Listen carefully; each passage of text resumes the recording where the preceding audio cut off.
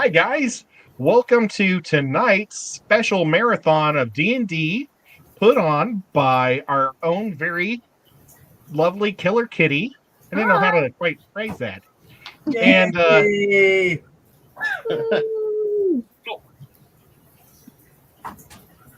I was listening to myself because I didn't have YouTube turned off on the other side. We're going to go for a long time. We're going to go through one big match. I see Jeremy's in the house, and I don't know if Xdu's still watching us. And Professor, we wish you were here too. And Killer, I'll let you just take it away. Okay, so first thing I want to say is I have been sick with a double ear infection for about a week and a half, 2 weeks. So I'm going to be coughing. I will try to mute it as fast as I can. So sometimes they catch on me. But I got Ludens. Pop those babies like candy. We should be okay. But if I go mute or stop talking in the middle, y'all know what's going on. So we are going to play some D&D tonight. I got a couple things that I'm trying. They're new. They may work. They may not. If they don't, we'll just move on. If there's anything that we hit on that y'all don't like or want to move on from, just let me know. No big deal. And we will start. I'm going to play music in the background. I'm going to try it. If it's too loud or too distracting, y'all just let me know. And I can turn it off or turn it down or however you want to do. I don't know. I just always thought it'd be kind of neat to be able to play the background sounds for ambiance. I like a little ambiance for sure. Yeah, right? Trying to think if there's anything I need to go over before we just start into it. So I guess the first thing we'll do is you all will introduce your characters. I guess we'll just start Mark and then go down the list. So who are you playing, Mark? Sure. Hello. My name is Brother Melis. I'm a hill dwarf. We come from way down south, far south across the fallen sea of fallen stars. We come from. A generation ago, we had a boon with our God, who blessed us with tons of children, including a lot of twins. Pretty soon, our little area was overrun, and a lot of us had to move. So we left our homeland down by the Great Rift. We came across the Sea of Fallen Stars, and we traveled all across Faerun up to the north, to the Sword Coast, to the Sword Mountains. We live under a glorious mountain that's full of silver and ore and iron and gold. I am a cleric in service to all the dwarven gods, especially the king god, whose name I don't have in front of me right now. Sorry. But I am a faithful servant of the dwarven gods. I am playing a twilight cleric. So my mission is to transition from day to night and protect from the darkness of the night. Awesome. So is gold particularly special to Brother Xanadu? All special metals are precious to the dwarves. Silver and gold. My father, he is a smith. He is known for his fine craftsmanship with silver and gold and mithril. The hill dwarves, also known as the gold dwarves, they're very rich. They have a lot of gold. They have a lot of relics. They really cherish their tradition, their history, their ancestors. We praise our ancestors.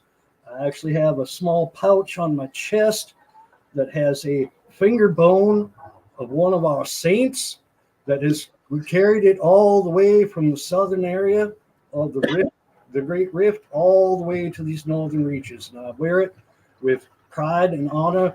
It connects me with my ancestry. Yeah. Dwarves are a proud race. We are, and gold dwarves are the oldest race in all of Faerun.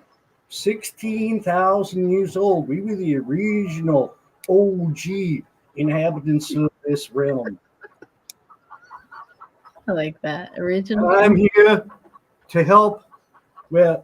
So my mission really is to find relics and treasure and lost histories of the dwarves. But in the meantime, while search for these things, we have paired up, and I guarantee you, I will do my utmost to protect this group and keep us alive and help us fight and be successful.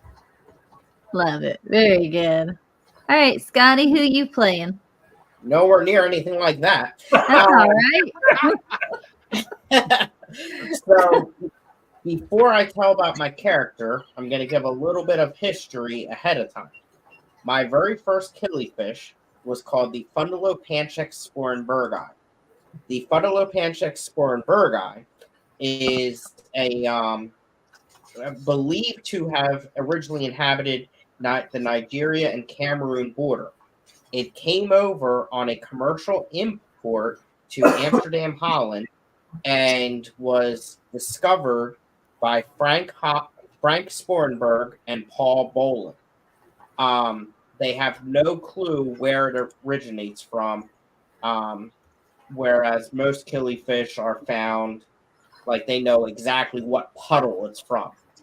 So, with that said, and it's also the picture in my background. Oh yeah. So, my character, his name is Sporenberg. He is a water genasi ranger fighter, son of aquatic genies from the elemental plane of water, perfectly suited to life underwater with a skin tone that glistens and catches the light like water droplets or nearly invisible fish scales. Unfortunately, Sporenberg is unaware of where he was born, as he came to Baldur's Gate at a young age in an attempt to survive, fleeing his homeland by hitching a ride on a large Calopanchex, my dream killie, by the way. Growing up in swamps, he has become a tough ranger fighter prepared to cut down one enemy after another, displaying a mastery with weapons and armor and thorough knowledge of the skills of combat. Very nice. And let's see here. That was pretty good, Scotty. Oh, that's good, Scotty. Very nice. I like it. All right. Oh, and just for everybody out there in TV land, I am having them all attuned to a fish. So, X2, what was your fish that your dwarf player brother was going to do? Oh, my fish is so I'm a hill dwarf. So my fish, of course, is a dwarf species, specifically the rainbow fish. And if there were a specific species, I would take Melanotaenia kalitawa.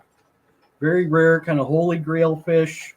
I have 4 of them, and have had one baby, but I'm not pulling mops or anything. So kalitawa, rainbow fish. All right, Chris, as Hi. a player, woo! Finally.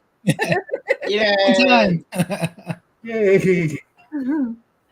So I am playing Alan DeKenneth. I am an artificer wearing some interesting looking studded leather armor. It doesn't quite look like it belongs in this area of the world. I grew up in a family of smiths. We specialize in making custom weaponry and armor. And kind of dabbled in a little bit of magic, putting magic into the weapons as well, with some help from some of our local other artificers as well. I found myself looking for to work as a merchant. I was out looking to collect some rare fish in this river, and accidentally came across a waterfall. And when I got down to the bottom, I woke up and here I am, but I don't know where I am.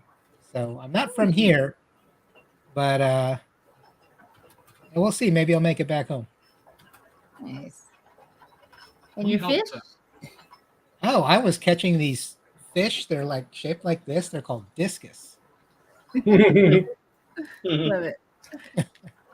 Also, what is an artificer? Just like a brief description, just for people to know. So an artificer is a class that mixes a bit of magic with crafting.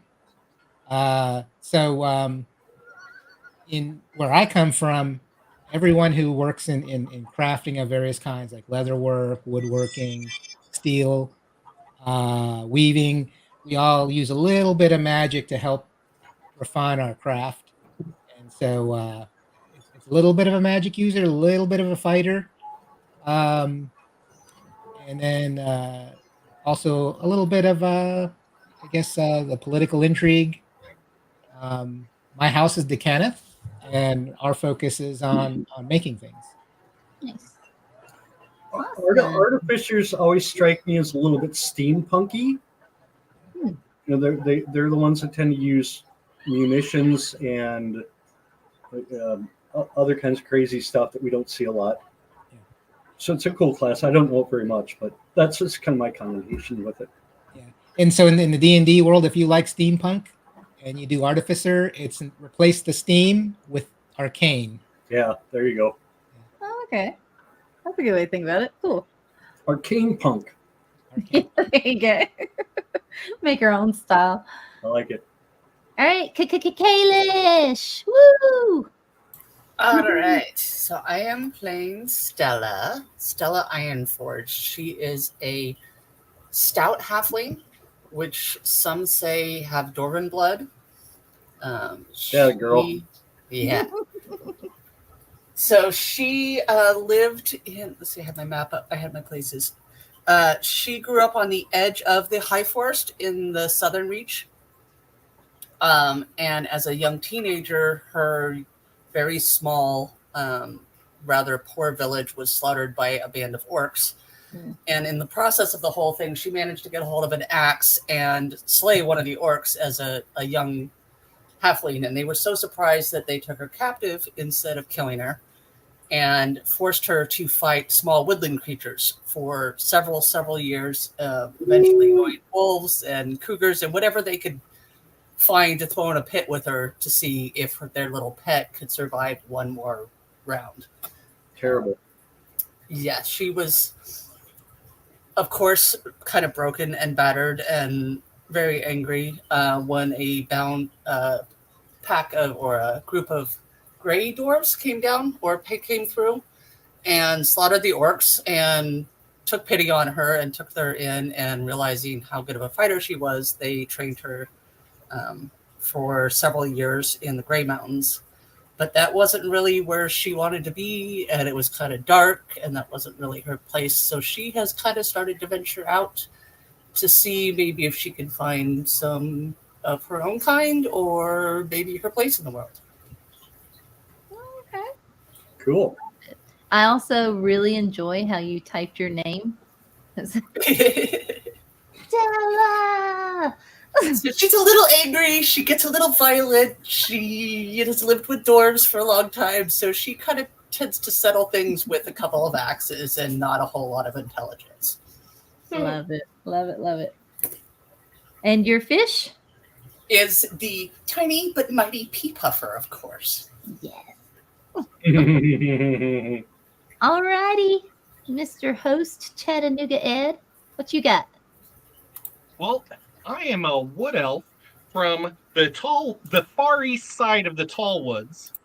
I grew up a relatively easy life, or I shouldn't say easy, but very social and family-oriented life where we hunted and farmed and just did everything in the woods that normal wood elves would do. We managed to, I guess, escape all the problems of wars and scars that a lot of other people have, which is, I guess, a lucky thing.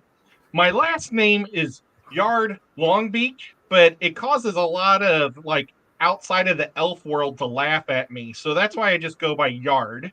But we do enjoy, our favorite fish is the red guppy, because it is just like our flag. When we see that it's flying in the wind, we know that we're safe and happy. Nice. I love it. All right. And Cody, what you got for us? I am playing Selhorian, a gnome monk, manifested from the Feywild. He stands about 3'10". He's a rock gnome, scavenging alone for most of his time. He found the monasteries to be both valuable training and easy pickings for stealing. While in and out of many temples, he grew fond of the black and gold koi that inhabit many of their moats and ponds on the holy grounds. Meeting up with our party in Boulder's Gate.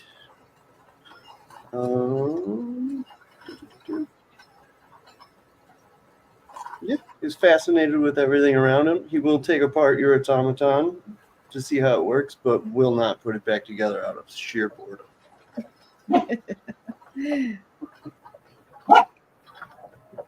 Yeah, that's that.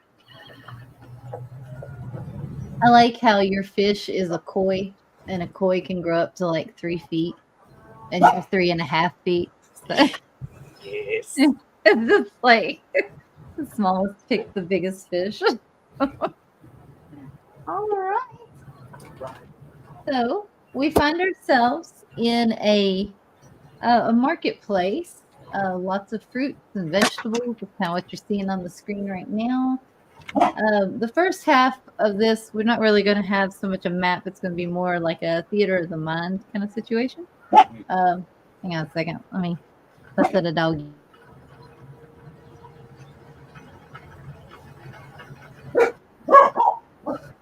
Puppy. I have no idea what he's barking at. I mean, there's nobody here. Okay. Anyway. All right. So let me open up my campaign here, and now let me tell you where you're at.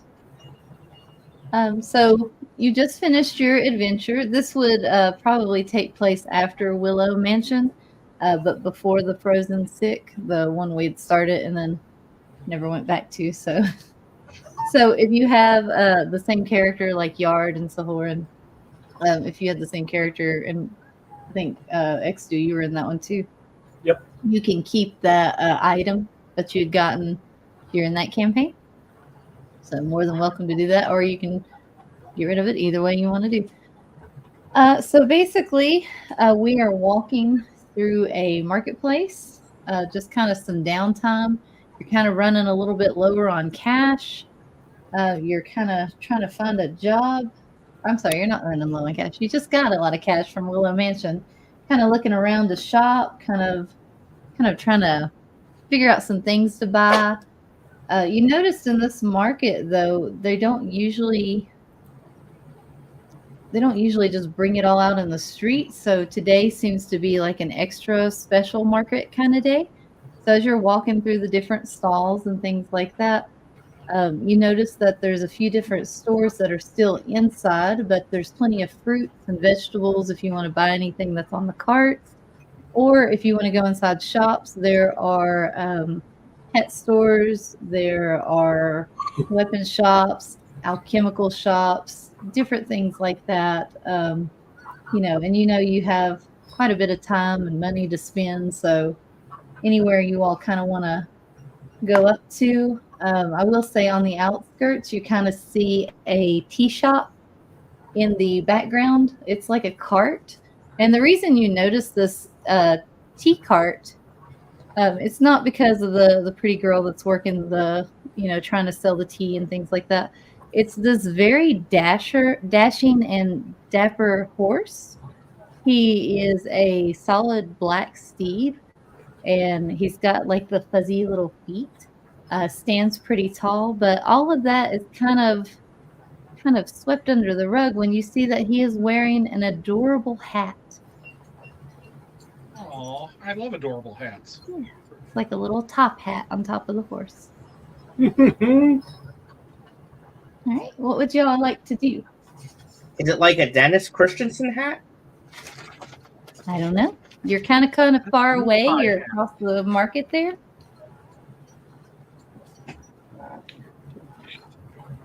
Do you want to make your way over there? I say Sure. we go over there because that hat looks awfully fat.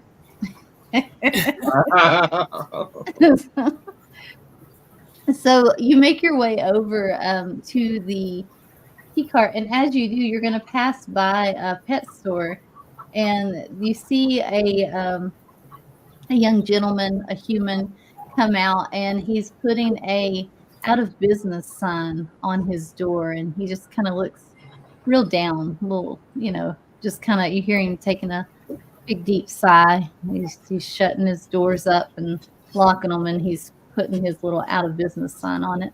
Mhm. Are there Um, animals still in the shop? You don't see any. It looks like there was a ton of fish tanks in this shop, and that there is no fish or anything that you can perceive from the window.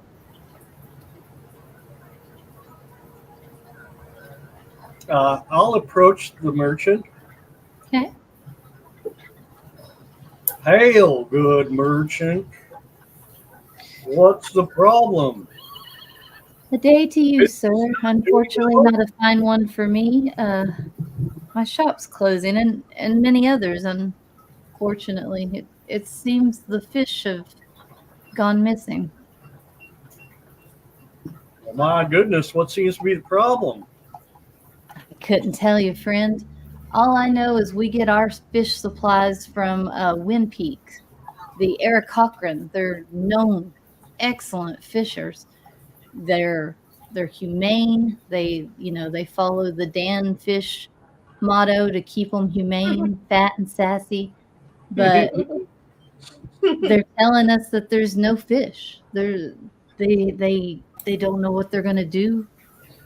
Not only did they catch fish for us to sell pet store fish, but they also caught food fish for people. A lot of the restaurants and things here are really struggling. Well, Oh, man, without fish, what do we put in our pan? That was a terrible rhyme. a lot of us are fish keepers. We like fish. We like eating fish. We like keeping fish. Perhaps we need to look into this a little bit. He Perhaps claps on the shoulder there next to you, and he says, I really hope you can do something about it. He said, if there is anything worse, it's having to close up your lifelong dream. And, he kind of taps the door and he looks real forlorn. I agree. I agree. Where can we find this Wind Peak? I'm not sure, buddy. I'm sorry. I'm from this town. I've never even gone outside of it. Maybe you can ask around. Travelers come to this market a lot. They usually have wagons, carts, or, they're usually not the people with the storefronts. All right. I understand. We'll ask around a bit. We'll keep you apprised of our progress. I'd appreciate it, buddy. And good market day to you. He tips his hat to you and Thank he you. walks off. Best wishes. So he's shutting down because he can't get fish in. Am I hearing that right? Correct. Yep. Yes.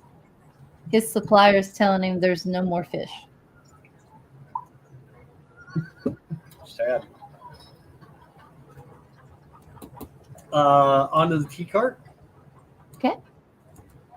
All right. You all go on to the tea cart, and you see this really beautiful, younger, probably mid-20s female human. She has dark hair. It's braided back, so it's out of her face and covers her neck. Let me find her description. Hold on one second.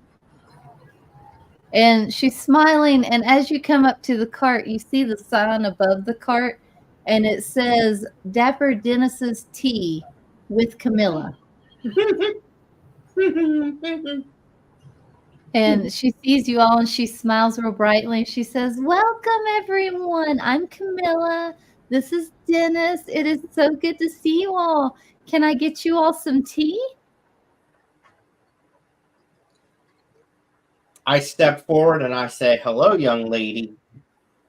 A fine specimen indeed. Could I have some green tea? Of course, of course. I didn't realize Janasi drank tea. And she starts brewing your tea. She goes, I'll put something extra special in it just for you. Well, And she goes and she golly, thanks. You are special. And as she's I'll- making your tea, she looks at everybody else. She's like, can I get anything for anyone else? I would love to have a mug and a hug. I believe I could make that happen. Anyone else? Black tea, please. Black tea, you got it. And she starts to hand them out as you all are ordering them super quick. Like you really was kind of figuring this might be a little bit of magic because she's boiling water like poof. I'll have the green tea, please. Green tea, you got it. Do you happen to have chai? Chai tea, of course I do. It's one of people's favorites. Yes. Please. As she's making tea, I'm going to ask her if she's heard anything about the fish disappearing. Oh yes. And she kind of leans forward a little bit. Can I get you to roll a perception check, Stella? Of course. First roll of the night. Sets the tone. Yeah. Dun, dun, dun.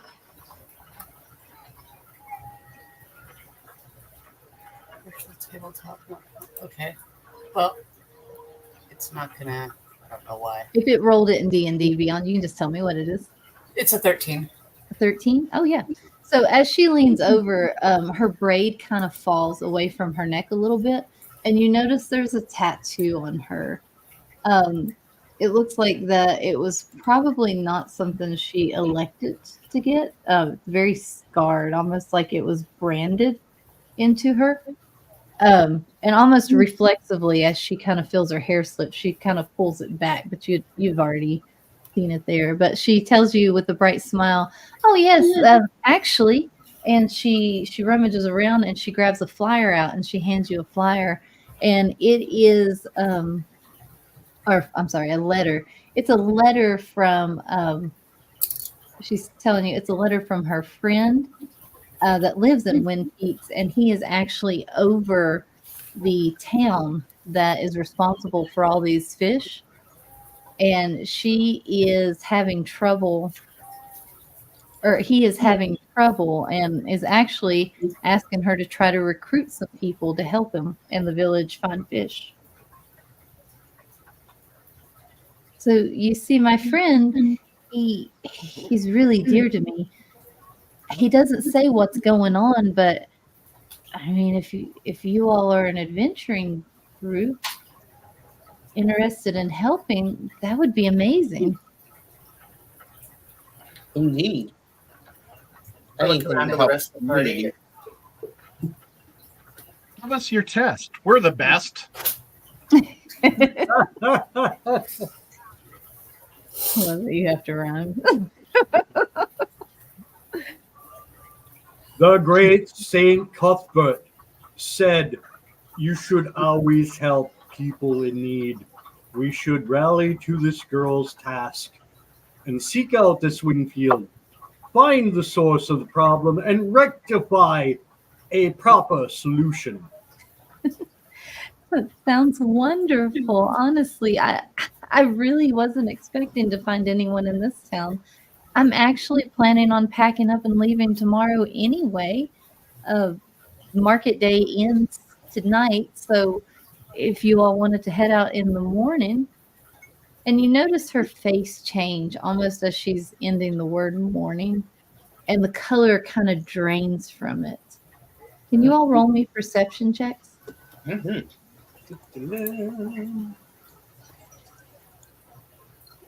Can certainly try. I don't know if you clicked on myself. Oh, maybe that's it.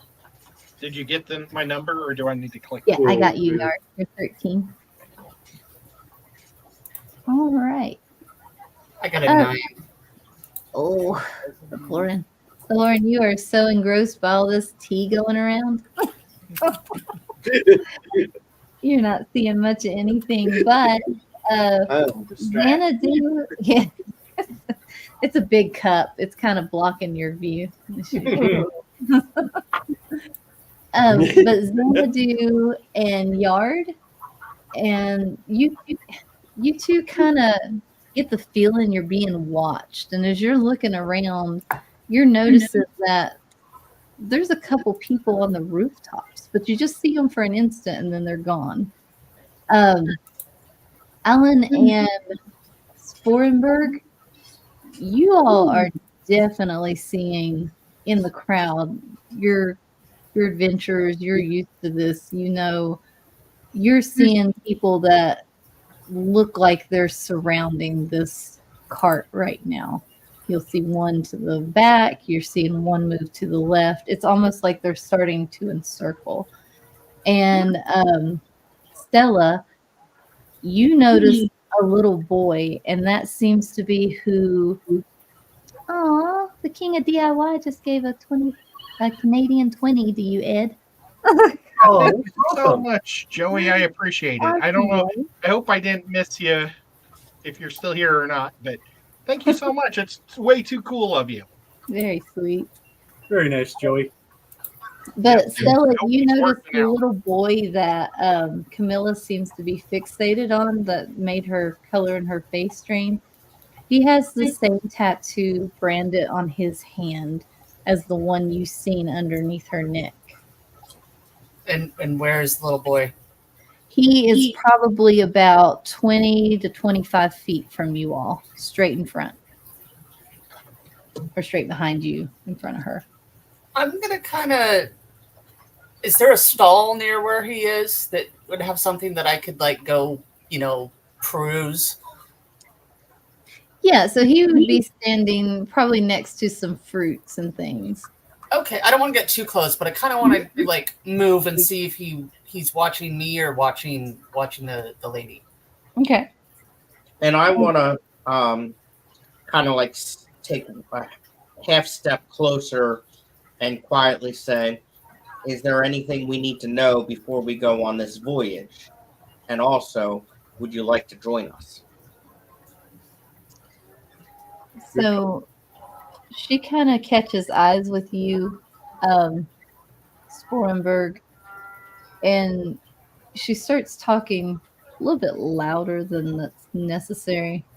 Oh, yes, sir. Yes, sir. I do have exotic teas. Of course, of course. Hang on one second.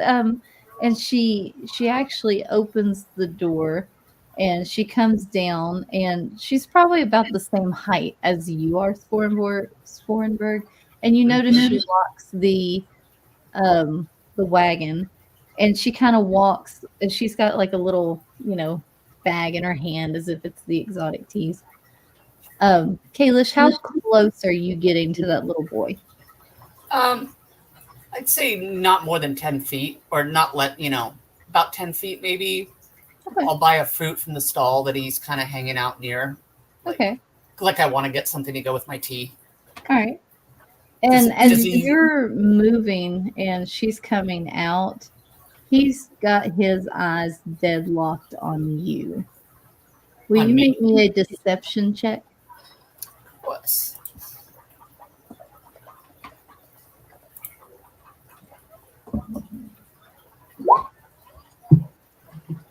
Okay. You see him go for something in his pocket, but then he's looking at you, and now his attention kind of goes back to Camilla since she's talking a little bit louder than necessary. So she's talking to you all, and she's like, "Yes, these are the finest teas." And she leans over and she's like, "We have to get out of here now. I can't explain. I need to get out of here now." Show us the way. We will God go back. Lead us out of here. So she looks at you and she's like, "I am so sorry for this." And she screams a word that you all have never heard before. And Dennis instantly rears up and pins you to the ground Xanadu. And is this massive horse on top of the dwarf, and people start to scatter away from him, almost like they think he's a mad horse or crazy or something like that. So they're starting to move. It's starting to cause chaos and everything like that. And then Camilla dives down, scoops you up, Xanadu, with surprising strength and dexterity, and screams to all of you, run. Now we're going to do something called a skill check. So you all have to get out of this city before any of these thugs capture you, Camilla, or Dennis. And you basically what we're going to do, we're going to have a set of scenarios. So you're going to be running out of the city is the objective. You have to make skill checks along the way. Okay. So we'll do an initiative. We'll roll initiative to see. Let me get that set up real quick. We'll roll initiative to see what's going on with it. Who's going to go win? But basically, if you use a skill, so for example, we'll say that there are, we'll say that there is mud in the road. And Xanadu, you would tell me, well, I want to use athletics to jump over that, or I want to use something in your skill checks to overcome that. Be as creative as you want. If it makes some sense, I'll allow it. No problem with that. And then you'll roll on that skill check to see if you pass. You can't. So if Xanadu uses athletics, no one else can use athletics till the next round. And Xanadu, you can't use athletics again at all. So yeah, right. So we're gonna have to get creative here. Yes. That's like the one everybody wants to use. Like, I'll just throw it out of the way. It's fine. Do we have an opportunity to do anything before we roll initiative? Like guidance? Or do I have to wait? If you want to cast any kind of buff, feel free. Okay, I'm going to cast guidance. Is Dennis the horse evil also? No, Dennis is one of the ones you're trying to save. Yeah. Dennis and Camilla are the horse, and he's hooked to a cart, so we have to make sure he gets through too. Gotcha. I thought she was afraid of Dennis, maybe. No, Dennis was just causing a distraction by attacking Xanadu. The initiative isn't working. Oh. Okay. Please. Just like Tuesday night. Oh, I wonder if maybe that's mine didn't. something. Oh, I'm getting that 20. Woohoo! Let me add y'all on. Oh, please.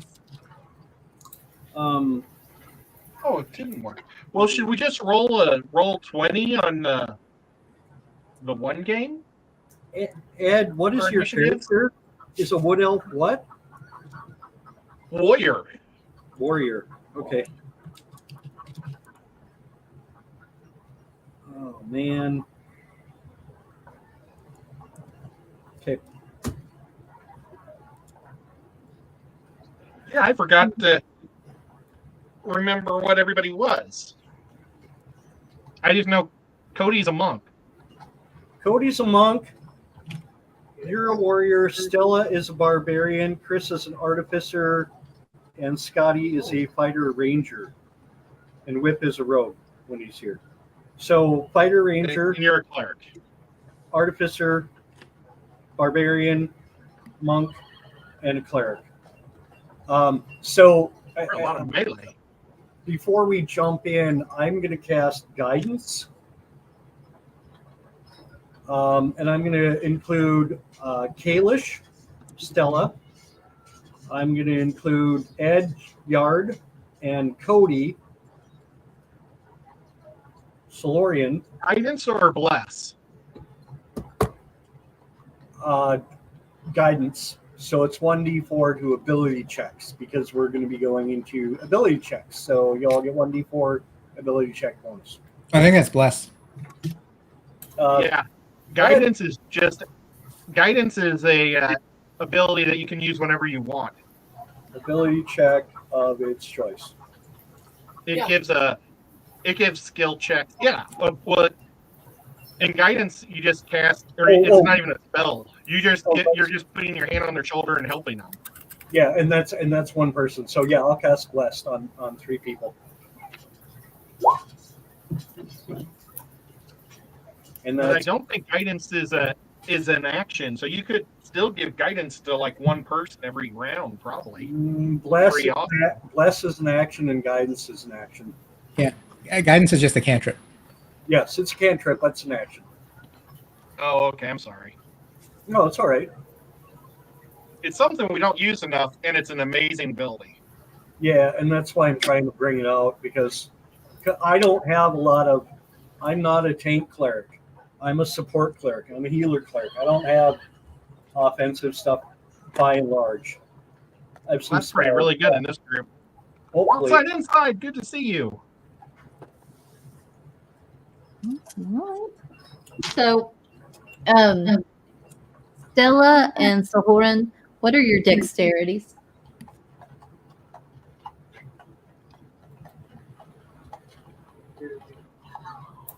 $13. What was yours, Sahoran? 16.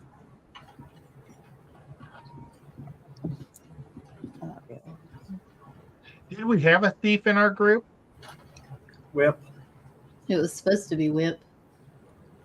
Well, because I'm very good with sleight of hand and stuff, so I can do that too. I'm a dexterity warrior. So. Alan has, and he pulls it out, a set of thieves' tools. All right. Yeah, so do I. Nice, we both do. All right, so Horan will go before Stella because he is more dexterous. All right, so does everybody kind of understand? If you don't, we'll play through. Just if you have any questions, stop. Because this is the first time I'm doing one too. So if I'm doing it wrong, Chris, please let me know. So let's see here. All right. So basically, we have a series of checks we got to make through to get through these alleyways and dangerous situations. So I'll describe the scenario. And for example, Xanadu's going to go first. So I'll describe the scenario to you, Xanadu. You pick whatever skill that you think you can come up with a reason to defeat this challenge. Then you'll roll that skill. And I'll have a set DC for each one. You don't know the DC, so you'll roll, and then I'll let you know if it's a failure or success. If you can get 6 successes before 3 failures, you'll get out of the town, and Camilla and Dennis will live. If you fail, well, we'll talk about that after. Okay? Are we on the right screen that we're supposed to be on? Yes. Yeah, there's no map or anything like that. Okay. This is all going to be theater of the mind, so. Cool. I like Okay. to play some like exciting background music, but I couldn't find any, so like it. you'll just have to go marketplace now. All right. So I can't do that. Camilla, you know, she says the word. Dennis starts to rear up. He knocks Xanadu over. You hear women screaming. Babies start crying. You notice that little boy, Stella, that you were looking at. He is gone. You don't see him anywhere now. But you do hear a faint whistle from the position that you're at. And then you hear Camilla say, "Run." All right. And she grabs you by the hand, Brother Xanadu, and y'all take off down an alley with Dennis right behind you with the cart. And as you're running down this alley, there's a bunch of barrels and things that people have moved into the alleyway to kind of make a barricade to stop people from, you know, just kind of staying in the marketplace, kind of like what we'd have cones today.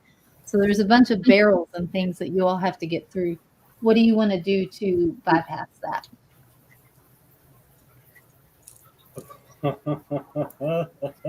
So she grabbed me and and she and the horse and the cart are like tearing off down an alley or something. Does she have me in her grasp, or am I free to move?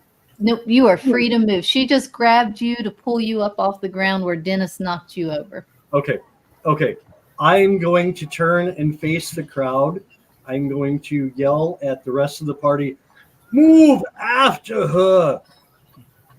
And I'm just going to pull up a defensive stance, and I'm going to ready. I'm going to pull up and stand guard at the alley and let people get ahead of me. As an action, I'm going to cast guidance on Ed. So instead of doing it like a combat turn, we'll say that you've already casted guidance. And basically, you're just looking for one skill to defeat or to get through the barrels. Okay. In that case, I'm going to do a medicine check. Because I don't think a lot of people are going to have medicine checks. And that's a 21. How are you going to make that work? How are you going to use medicine to get through the barrels? Well, you can't ask that. So a wisdom medicine check lets you stabilize a dying companion and diagnose an illness. So it's a matter of analyzing the situation, understanding there's a threat. I'm going to put myself in the way and let the rest of my group escape behind me. So they're being stopped by those barrels, or they're going to be slowed down by the barrels? What was that? So there's barrels across the alleyway they're trying to go down.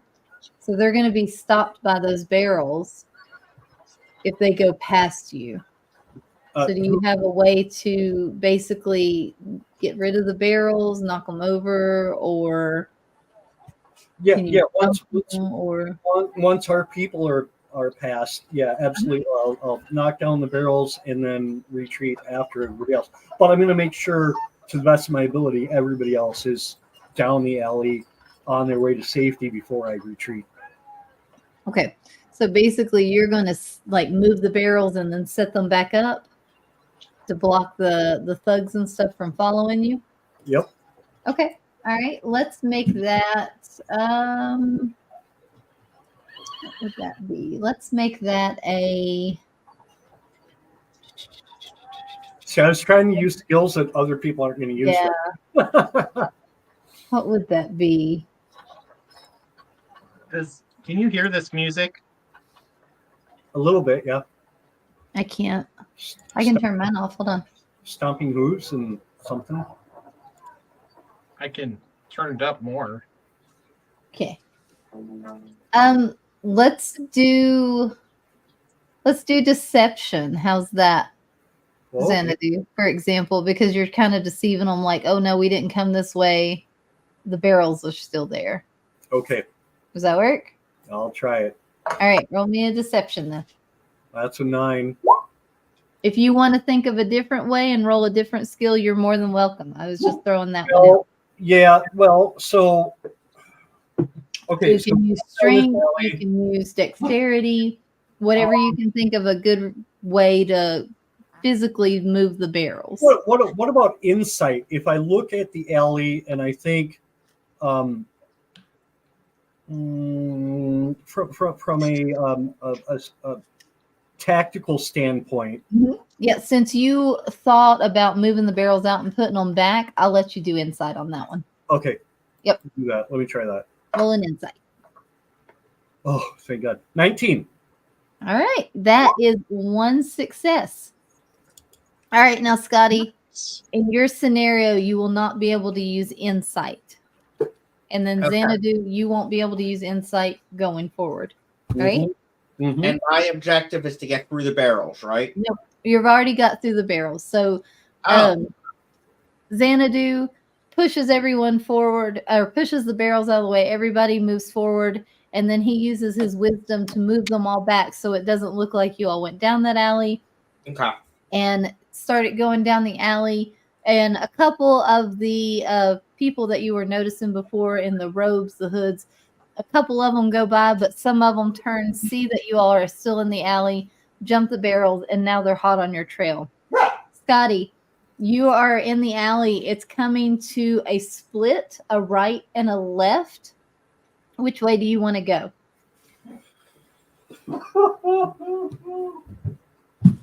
Right. Right.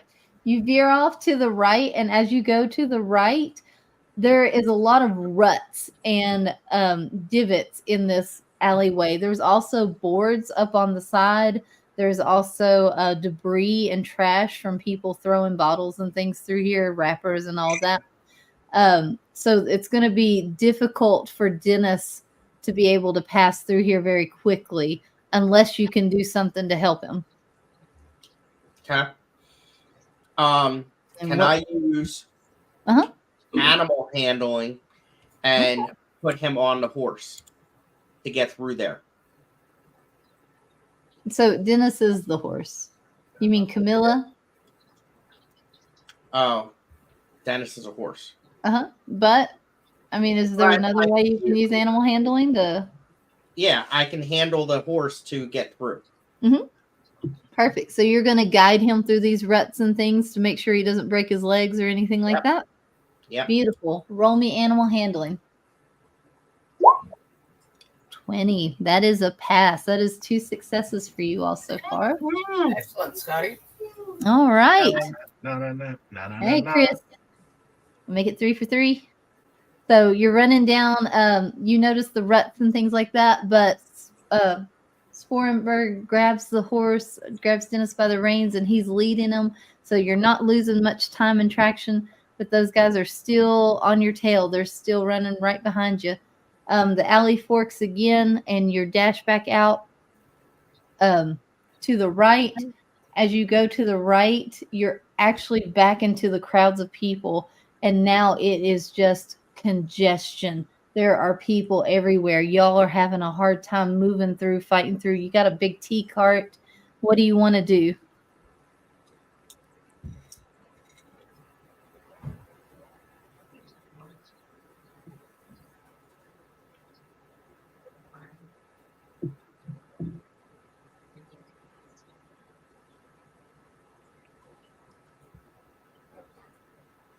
You know what I've been doing? I've been going down the list for like you all on the pictures. That's my bad. It's not Chris's turn.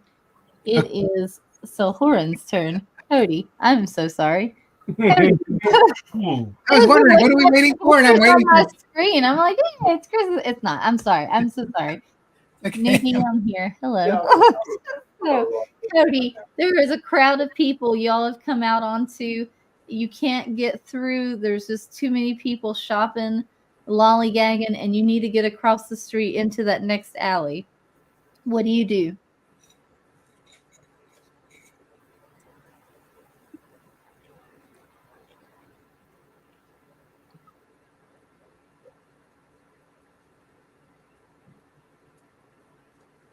Cody. Hello. Okay, there you are. Oh, okay. Yes, I would like to use acrobatics to just kind of bob and weave and lead the way. Okay, great. All right, roll me an acrobatics.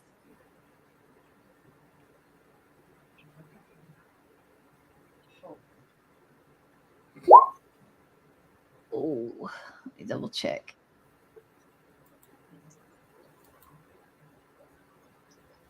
So that is your first failure. So as you're trying to bob and weave through, the crowd is just getting heavier and heavier. Little kids are running out unchaperoned by their parents. You know, Dennis is getting kind of spooked. I know, right? Tell me about it. Dennis is getting kind of spooked and rearing up on y'all. So you're kind of halfway through this crowd of people, and now you're starting to see these thugs come through, and they're quite a bit faster because they're getting through this crowd. So next up is Stella. You're still trying to fight this wave of a crowd. How are you going to navigate to get through to the other side? I think I'm going to use performance Okay. and stand up on top of one of the carts and yell, "Hey, there's a fire over here. We need help." And try and get people to kind of scatter out of our way. Okay. Nice. Nice. I would. Yeah. Okay. Yeah. Give me your best performance for that. Oh, gee. Ugh, 9. They're like, we don't see smoke. Right. Yeah. So they kind of look over and then they look up at you, and then you hear a little kid say, "Nah, liar." And everybody just kind of keeps pushing through. So you are able to get through to the other side, but it is slow, and now the bandits are pretty much on your heels. One of them makes a grab. Let me see.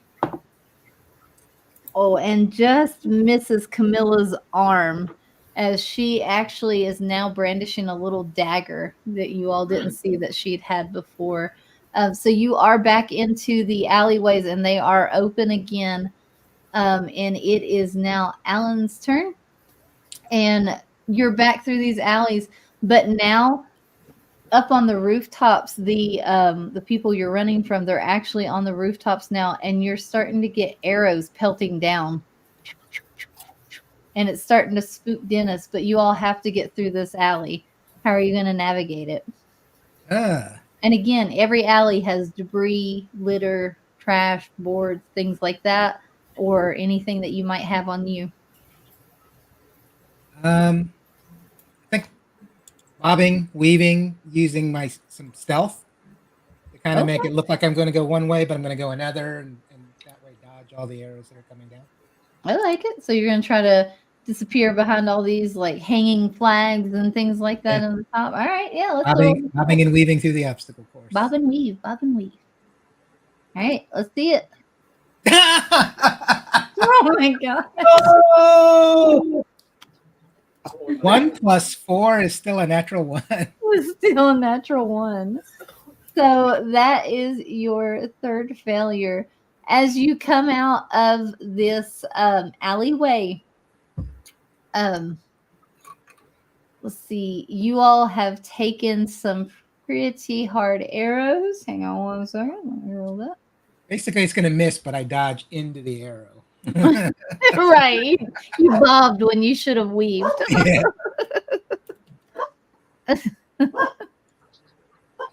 Let's see here. What is crossbow or light crossbow? Light crossbow? Yeah. Sorry. Hang on. 1d8 + 1. Thank you.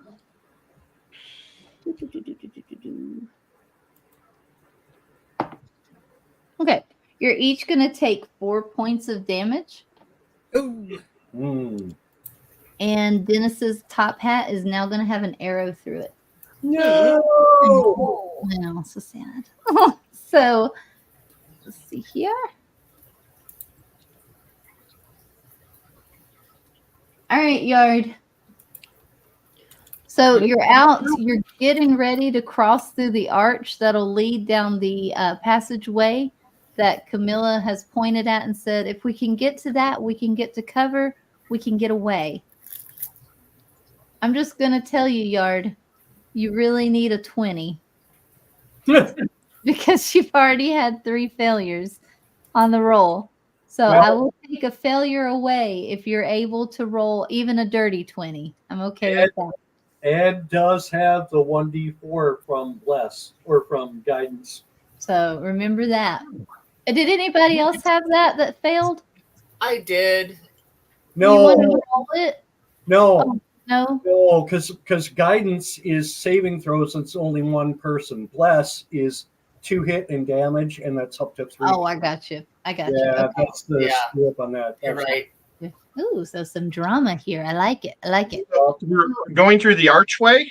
You're getting ready to go through the archway, but you notice again there's just quite a bit of a lollygagging crowd standing there, or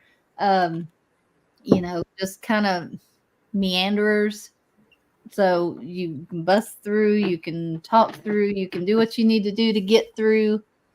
Okay, I'm gonna pull out my whip, and I'm gonna use my acrobatics to get to the highest thing I can jump to, and smack it to clear the way. Okay. And that whip crack will make Dennis just go wild. I mean, he'll turn into a war horse at this point.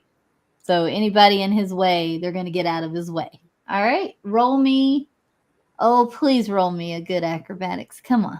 Oh my God.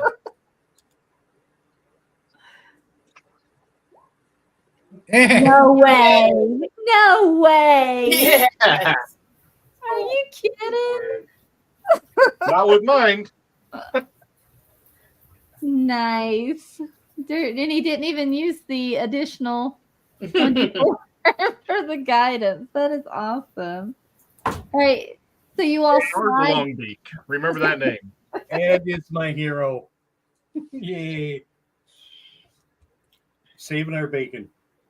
Amazing. Good job, Ed. So He you didn't even get run. Heroic.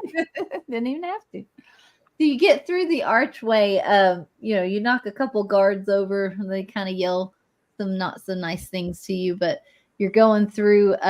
But as you are pushing through and going down that back trail that Camilla was pointing at, the guards kind of reform, looking at you, and all those thugs that were following behind you, they kind of stop in their tracks and turn around. They're like, "Ooh, okay, whoopsie," and they start going the other way. Let me jump you all. So I said that it would take away one failure, so you didn't fail the entire challenge. So great job on that.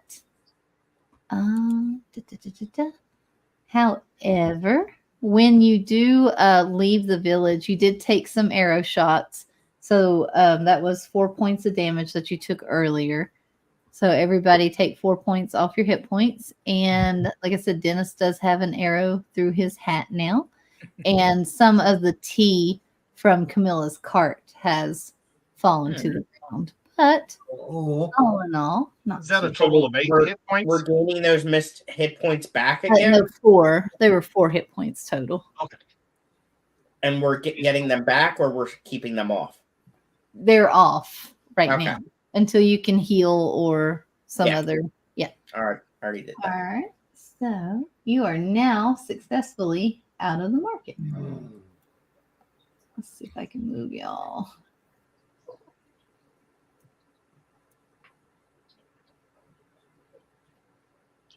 I'm going to tell Dennis, I'm going to say, "Hey, big cat, you got an arrow in your hat." He kind of bends his head down for you to take it out for him. Nice. Oh, I'll stick it in with my quiver. Nice. All right. Give just a second. Let me teleport you here. I would do anything for a sugar cube right now. You or Dennis? or now. Well, to give to Dennis. No. Nothing beats giving a horse a sugar cube. True that.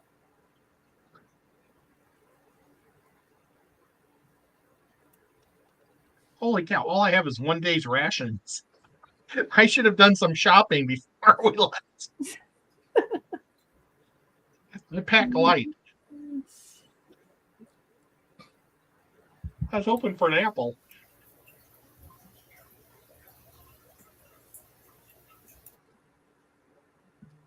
Dennis, when I see you at the Clash, I'll make sure I give you something sweet. I don't know. I really hope Dennis wasn't offended by this because I didn't ask him before I used his name. It was just one of those things like he always watches. I want to put him in here. Benjamin? Alrighty. So can you all see a map with trees, leaves, dirt? Yep. All right. Yeah, all right. I moved you all. Okay. So You're out of the town. You're safe. Like I said, there was some damages, a little bit of loss, but it wasn't complete failure. It looks like you all escaped. And now you all and Camilla and Dennis are traveling down this road. And she's going to tell you a little bit more about you're heading to Wind. Sure. One moment, please. You're heading to Cliff's Edge.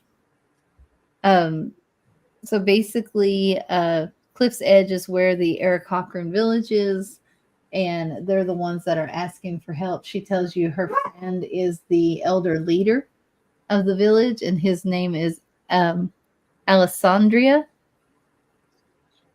I think that's how you say it. And she'll just tell you, you know, you're more than welcome to travel with her and Dennis. They are going to still go to Cliff's Edge because nobody knew that they were traveling that way except for you all. So she feels like she would be safe if you all are willing to travel with her after that incident. And that's saying that. We understand there's a problem out in that area that we were fixing to go check out anyway. So we're happy to travel with you, young lady, and your beautiful horse. Lead the way. All right. So it is about a day's journey, 1 or 2 days journey to Cliff's Edge. So in that time, I would have imagined that you all would have taken some kind of rest. So you should be able to regain those hit points that you had gotten lost already. Yep. So I will have, so that means you'll have at least one rest. So let me have,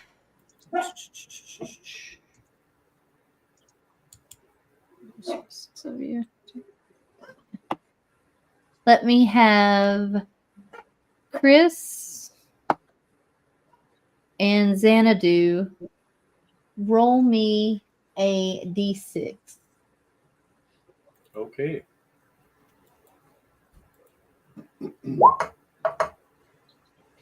Chris 3. got a 4, and you got a 3.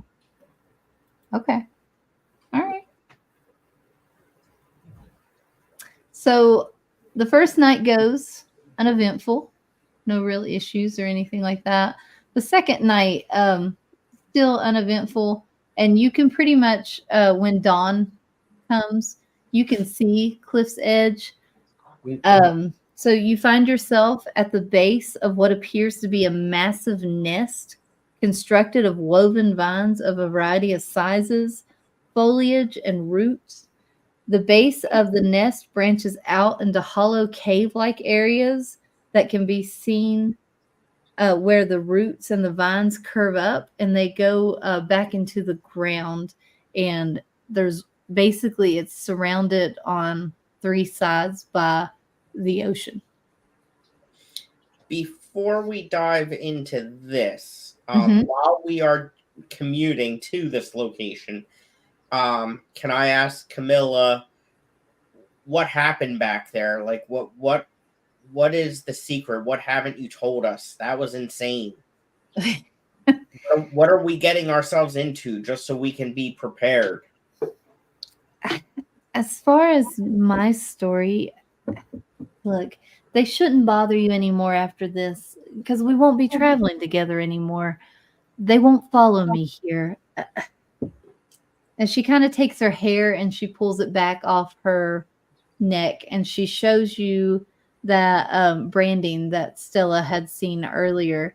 And she kind of touches it and looks down and looks very sad. And she says, when I was young, my parents died and I was out on the street, cast out. I did what I could to survive. I begged, pleaded. Finally, this group of kids a little bit older than me found me, and we all just kind of became what they called the family. And you notice the crest is an F with like a triangle around it. And she says, they called us a family, but honestly, It was horrible. They taught us to steal. They taught us to cheat people. We would perform acrobatics and things while the others in the crowd would steal from the watchers. Basically, just a thieves guild. I mean, it was okay. It was just, it's not the life I wanted. The only problem is nobody leaves the family. As far as I'm I'm the only person that's been able to avoid them this long. I've been away from them for 2 years now, but it seems like everywhere I go, they track me down. So they're looking for you. Yeah, and if they find me, I will be dead because no one leaves the family alive. Well, how big is this family? They're probably in Boulder's Gate, the one I escaped from. That family's probably 250 strong. Cool. And then they spread out from there. They just pick up street urchins, basically, and adopt them in, brand us like cattle, and make us work for them. We keep nothing. Does this fish guy have any connection? What was that? Does this fish guy have any connection? Oh, no. I met Alessandria on my travels. I travel everywhere now. I have to keep moving. But he is one of the kindest people I've met. He was actually, Cliff's Edge was the first place I went to after I escaped the family. And I met him. He took me in, gave me free room board, taught me about fish, taught me about how to survive on my own out in the woods and not have to steal from people. He's a great man. Do it. Does he have any killifish? He used to. I like him already. Maybe after we save these fish, maybe we can put a herding on the family. And maybe they'll want to disown you after we're done with them. It's a wonderful idea, but I just fear that they'd be too strong. They're none too strong for us. Well, The sleigh, that's how we play. Before I leave Cliff's Edge, I'll make sure to leave you the next 2 places that I'm running to. Just make sure nobody sees it or,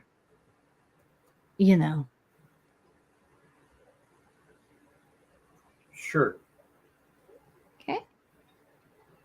And as you're going through this path, this trail on down through here, it starts to get a little bit more narrow, and you see a very large humanoid-looking creature at the end of the trail that curves around here. And then on his other side, you see a very small humanoid creature.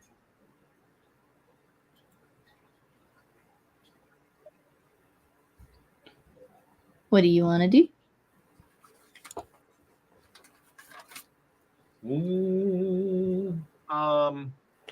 I say we sneak up on them. Okay. Watch them for a bit. All right. Oh, yeah. That's a good idea. Observe. All right. Anybody else want to do anything? Oh, I'm sorry. I could put little creatures there, couldn't I? One moment. Where are they again? Can I stealth and climb a tree for better spying angles? Yes. Well, and I wonder if we should have a couple of you stealthy folks creep ahead and watch and then come back and report, because the dwarf is not super quiet, but the dwarf is cleric. He can walk into a camp and make friends with people, perhaps. So you guys go scout it out and then come back and report. I am very stealthy. I just rolled a 20 being stealthy up my tree I'm Let me rephrase that. I'm supposed to be stealthy. Oh no. So these Why'd you aren't the roll? real tokens, really. I'll be right back. So I'm sneaking So out. those two down south, we don't know who they are. Excuse me. I'm sorry, what was that? We don't know who those two are at the bottom. You do not. Does Camilla? She does not. And she's going to stay back with Dennis back here because she doesn't want to put him in danger. But it's So- definitely not the person we're trying to find. So who's trying to sneak closer to see? Are you trying to listen in on what they're saying? Are you trying to? I just What- sneaked up to this tree right here. Okay, so just to be able to see better. Yeah, and if there's a fight, I'll use it as my shooting point. My Okay. sniper tree. Since I Right. rolled low, I'll stay back and protect them. This dude right here is not a zombie. All right, I don't have a token, so let's roll with me on this one. And Alan will creep through the trees to see if he can hear what they're saying or Okay, doing. all right, 17, no Yeah. problem. Yard, you're up in a tree, no problem. All right, so everybody else is staying back, or anybody else trying to go forward, or I'm just gonna kind of step to the side, kind of into the underbrush, so I'm a little less visible, but I'm not really progressing. okay, so you're not gonna go, you're just gonna kind of hide there. All right, Yeah. all right, all right, all right. So, Eleanor, with the 17, you're able to stealth up there, no problem. Let's get a perception to see if you're able to kind of hear what's going on. Perception. Okay. Okay, all right, that's all right. So, Eleanor, or Alan, sorry. You I know, right? Wrong character. You stealth up there and you see a massive green humanoid holding a humongous club with spikes on it. He's very rotund and he's speaking with a dwarf. You hear the dwarf say, what do you call an angry carrot?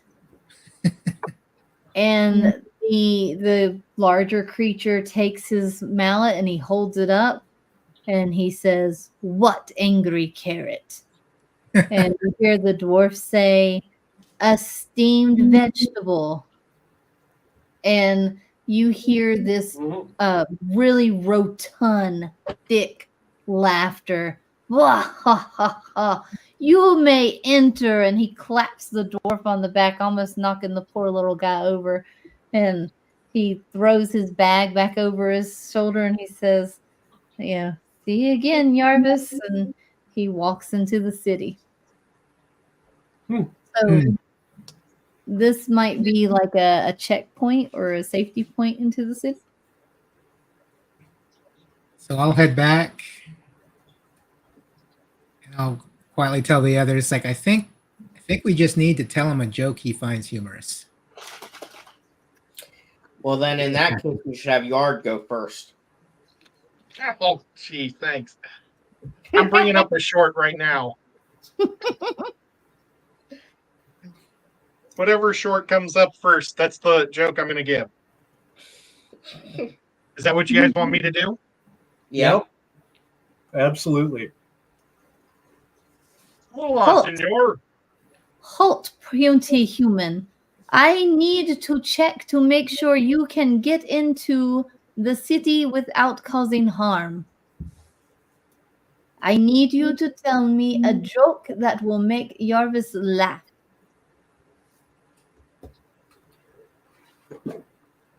Okay. Well,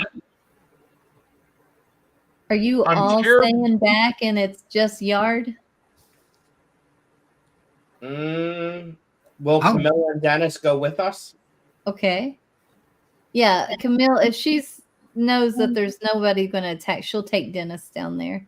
All Oh, I see many of you. Many. I will require 3 jokes. 2 funny at least. And Nope, different no people problem. tell them. My friend Yard is a jokester. And he points his mallet at you. And he says, "You tell first joke." And he talks to you, Sporenberg. Oh crap! You watch my shorts.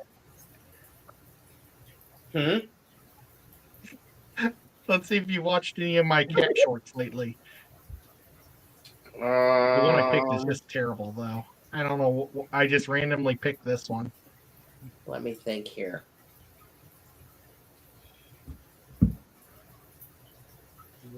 Hold on, I got one. He gives a great yawn. Ugh, you're so boring, wet one. Bah. I look. I'll pipe up and go. What happened when the blue ship and the red ship collided at sea?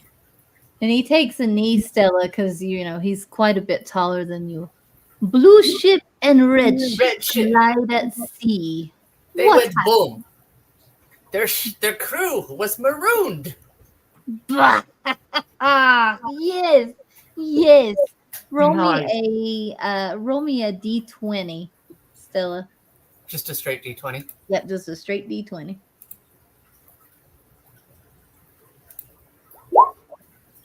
Oh yes, you're very funny. You pick 2 companions. You go through. So tell me, what do you call a car being driven by a sheep in a swimsuit? What is car? I'm joking. I'll let you do it. I'm just kidding. Go ahead. Tell me punchline. A Lamborghini. That one was good. He laughs. Roll me a D20, Scotty. Here, and right. Yeah, good joke. Not as good as Small Barbarian, but enough to maybe let you pass. I'll give you a +2 because you made me laugh. Okay, let's see. And you, one with stick and bow. Yard, was it? You tell me your joke. Sir, what did the dog say when he sat on a flail? What did dog say when he sat on flail? That's rough. Bah! He laughs. Give me a D20, Yard. Okay. Oh, I'm on the wrong page.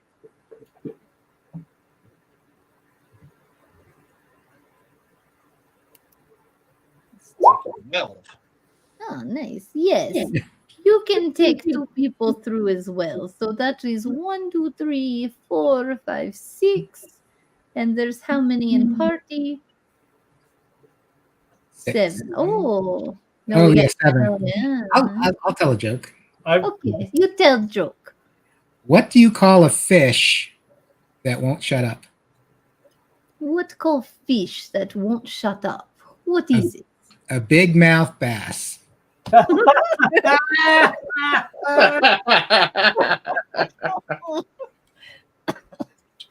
I'm sorry. Good play. How could we not have one, right? You definitely go through. All can go through. You all too funny to not go through. That was good. That was awesome. You got one, Cody, you just want to throw in? While we're at it. Nope. Okay. I've got one just for fun. Yeah, give it to me. What do you call a cleric who cannot heal? What do you call cleric? No heals. A fraud. Yeah. Nice. Not as funny as the large month. I still like it. That's a hard one to follow. Yeah. All right, Cody, give me a joke. Or say hello. Sorry.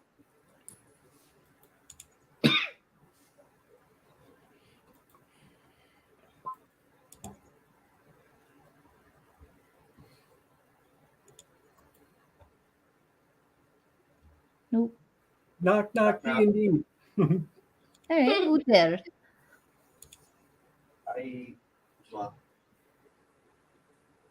I'm sorry, your volume's low. I eat ma. I eat mahu. You eat your poop? And he thinks for a second, and he laughs real loud, and he kind of punches you in the arm, which kind of throws you back a couple feet and says, I see what you did. Very good, very clever. And he is going to give each of you an inspiration die for telling jokes. Oh, wow. So, how inspiration works is if you have a bad roll on an attack or skill check, you can turn in your inspiration to re-roll it. So, you need to do it before I tell you it fails. So, if you roll a 14 and you think it might pass, then you can let it go through. If I tell you it fails, you can't roll inspiration then. So it has to be done before I tell you the result. Does that make sense? And is that a 1d6? No, it's just an automatic reroll. Oh, okay. You have a thing on your character sheet. Yep. Up top, if you click inspiration, it'll just remind you that you have it. Yep. And then once you re-roll, you just click it off and you know you don't have it anymore. Cool. All right. So great job on the joke telling. I love it. Mm-hmm. Well done, everybody. All right. Let me get you moved to Cliff's Edge and we'll get this underway. I wish you could just drag and drop them onto the next map. I think that would make it so much easier. I think if you go into the little thumbnails, you can just drag the banner, the little player's banner. Uh-huh. Yeah, but it doesn't move your tokens, does it? Sometimes it does. Oh, okay. Oh, cool.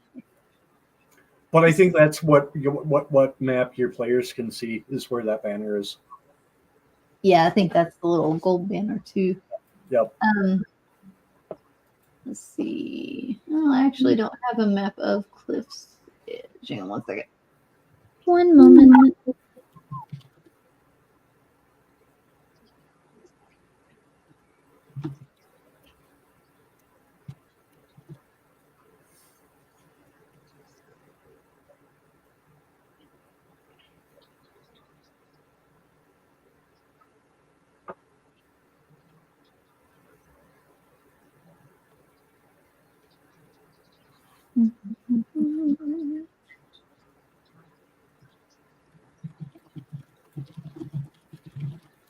Shady's in the house.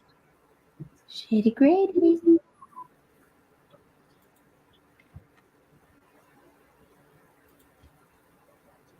And J-Rock is in the house. And Whip is upset he's not here. No, I bet he had a good joke. Oh, yeah. That guy's a total joke. Oh.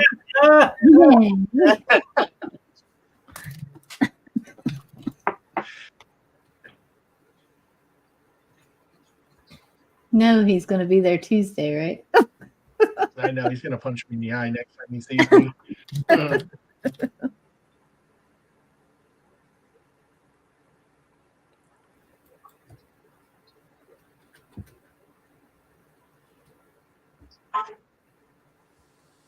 Okay.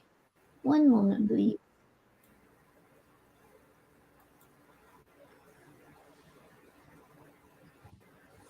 All right, so we might just do this theater of the month too, just to get it moving along.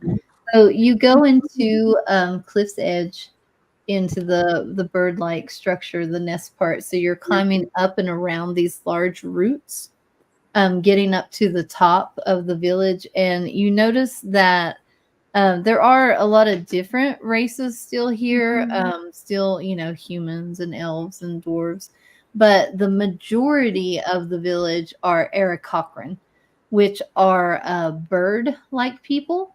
So they have feathers. They're humanoid. They stand about the size of a human man. Um, and different types. You have ones that kind of look like owls, ones that look like ravens. And then you have young ones, little fluffy feathers, kind of look like baby penguins running around. So that's just kind of how the village is set up. The houses are set on high structures of the vines. So, some of them are only accessible by being able to fly up. You have the village on the ground as well, the shops and things that most people would, attend to.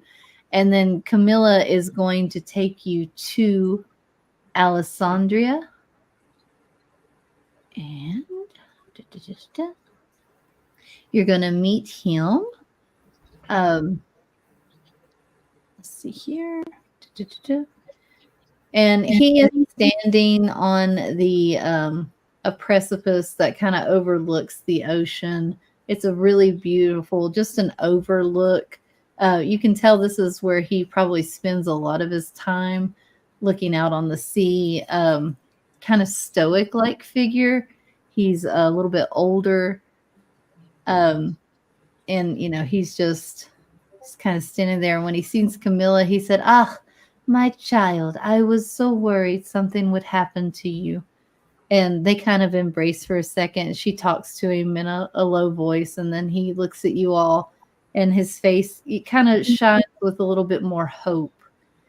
And he comes up to you and says, "So you are great adventurers that could help us?" We are here for you. Is he a bird also? He is, yes. And he's older. He has brown-like feathers with gray, white through the tips of them. A lot of white feathers around his beak and his eyes. And he walks with a cane.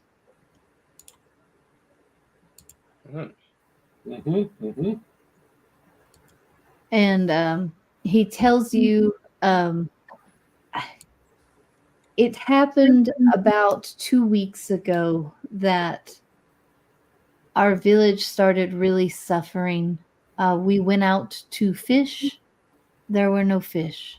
We catch everything from gigantic red-tailed catfish, arowana, to the smallest, tiniest killifish or pea puffer.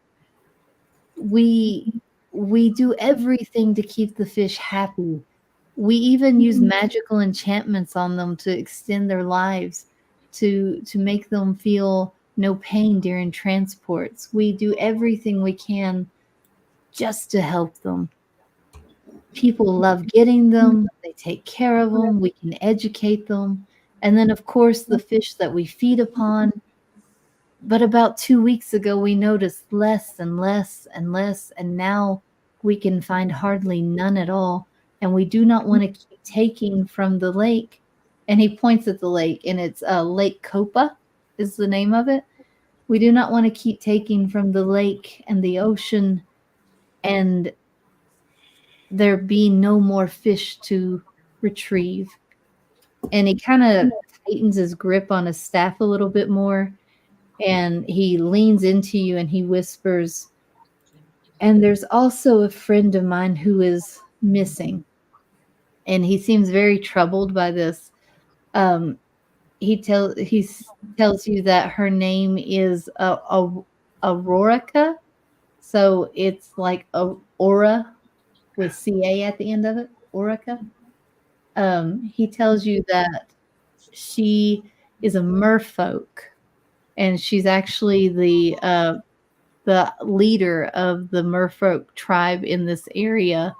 And he tells you that she is the most beautiful and wise creature she's ever met, but he is terrified because it's been a week and he hasn't seen her one time, and they talk every day, multiple times a day.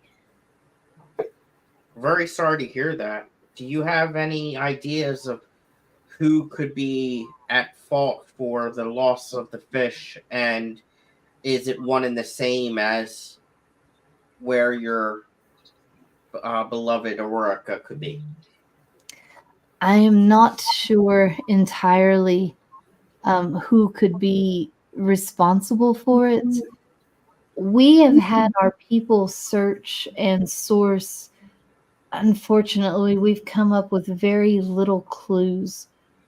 There is a fishing lodge nearby. You're welcome to rest and make that your base of operations for investigation. And I am sorry, I cannot give you more. We just cannot find anything from our bird's eye view.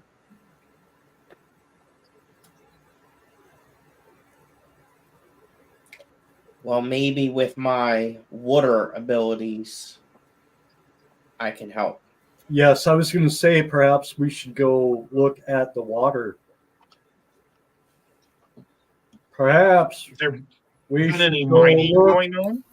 Perhaps we should go look at the water. That's what I meant to say.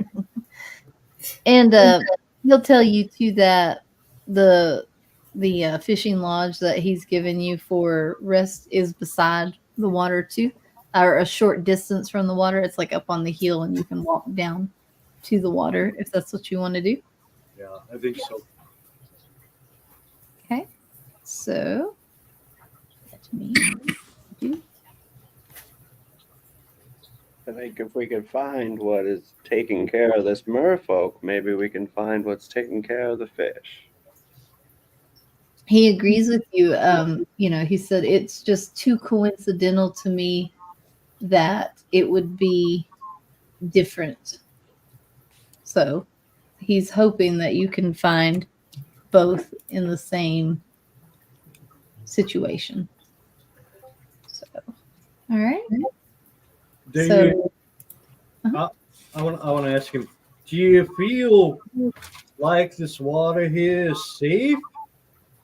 Because I have a spell that can purify this water a little bit. If we need some better drinking water, I'm happy to provide that. He says, I appreciate that greatly. I do, dear cleric, but the water we test daily to make sure that the fish are not polluted or poisoned. The water quality has not changed since all of this has started to happen. Even now that the fish are gone, the quality of the water remains the same. That is interesting. Have any other animals disappeared in the area? Other than the merfolk, no.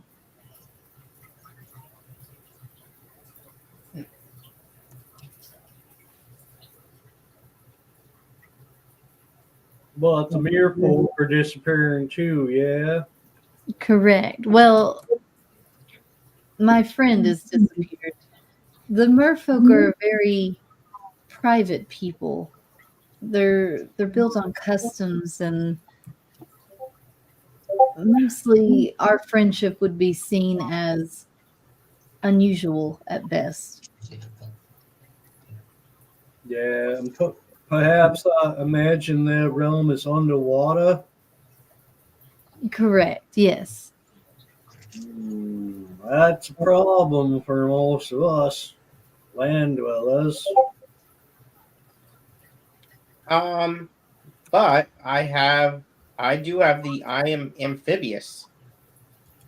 Wow. Like you're a water genesi. Yeah. Well, you're special. So Yes, what I does am. I am amphibious mean? Can you convey those benefits to other people in your party, or is it just you? You can breathe water and stuff. Just me. I can breathe air and water, and I have a swimming speed of 30 feet. Yep. Oh, that's nice. Can you breathe into our mouths? That's frowned upon. Ed. So there There are artificers where I live who can create potions, and one of those potions allows people to breathe underwater.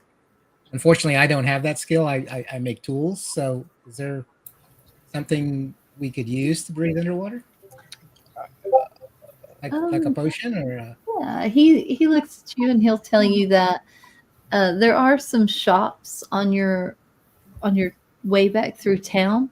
So you'll have to go through the town and then go down to the fishing lodge that he's telling you about. And Camilla has actually stayed there before, so she can show you the way to that. But he tells you there is something though I wish to give you to help you along in your travels. And if you are able to return the fish, of course you'll get first dibs on the best fish that we can catch, as well as I'll give you 200 gold for your party. But he hands you, and I will copy and paste these. Please overlook any grammar and spelling issues. I did these quickly today. Is there any restaurants? Oh, yes. We have great food in this village. Oh, all of a sudden I've been craving fried chicken for like the last hour. And he kind of adjusts his little vest that he's wearing. He's like, oh, well, I'm not sure about chicken, but we have some wonderful frog legs. You will love them. I hear they taste just like chicken. Maybe I'll just settle for a big old turkey omelet. Now, eggs we can provide. We got lots of eggs.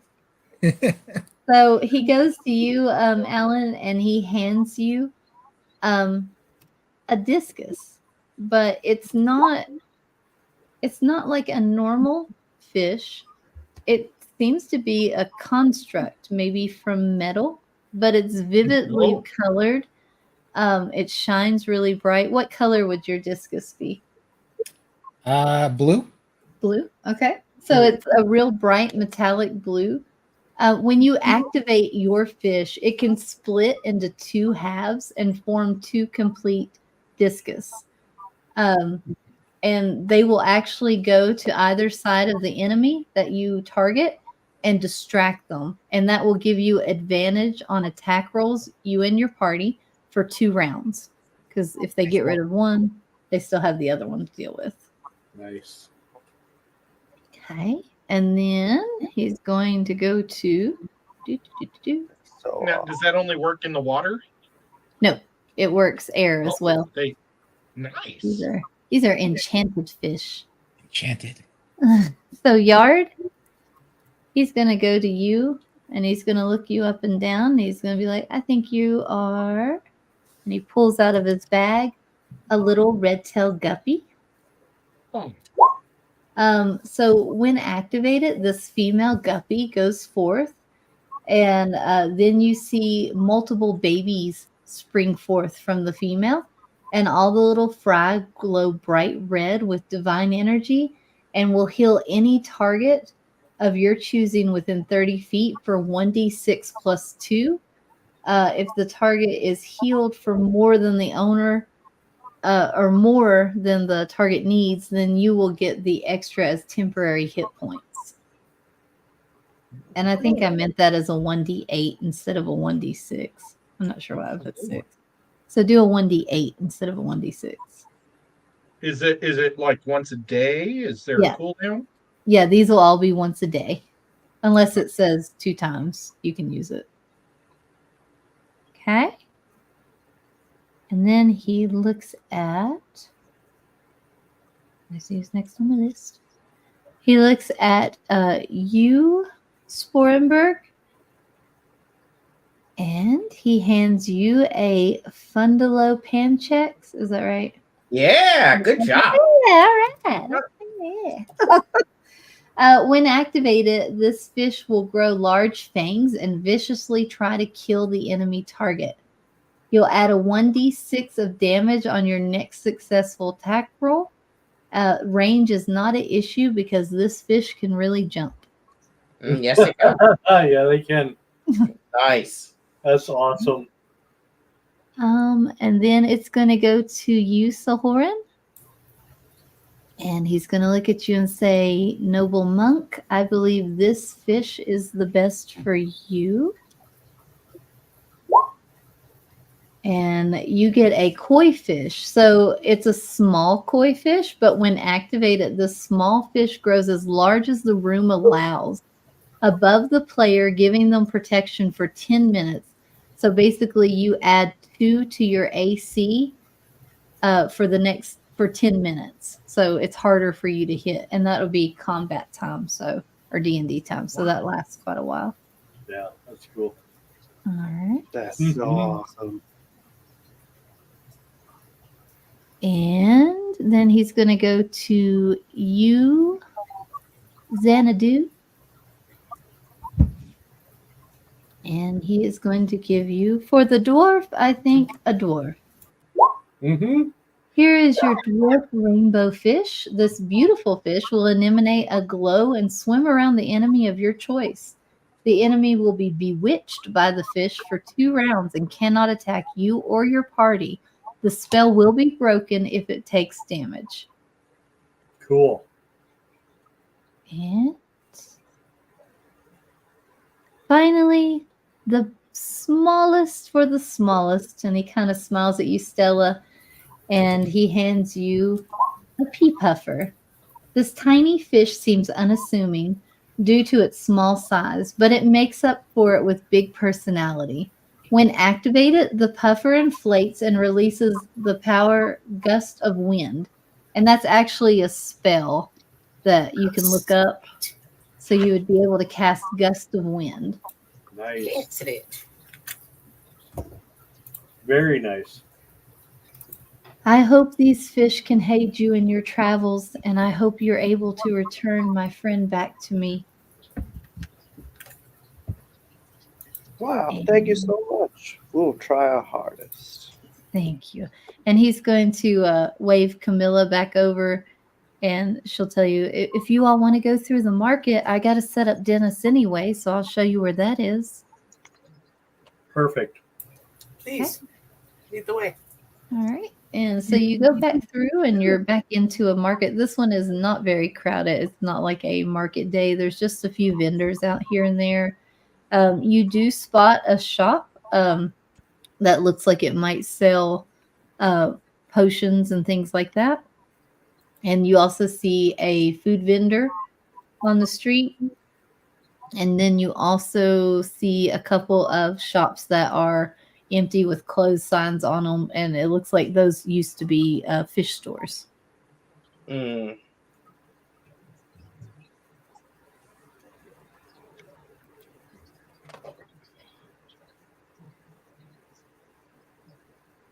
Does anybody want to go anywhere? I found Gust of Wind. If anybody does, do you Is want me to there read any it? places? Is there any places that sell apples?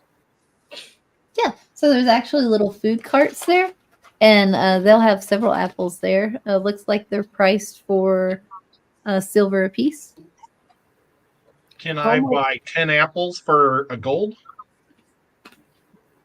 You sure can. He's going to look at you. The little vendor guy's going to be like, do you want them with worms or without worms?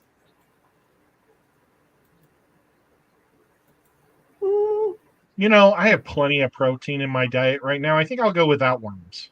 Understand. You're on a diet. We all have to do it. And he bags you up Yeah. some apples without worms and he hands them to you. And then I'm going to feed 2 of them to Dennis.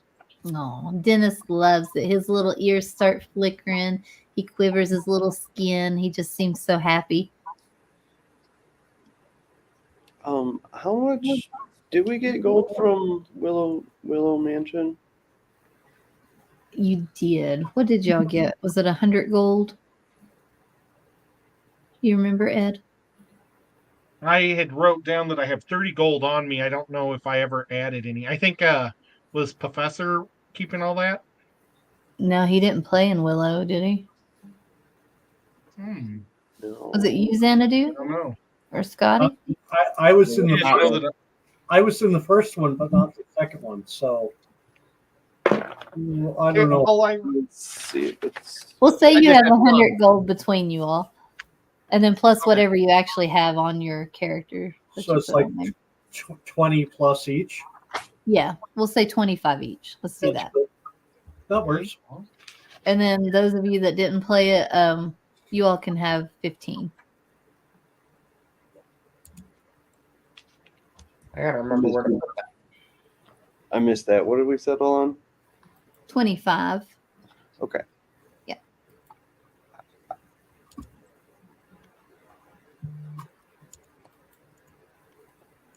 I don't know if there's anything I really need right now.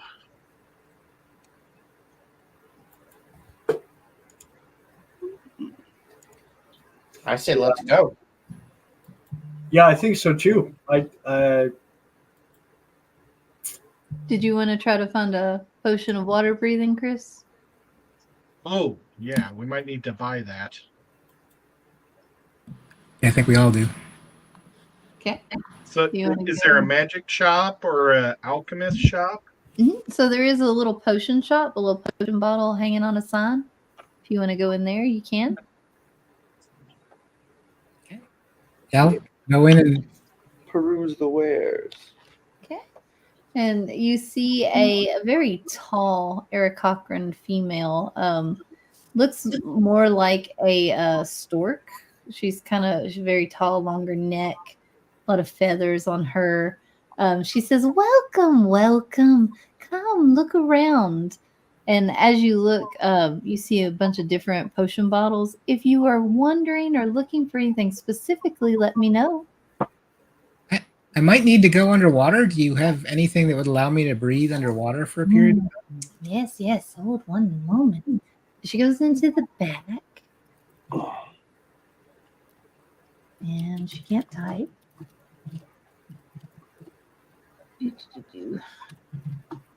Sorry, I just gotta look it up, the stats on it. And she brings out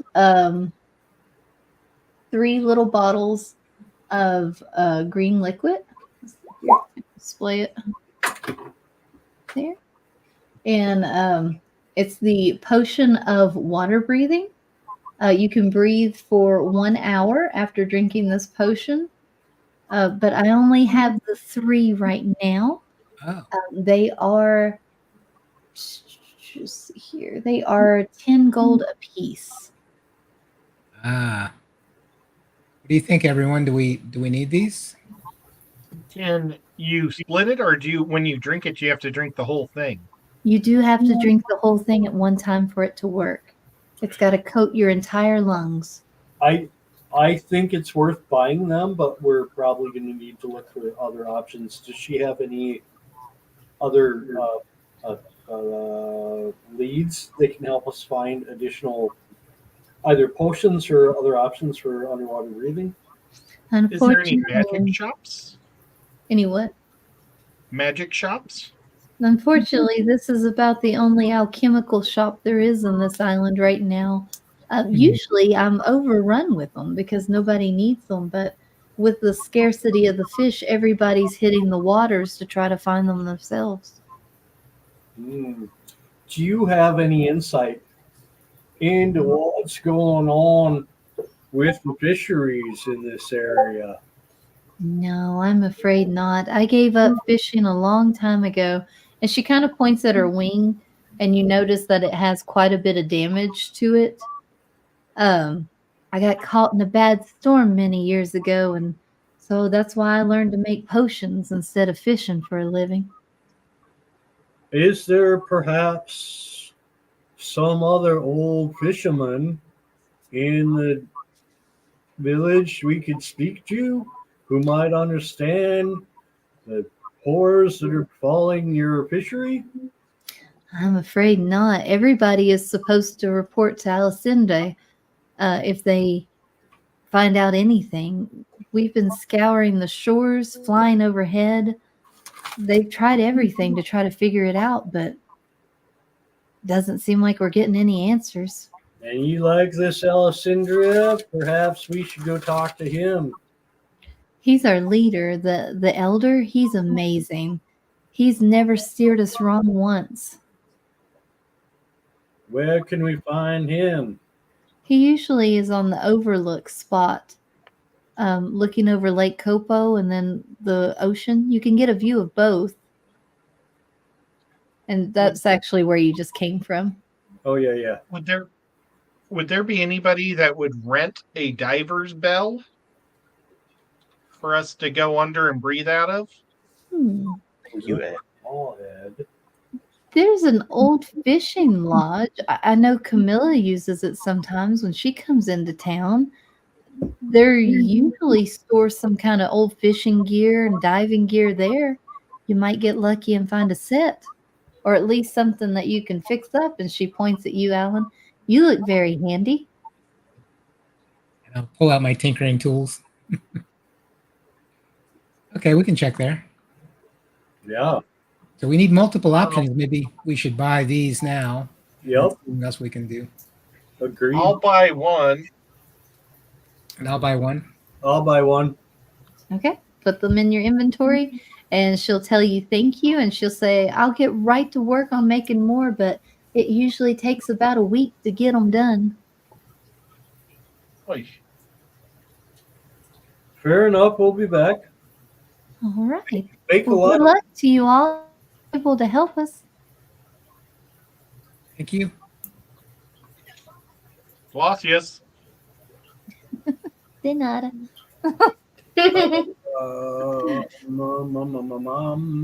Okay. Okay. Y'all add them to your inventory. And do you want to look anywhere else, or? I guess the equipment. I guess Fishing something line? like scuba. Something like that. Yeah, she said probably everybody stores everything in that fishing lodge, so Okay. probably don't like there's like the fishing lodge and then like a little storage area connected to it. And that's where we needed to go anyway. So Yeah. is there anything we wanted to do first before we go there? Right. No, I think we should head down to the fishing lodge. Okay. Anybody else? Yeah, I would like to go along with them. Okay. So Camilla has just finished setting up Dennis. She says that he'll be fine on his own for a little bit. That he's a war horse, so he knows not to let anybody mess with the cart. And she takes you down to the fishing village or the lodge, I'm sorry. And you're on top of a hill, and the fishing lodge is it's like a hill, then a step down the fishing lodge, and then a step down to the water. So she takes you to that first hill to where you can see it, and she'll tell you it's just down that path. I need to get back to Dennis just to make sure and get my teas and stuff inventoried again where we lost some earlier. But I thank you all so much. And she hands you little tea packets.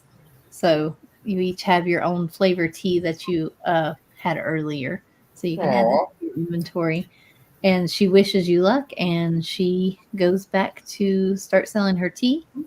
So you want to make your way down the hill? Yep. Yes. All right.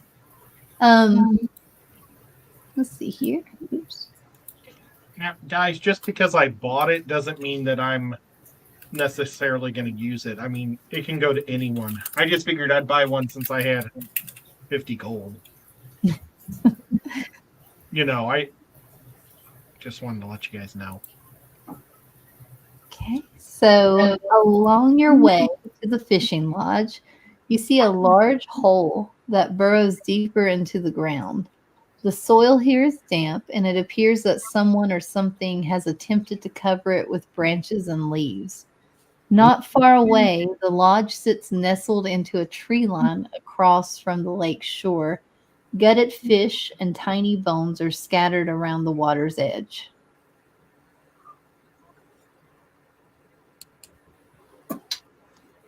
I want to try something, I think. Hold on, let me check something here.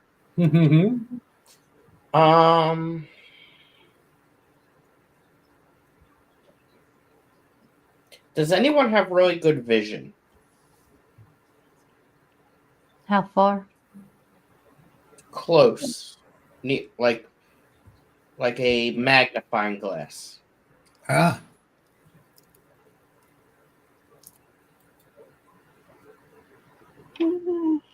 Nope. Nope. I'm gonna look at the artificer and say anything. No, I don't have any skills in glasswork, unfortunately. Except for these, and I hold up some goggles that are around my neck. But this is more magic than glass. Mm. What you trying to do, Scott? So if it's a area that has remnants of fish and it's still a little damp, based on what you're saying, I have the ability to create water. And if I were to add water to the area, depending on how recent these fish washed up, maybe they would survive. Or if there are killifish eggs, they would hatch. So the fish that you're seeing are dried up.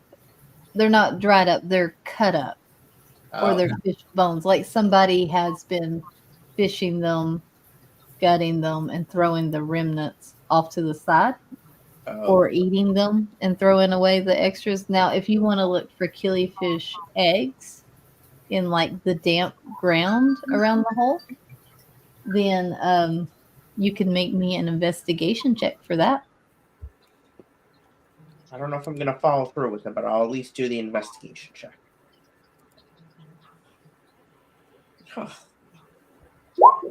Nope, there ain't nothing there.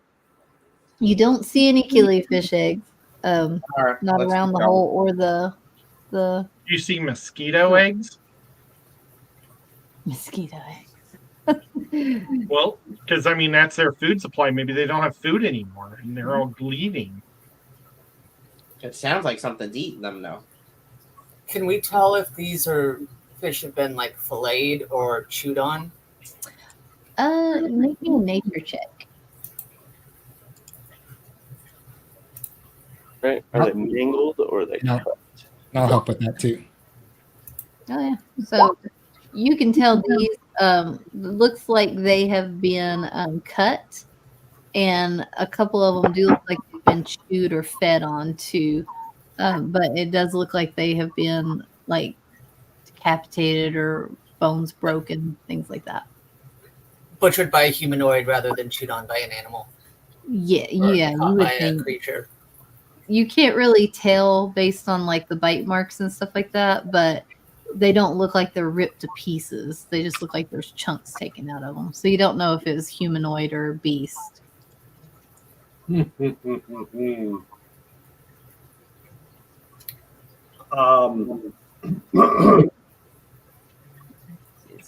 Do we have a tracker that can look for tracks around here? Well, I'm a hunter, so I might be able to do a little bit of that if you'd like. Try it, because I'm a cleric and I can't help you. But if you know the woods, I live in the mountains. We don't track on dirt. Well, perhaps you can help. My ranger abilities, I have Oh yeah, dude, get in there. I have natural explore with emphasis, particularly familiar with swampy type areas. Okay. And I have the let's see what this says. How do I share this?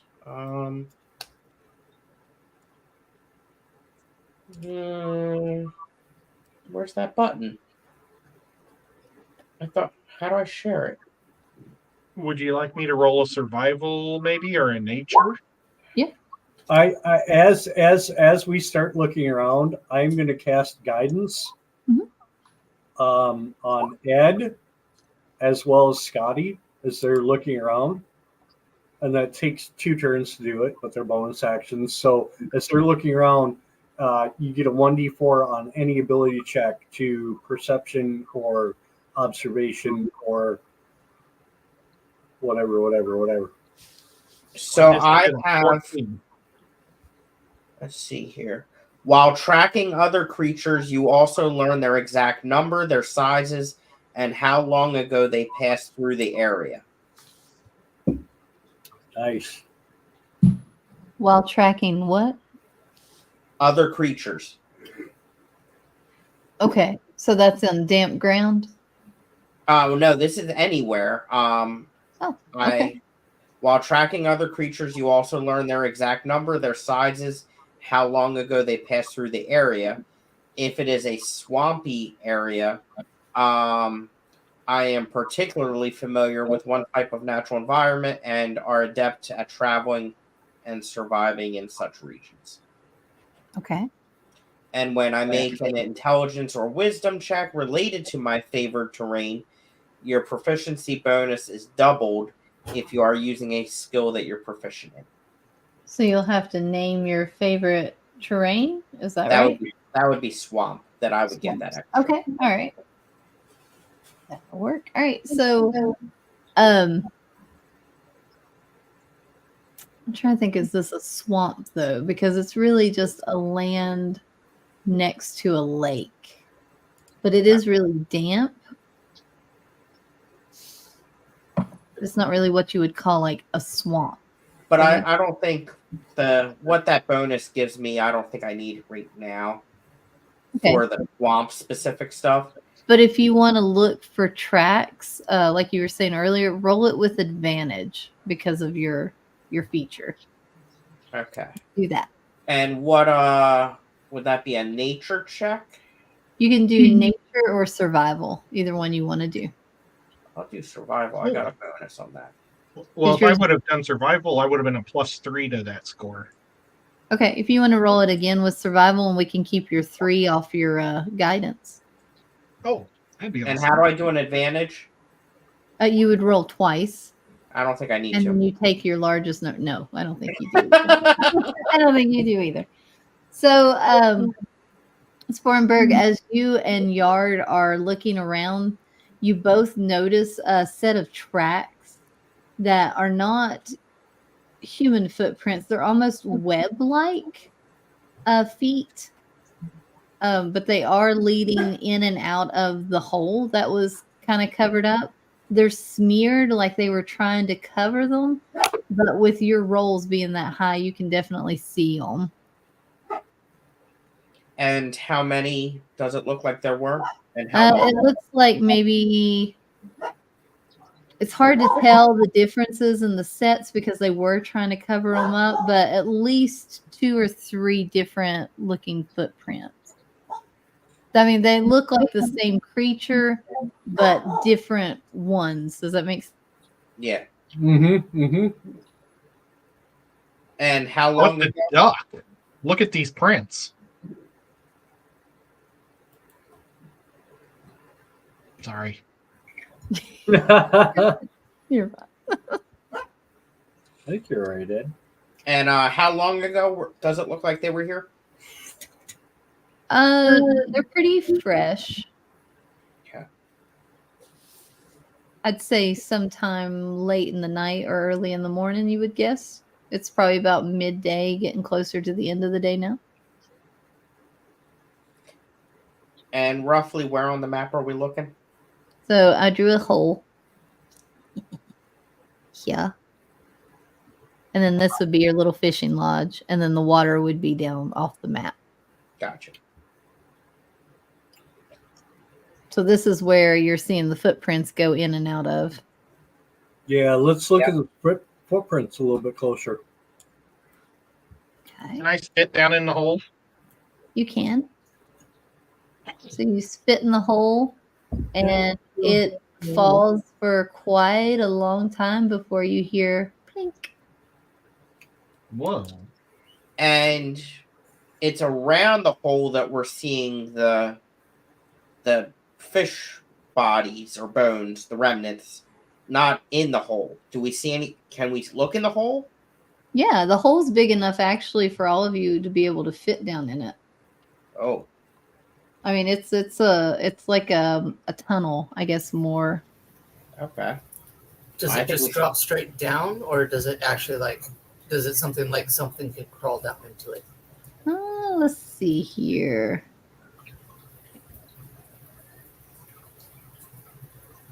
So the tunnel is dark and it trails very steeply into the ground. The soil is very muddy and the smell of damp earth fills the air.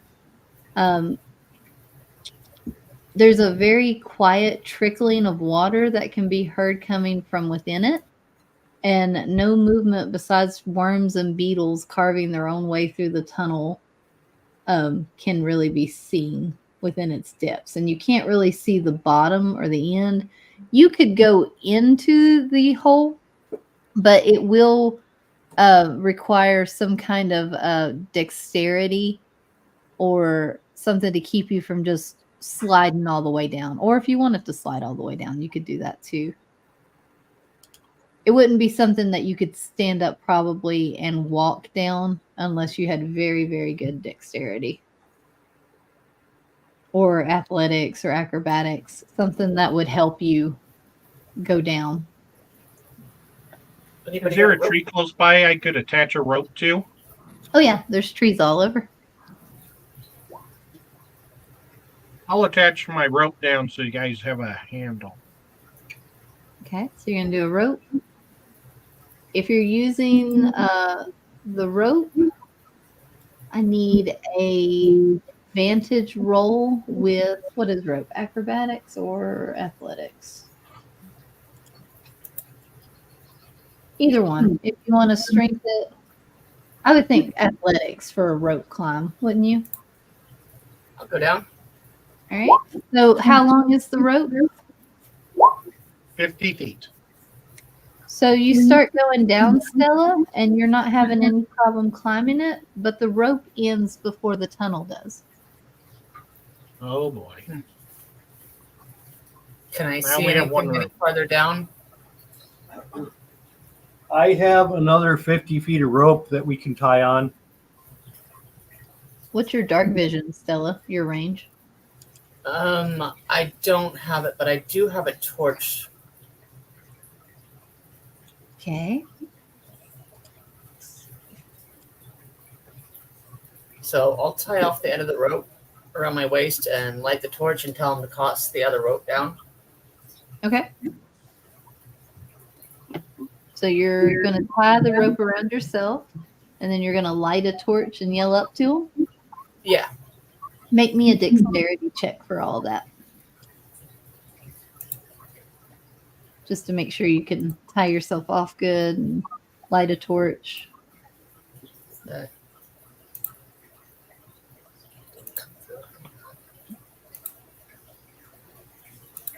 Oh, maybe? No? Why is it not rolling? If it's giving you a number, you can tell me. It's not even rolling. Oh. I don't know why. You just want me to roll a d20? Yeah, and then just put your The +1. your check on it. Just 7. quick, Kalish, if you go onto your character sheet, click features and traits and see if it does anything. Let's see if I go back.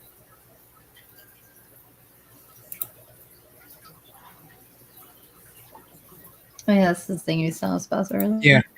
I found out that was causing my problem with the dice rolls. If I go in, D&D Beyond has to synchronize with the roll 20 or Beyond 20, and it said to go into your character sheet and click on the Click features and traits menu item, and that's what did it for me. Hopefully that's what your problem is.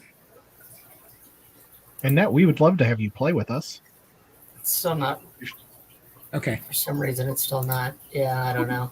Okay. With the Okay. 7, I'm going to say you can still hold on to the rope, but you're not going to be able to tie it off around you, and you drop your torch. And it falls for a ways, and then you hear it go splash. Splash. Okay, I'm going to climb back up. Okay. All right, you get back up to the top. Well, we're going to need some more work to get down there, guys. Should we go to the fishing cabin and see what's there?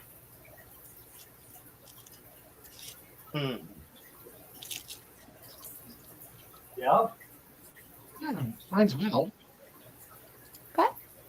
Yep. You gonna leave your rope tied to the tree for now? No, I'll wind it up. I don't want somebody to steal my rope. Okay. And I've got rope as well if we ever want to keep extending. But do we want to check the cabin first or try 150 I also have rope. to 200? Oh, yeah, that's fine. I would say with Kalish down there, she would say probably twice the amount of rope would be enough. So 100 feet of rope would be enough. So another 100. So the 200 that we have right now would be enough. Yep. Okay. More than enough, yeah. I think we should try it. Yeah. Okay. All right. 200. Instead of going to the cabin? Yeah. Anybody have another torch? I have I was I have a muted, but candle. go ahead. Or dark vision? 60 feet. Okay. If Sorry. we're going, I was if we're muted going- earlier. Oh, you do have a torch. I don't have Right. any, Corey. I feel like when Kalish asked that, it was like, does anybody have a light? And everybody's like, I got it. Here, take mine. Right. Okay, so you throw 100 feet of rope down. Who wants to go down? I'll try it. What do we got to do? Acrobatics? Yes. Or I'm sorry, athletics. Athletics. I'm not going. So is that I'll a go nat back down. one? Is that a nat Send one? Cody the monk. Yeah. So I was you gonna start say, down with rope, Sporenberg, and you cannot maintain a grip. You put your feet on the walls and the muck and the slick stone, and you just slide down all the way down to a pool of water where you splash into it. Give me just a second, and I'll let you see what you're seeing. That works for me because I'm amphibious. Okay. Let's resolve everybody else before we show the map. So who's next? I'll go down next. Okay. You said athletics. Athletics. So Horan, you already rolled your athletics, so we'll do with you. So Horan is like a graceful dancer on the rope. I mean, he is just down that rope, upside down, sideways. He's having no issues with it. And when he gets to the bottom, he sees that there's water. And then who else is next? Let's see. Stella, again, you did just fine. You can go down the rope as well. You're right behind Sahoran. And again, another one just graceful on that rope, sliding down, having the time of their lives. What you got, Xanadu? what do you want for a roll? Athletics. Oh, okay. You could do it, dwarf. I got I it. don't know how you guys do it going down that rope like that. You must have had some experience Hey. on that pole thing behind our DM. Right. Our hands aren't slick with water, so Yeah, that's what it is. Xanadu, you do just fine. You do that whole, you wrap your legs around it and inchworm down. Yard, are you going down the rope? Sure. Sure. I'm proficient with athletics, but it's only a +2. Oh, Oh, that's plenty well enough. So you go down too. So as you're each going down, you're able to see that there are dark moving figures in this water. You can, with your rolls, jump over onto the land, or you can choose to fall into the water with your friend. And I'm already in there, right? I'm jumping on the land. land. Land. Dwarf is getting out of the water as quick as he can. And I will put on my goggles as well. Perfect. So land.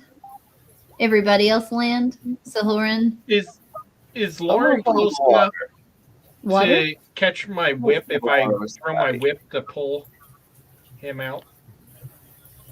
Let's get to the put your feet on ground first, and then we'll go from there. How's that? Okay.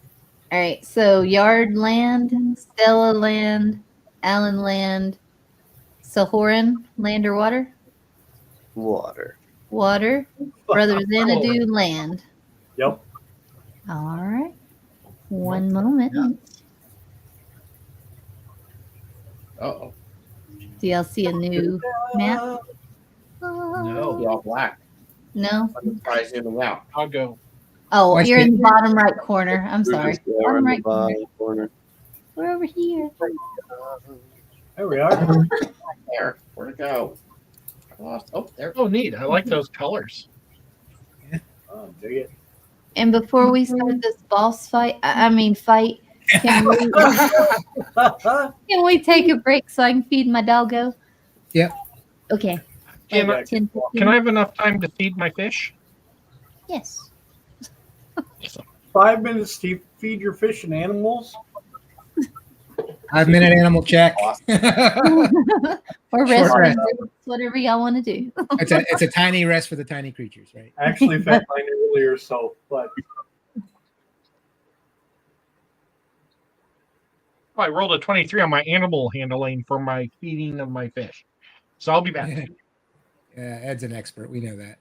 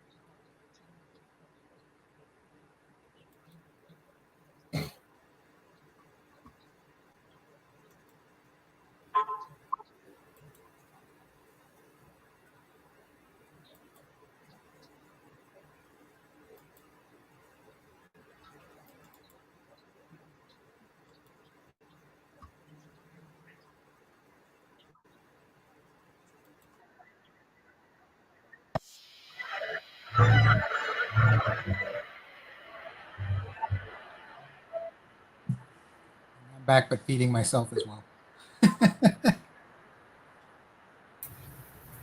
Likewise.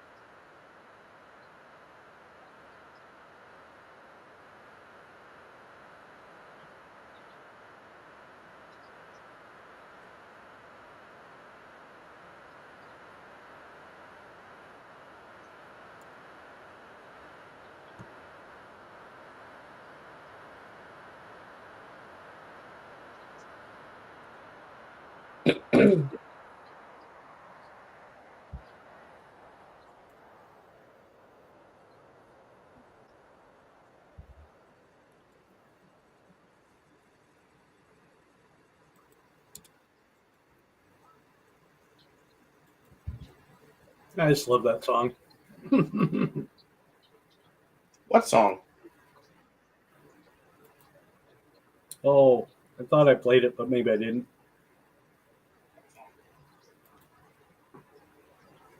I'll drop it in chat. Beep, beep, beep. Beep, beep.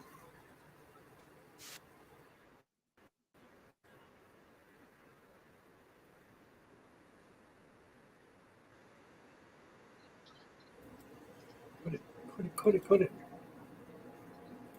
I thought I was sharing this, but maybe I didn't. It's a little halfling song. Halfling and the only elf. Good little story.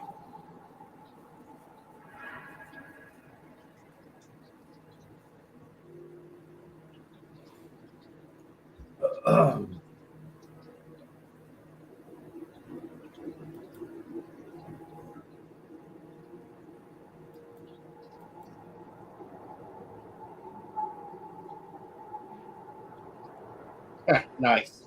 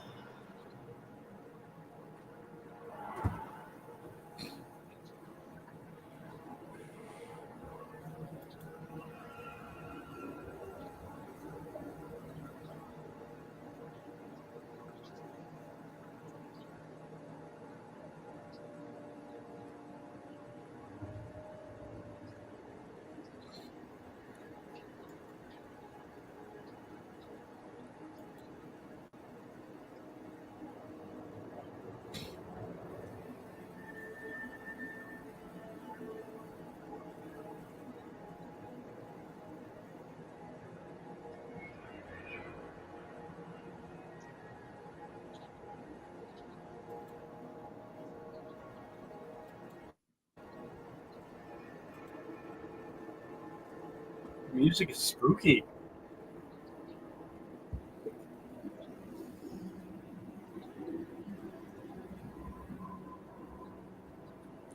We're in a cave. Is that music too loud? No.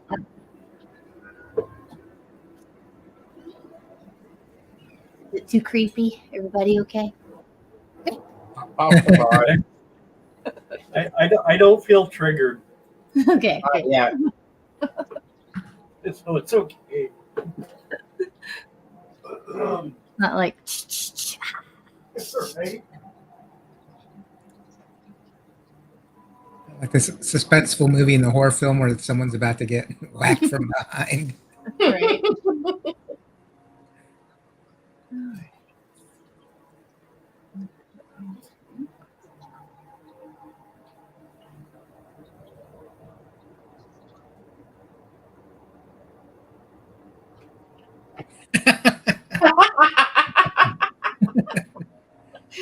Oh, Whip, are you almost home? Any comments?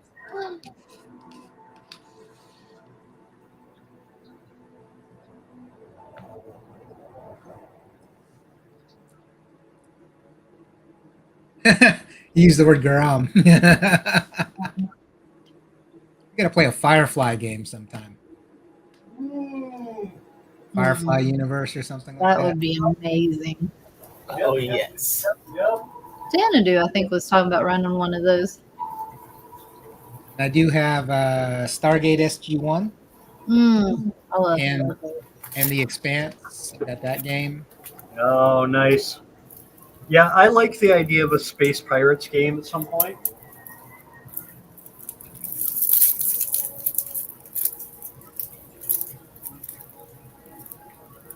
Drive faster, Wick. No, drive careful. Put your phone on the dash. No, I don't do that.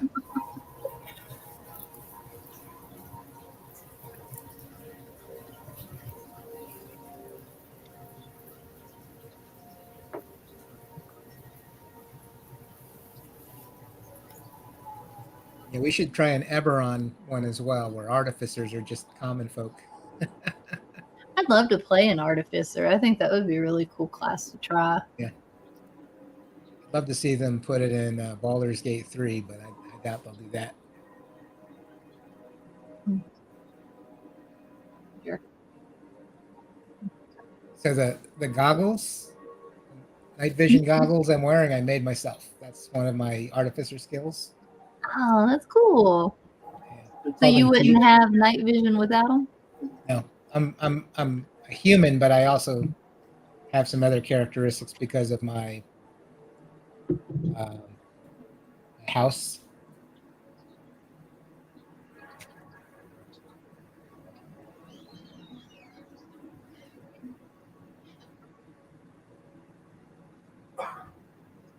Oh wow. Whip's got the safety controls. Company truck. Yeah.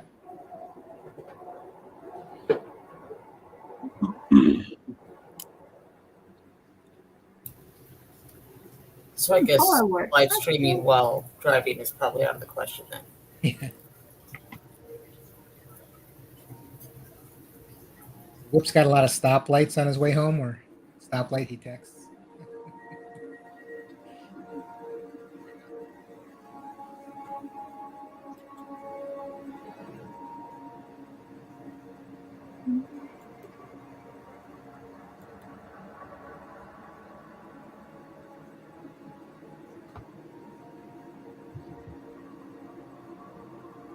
Oh, Ed's back.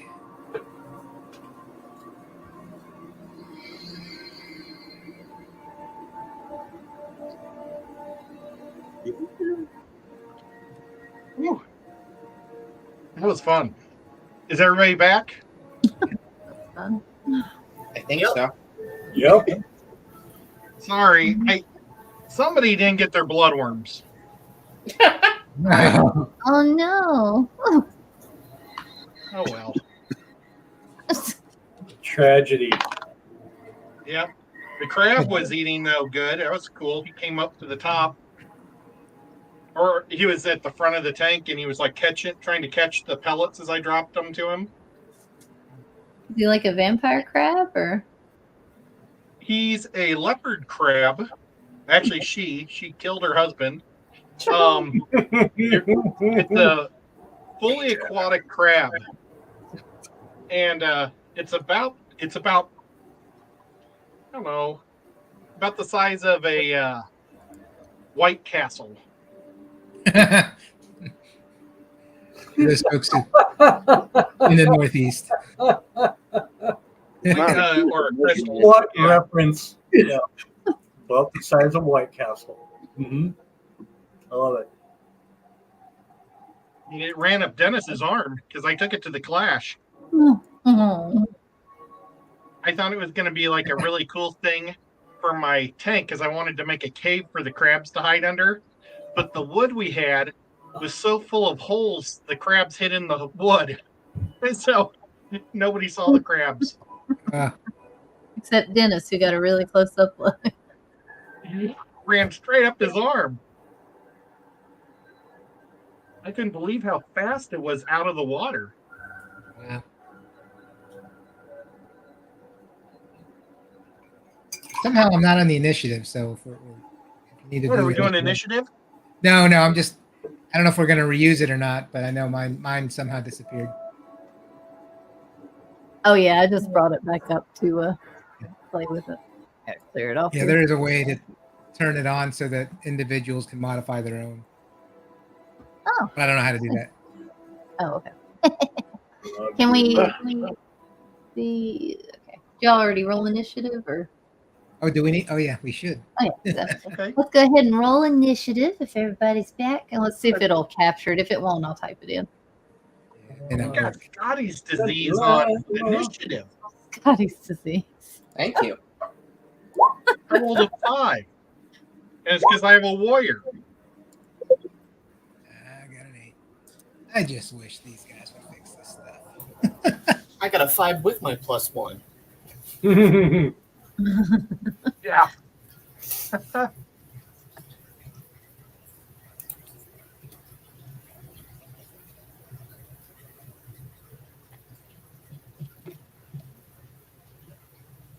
Okay. So Yard got a 5. 5. Sahura 12. Stella 5. Who has more dex, Yard or Stella? There's an 18 dexterity. Yard. Yard. I actually rolled a 1. Oh. Did you roll a nat one? Yes. So I can go very last. I don't mind. Did Stella roll a nat one as well? No, I rolled a 4. So let's put you first then, since you didn't roll a nat one. Just before Yard. I'm gonna make you go last. Oh yeah, I guess I will. Never mind. I guess you are. Sorry. I went last on the last initiative too, but it worked out for us. All right. So as you come down into the cave, and Alan, you turn on your night vision goggles, which is really awesome. And the rest of you are kind of adjusting. The pool of water that Silhoran dove into after Sporenberg, you all notice that it's very temperate. It's really warm. It's not uncomfortable, almost like bath water. But very quickly, you start to feel things move around your legs. And then you start feeling things begin to bite you. How does it work for Genasi? Like, do you have skin? I have. Doesn't everything have skin? Right? I'm not sure. I do have skin. It's Okay. because it said it. Where'd that screen go? Hold on. Peelable skin. I have skin tone that glistens and catches the light like water droplets or nearly invisible fish scales. Okay. So you can be bit. That's good. No, it's not. That's good to know. That's just what I wanted to make sure. So you're feeling these things get around your legs. They're starting to let's see or not. No. And it is Brother Xanadu's turn first. Are you all screaming, indicating that there's anything in there? And I would say, Xanadu, since you have night vision, you can probably see the shapes move under the water, but you're not real sure what they are. Yeah, I would have yelled out to the party. There's something in here with us. Okay. So I think at that point, I'm going to pull out my rope, and I'm going to throw my rope out towards whoever this is to the north, the closest one, and try to get them to be able to grab that and then pull them ashore to get them out of the way. So we're going to start with that guy. Okay. Hold on a second. Forgot to add my little dudes on here.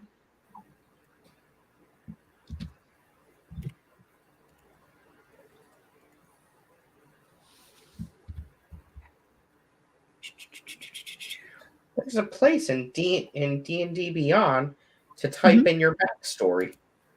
Yeah. Yeah. Wow. Yep, there is. Okay.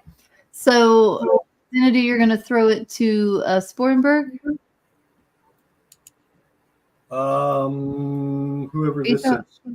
That is the leeches. A Oh, swarm okay. of leeches. Okay, sorry. Yeah, Yeah. Spornberg then. Okay. Absolutely. Give me an athletics to see if you can get the rope to him. That's not very far, so it won't be a high roll. Oh yeah. Not you, 20. Sporenberg. 20? Nice. So you almost wrap the rope around Sporenberg's neck. You're so accurate with it. Come in here, boy. What are you doing floating out there around? I'm not floating. I'm swimming. And I will say that you've pulled him half the distance Okay. to you. So I'm going to move you, Sporenberg, right here. Okay. So you should be able to get out of the pool of water relatively easy on your turn if you choose to do so. Okay. All right. Good turn. Anything else you want to do, XP? No, I think that's all I've got. All right. Next is Silhoran. What would you like to do? Can I swim? You can swim. Yeah. You actually. What is swimming? I think it's just movement's halved, isn't it? I think so. I think you're right. Yeah, let's do that. Let's do half movement for swimming. And these are 5 or 10 foot squares. 5 foot. They're 5 foot squares. So you should have 30 feet. So you should have 15 feet swimming. So you should be able to get pretty close to the door, I think. Mm-hmm. Yeah, I would say if you swam, you could get out. I will say, though, you will provoke attack of opportunity from this little leech here. That's fine. We can heal you. Can I? Well, I'm going to expend 1 key point to you take the disengage or dash action. Perfect. Yep. Yes. Go right ahead. Yes. You disengage, and those little leeches bite around, and they can't find nobody to attach to. And now they're crying. Aw, Now they're crying. so mean. All right. Leeches. Oh, I don't know what I did. I messed up something. Parasites. So the leeches here that Silhoran just got rid of, they're going to gather over here with these other leeches. And they're going to take a bite at Sporenberg, who's still in the water. And it just reads this real quick. Am I able to swim away from them? So that was a 4. So they do not pierce you. Okay. And I don't know why this all got boogered up. But it is Sporenberg's turn next. There's 2 leeches. 2 swarms of leeches. I wonder if there's anything I can do. Let me look. you can move. You can move and then attack, or attack and then move. If you move, they will get an attack of opportunity unless you have like a disengage, kind of like the Horan did. Yep. Um, That's right. We can heal you. Under actions in combat, it says I do have disengage. Oh, that is an action, yes. Yep. So if you want to take an action and disengage, you can. And then you can move your movement onto the water or onto the land. Let me see if there's anything I can do to kill him. I'd rather kill him. I like the spirit for sure. Scotty the Exterminator. You can take the barbarian out of the.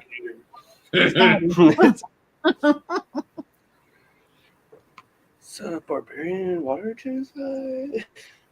No matter what class he plays, he's always a barbarian. Yeah. So I have. True. I love it. Let me display this. So with this, Mm-hmm. could I dry up the area where they are?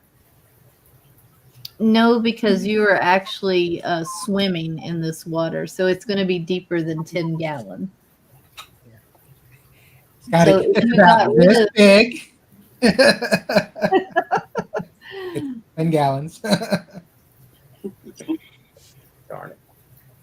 Okay. All right. I am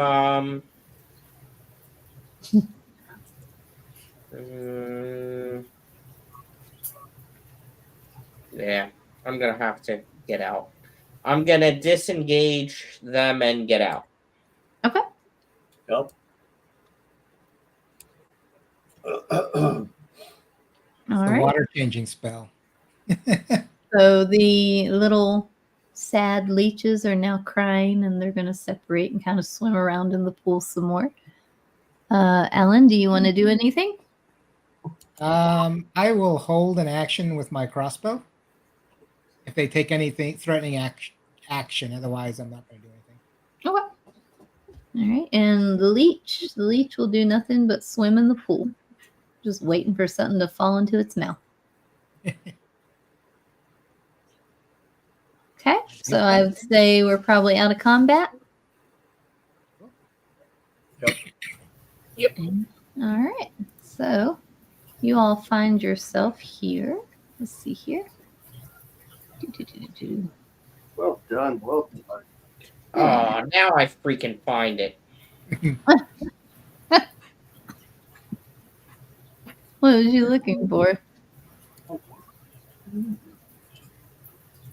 I probably could have done something with that. Over shape water? I could Oh, have formed it into a twister or something and done something. distracted them to get away. Oh well. Hmm. All right, give me a second. Find where we're at here. Yes, it's a reason to learn your class abilities. Oh no. No, I'm the same way. Oh, interesting. So if we want to do initiative, Mhm. you just put a value in your initiative on the character sheet and roll 20. Here. Whatever your modifier is, then you can roll initiative because that shows it. What? So when I came in, I created a character sheet. Yep. And I just said I'm going to manually enter, and I just put a few values. I put my armor class, my hit points, and my initiative score. So now, when I come here, I can just click on the text initiative. When I click it, it rolls it. And so I got a 15, and it updated it. Nice. Huh. Cool.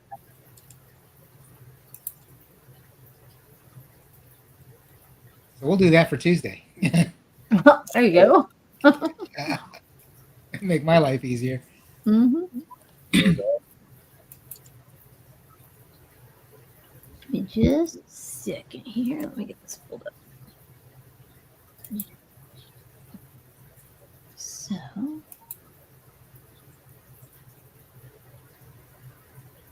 All right. So you are down in these tunnels. And you have the option to go to the northeast or to the west. Do I see anything down this tunnel? Or this tunnel from where I am? Yep. So this tunnel here, let's see. What do you see? It should have 60 feet. 60 feet. Looks like it goes to a corner and rounds a corner, but it does open up a little bit, almost like it's going into a room maybe. I'll point over to the one going west. So why don't we try that way first? Okay. So you're going to go west. All right.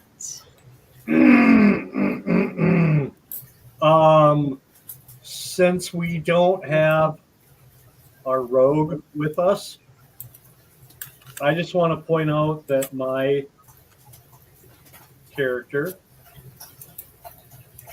which is a cleric, but he's a twilight cleric, so he has dark vision out to 300 feet. Shoo. Bro, that's so far. 300 feet. And if I recall, hang on. You shared that Eyes of the Dark thing. Yeah, Eyes of the Dark. As an action, you can share your action. You can. So I have 300 feet of dark vision, and I can share it with up to 3 willing creatures. So, So no one's willing in this party. what's up? Nobody wants that. Nobody wants that. So I think not Melis, Brother Xanadu can walk up here into the corner, and he's going to he's going to use his 300 feet of dark vision. He's also going to share that with Stella and who else is here? Scotty and who else is up there close? Yards right there. Yeah, Yard, Skella, and Scotty. 300 feet of dark vision. Nice. That's what I'm here So for. does that mean everybody has dark vision now? Just do. myself and 3 other people. Well, other people already have it. But do you have like regular dark vision? I have 60 feet. I Okay. have 60 feet with my goggles. Okay. All right. Cool. That's what I make sure of. Poor Ed. With your How long did that last? superpower dark vision that I'll never be able to hide any secrets from now. Correct. That's the whole idea. 300 feet is so I'm not bitter about it. It's not bitter. Not bitter at all. the Twilight Domain cleric is broken, and I'm trying not to play it broken, but it's broken. You play it however you want to. It's fine. We'll work around it. Mhm. Let's see here. Let me zoom in on my text here.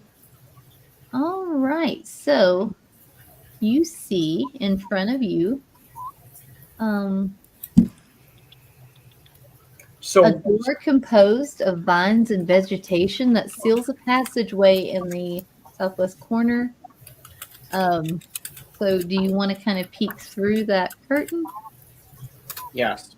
yeah, and then probably burn it. All right. So Horace, since you're up there, give me a stealth check. And do it with advantage, please. You'll find out why in just a second. Who do you want to self check from? Silhorin. Thank you. Oh, okay.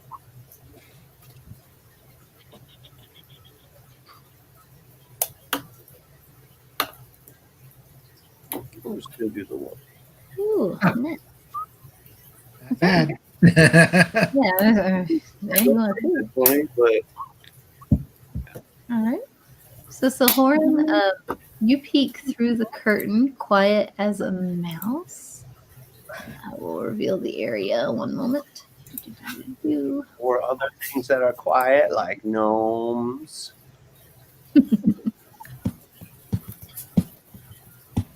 Oh, I'm sorry. I'm covering it up. Reveal area. Okay, there we go.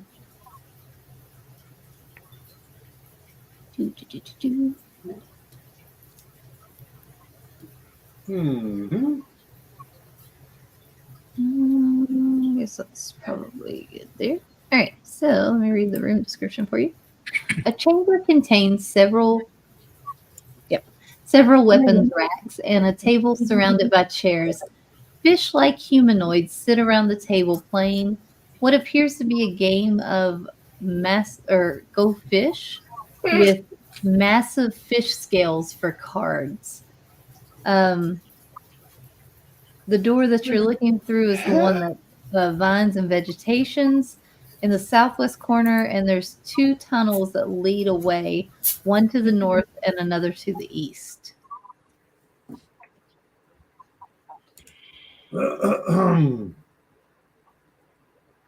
So these are obviously bad people. This corner?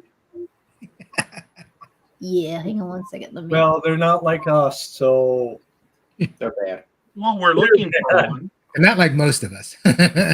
most of us. The bird, though, has us looking for a missing one. The bird. And the bird's that- name is Bird. Crania. Bird is a word. Alessandra. Alessandra. Big, Yay. big bird. Alessandria.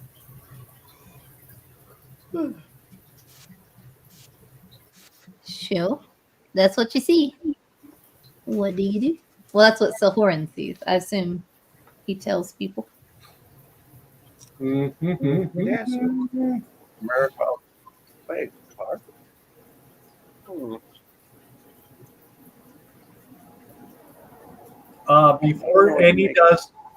Before anybody does anything else, I'm going to cast Bless.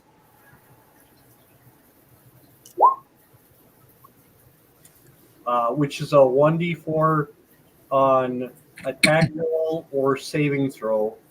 And I'm going to cast that on Stella, Silurian, and Sporenberg. Thank you.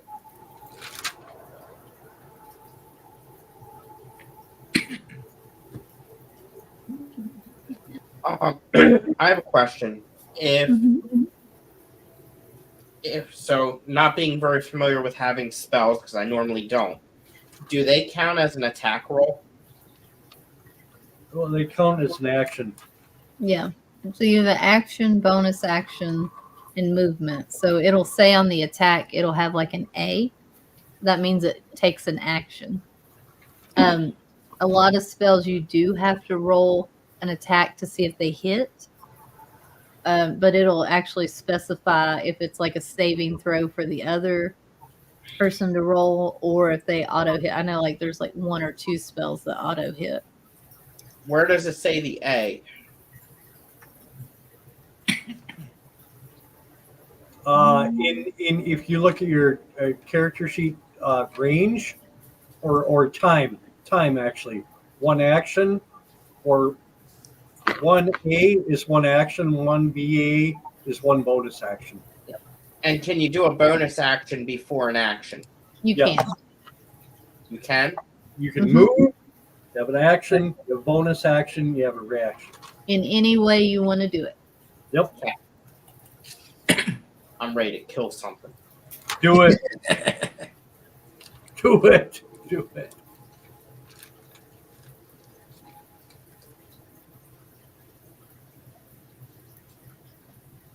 Can we see anything else in the room as far as like, are there things strewn around, or are we just see the creatures at the table? So it's a sure I read it right. You do see like a couple of things along the wall of weapons, like weapon racks. Looks like they contain, tridents, daggers, fish nets, things like that. Harpoon is on there. But that's about the only thing. Just kind of like you think this might be like a break room or a guard room, just somewhere they can come put their weapons down and take a break. Now, do we have Camilla or whatever her name is, or Alejandro, any of them peeps with us? No, you're just your party with you right now. But, okay, so do we know, What? and this is a question to anybody, do we know or do we think these are people that normally live here? Or do we think these are people based on the tools that they have that are killing all the fish in the water?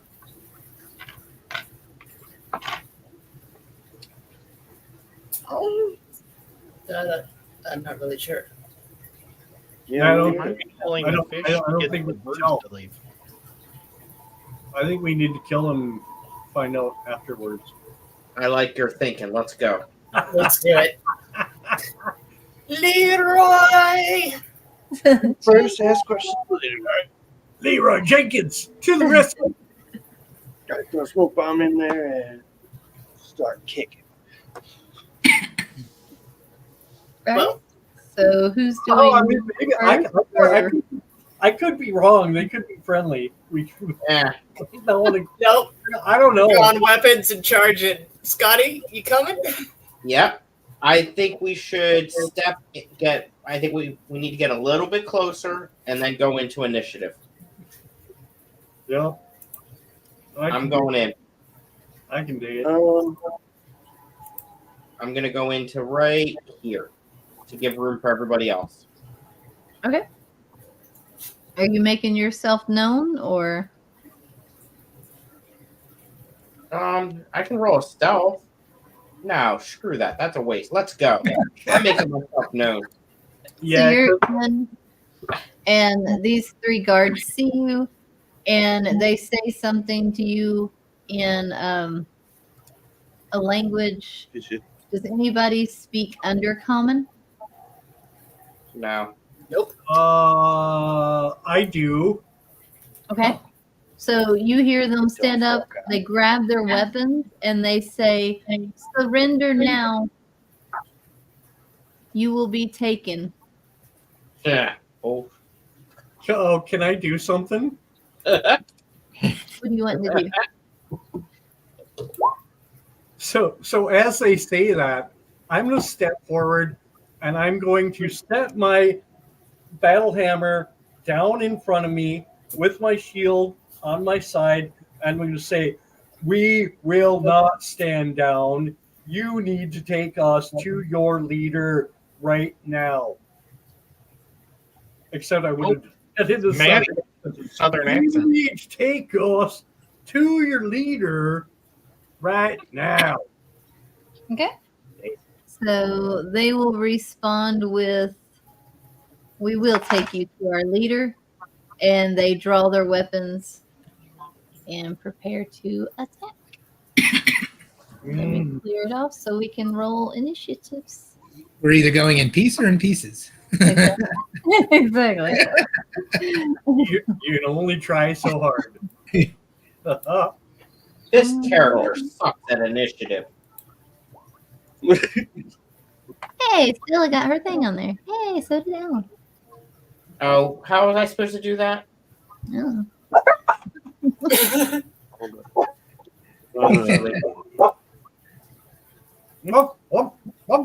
Did I get mine on there? Except Puppies. No, but I can get it. Nuts. I see you, Yard. So if you go to the 3rd button over on the top, there's a way to add your character sheet if it's not already in there. So if you're controlling your token, you may already have a character here. I can only see mine. That's the way it's normally set up, is you can only see whatever the DM has given you access to. Yeah, that's what I have. Just mine. So if you click on that, you'll get this. And it'll give you 3 options. Click, I don't know if it's like edit manually or something like that. Then I just put in these values. That's So initiative is your dex modifier. So I've got actually I should have a 2 there, not a 0. So I should be doing Which option? Use the character Mancer, create an NPC, or edit sheet directly? edit sheet directly. And then put your dexterity score in the little bubble. Nobody can see that. Dexterity is It's funny. 13. Let me change what I'm sharing.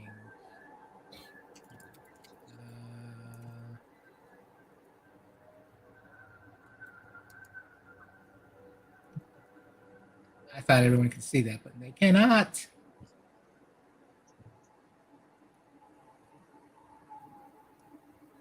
Okay.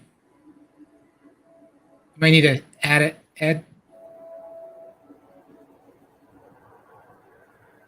Oh, yes. I'm sorry, I forgot I'm like the guy that does that. Yeah, so I kept showing you things you can't see. But anyway, this pops up and I put in my dexterity in the dexterity bubble. and then it'll fill in the initiative. So in order to bring up my initiative after I select the character, I click on the word initiative, and it'll roll it. But just put your dexterity score in this one box, and that's enough. I have a 13 dexterity. How did you get that thing to pop up there? Click on your name. Third bubble over. It's under Nico's head. third icon over from the left. I'll give you this list. You should only see your character. Do you put your dexterity or your bonus? Just your dexterity, because that is your bonus.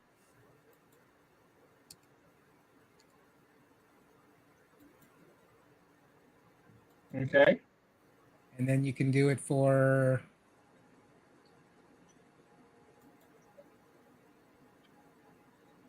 Tuesday as well. Just in case they don't fix it. Right.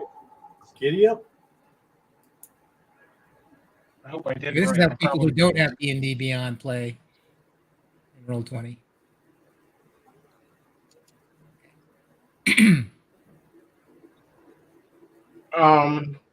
KilrKitty, do you want to remove the one that I just did?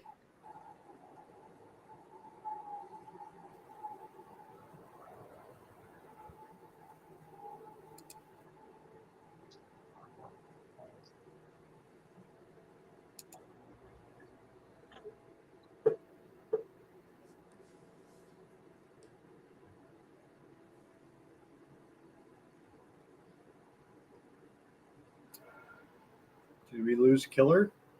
She's on mute. Sorry. I was coughing earlier. Forgot to unmute myself. Oh. The same thing earlier.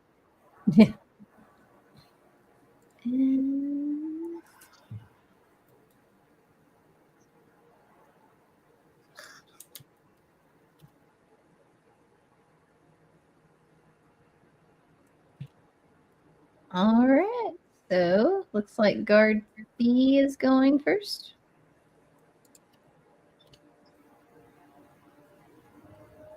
Okay, cool. All right. So He's welcome to try. he has got his little weapon in hand. Mm-hmm.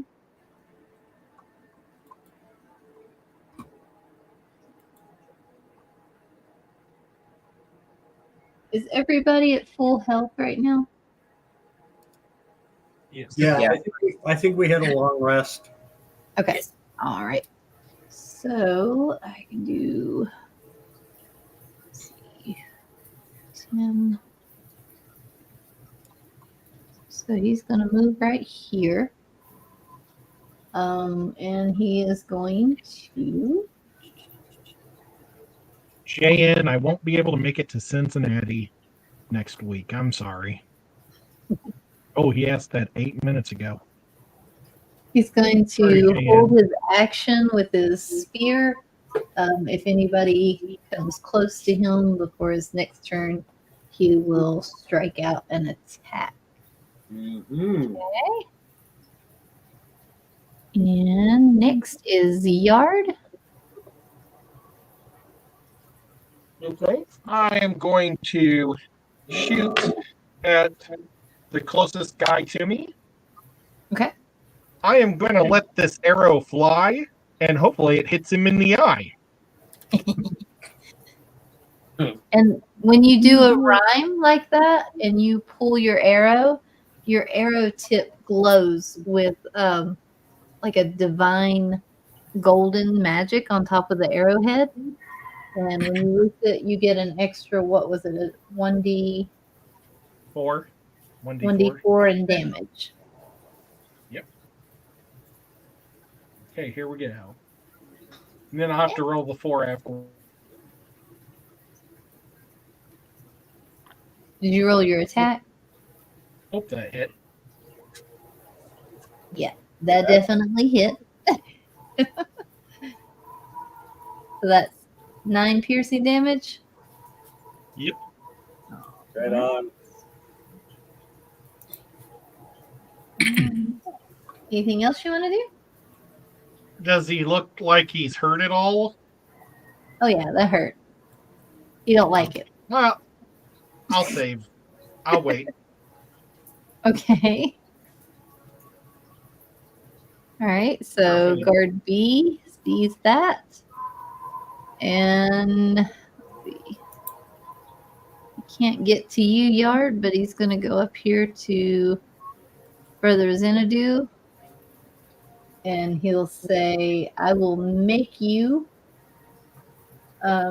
surrender. And he is going to make a bite attack and a claw attack at you. Really? I love it. So it's a 17. Nope. Oh, he bites down and it just glances off, and then he's going to take his claws out and swipe across your chest, and that's going to glance off too. And then he's going to mutter some clicky, angry words at you. And it is Ah, Alan's turn. All right. 17 was a good roll. So he's gonna it come was through the curtain. not enough. Not an easy hit. Not enough against a dwarf with a shield. Yeah. I'll target this guy with my crossbow. Okay. 24. 24 will hit, yes. And it does 11 points of damage. Okay. So he takes that hit and he grunts pretty hard, and he is looking haggard. Yep. And then my bolt disappears from his body. Oh. Maybe where it goes to particular? Back in my crossbow. Nice. Forever ammo. Oh, Whatever ammo. It automatically reloads. that's awesome. So do you get a bonus attack with it then, since it auto-reloads itself? Or? It's a magical weapon. So, well, it's treated as a magical weapon because of that. It gets +1 to hit. Oh, okay. Gotcha. All right. You anything else? No, that's it. All right. Stella? Everybody's picking on poor little guard C down here, but you can choose whoever you want. I'm going to move right here. And with two-handed or two-weapon fighting, I get 2 attacks when I have 2 weapons, right? Yes. Okay. So I'm going to attack with both of my hand axes. Okay. There it is.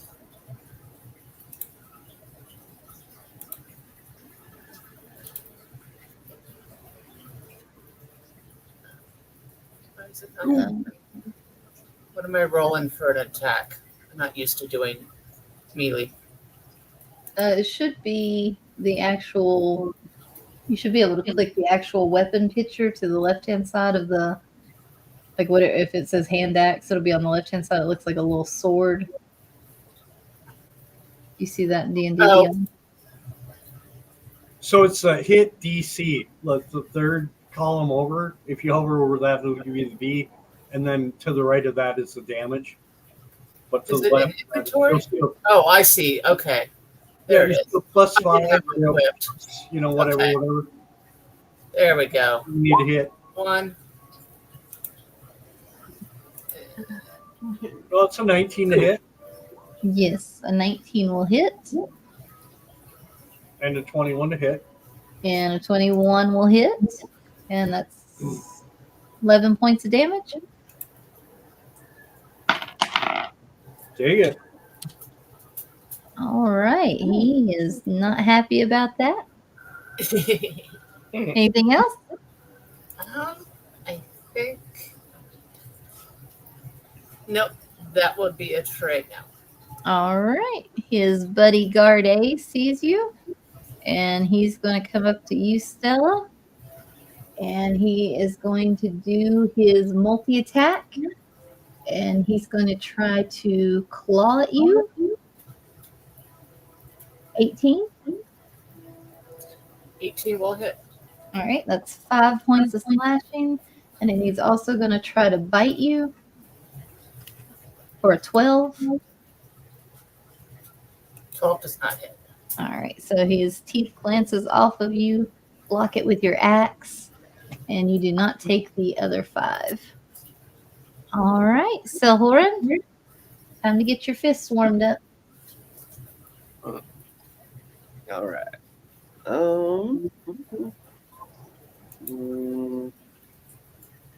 How high are the ceilings here? The ceilings wouldn't be very tall, where it's like a tunnel. I'm gonna say 15 feet.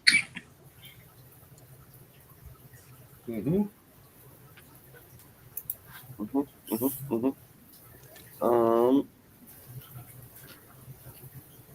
I'm going to attempt to do like a running start up this wall and then jump over and attack this one. The one up top. Nice. Okay. With a unarmed strike. Wrong button. Roll.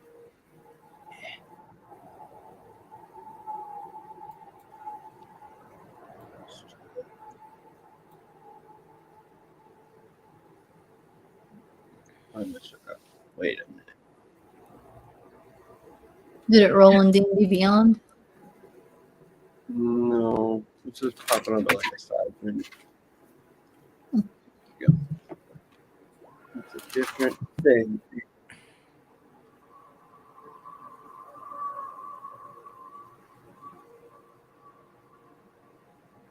I see a dart attack at 19. Yeah, when I click the unarmed strike roll, it just pops up a little side menu. And I don't understand. Whoa. Oh, jeez. A quarter staff it. We'll do quarter staff. Okay. So 14 does hit for 9 points. This one. And he is very, very wounded.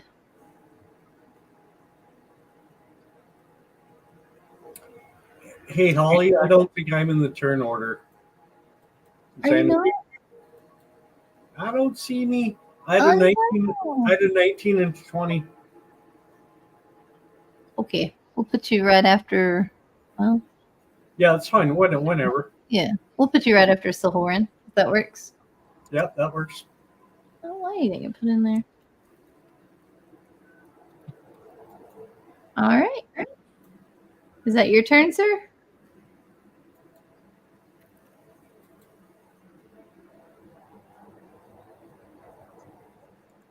Whose turn? So, Silhoran. Uh-huh. Anything else? I would like to use this action, Fury of Blows, but I can't get it to roll in D&D Beyond. Is that something to do with the thing you were talking about, Chris? I don't think so. It could be just the roll 20 thing. Hmm. I think roll 20 is acting. D&D Beyond. but you just manually roll it, right? Yeah. Yeah. Whatever the 2 hit or damage or whatever. We trust you. So if you do Fury of Blows, it has a +5 to hit. Is that right? Like the hit / DC. So you add that 5 to his roll. Is that correct? Yeah. So that'd be dirty 20 to hit. Yep. That'll hit. And then you'll roll a 1d4 and then we'll add 3 to it. So just roll a d4 and we'll add 3 more points for your damage. Not bad. So 6, and that drops this guy. He is crumpled to the floor. Woohoo! And Take that, loser. all right. All right. So we'll put in Brother Xanadu next.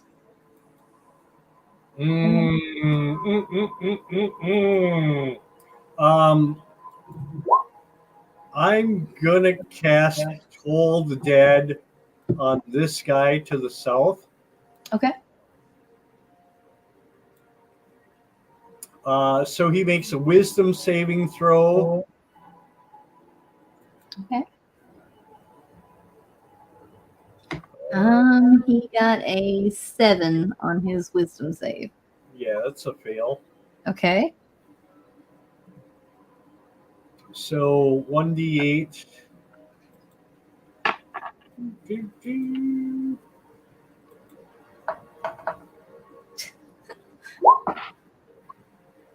7 points of damage. That will drop this guy. Sweet. Okay. I'll end my turn there. Excellent. All right. Hell yeah. And now it is Orenberg's turn. I'm not going to use the spell I was going to use because there's only one guy left and he already has damage, right? Correct. I think. Hold on. Let me go check. Oh, no, he has not been hit yet. He attacked, but he hadn't been hit. I'm sorry.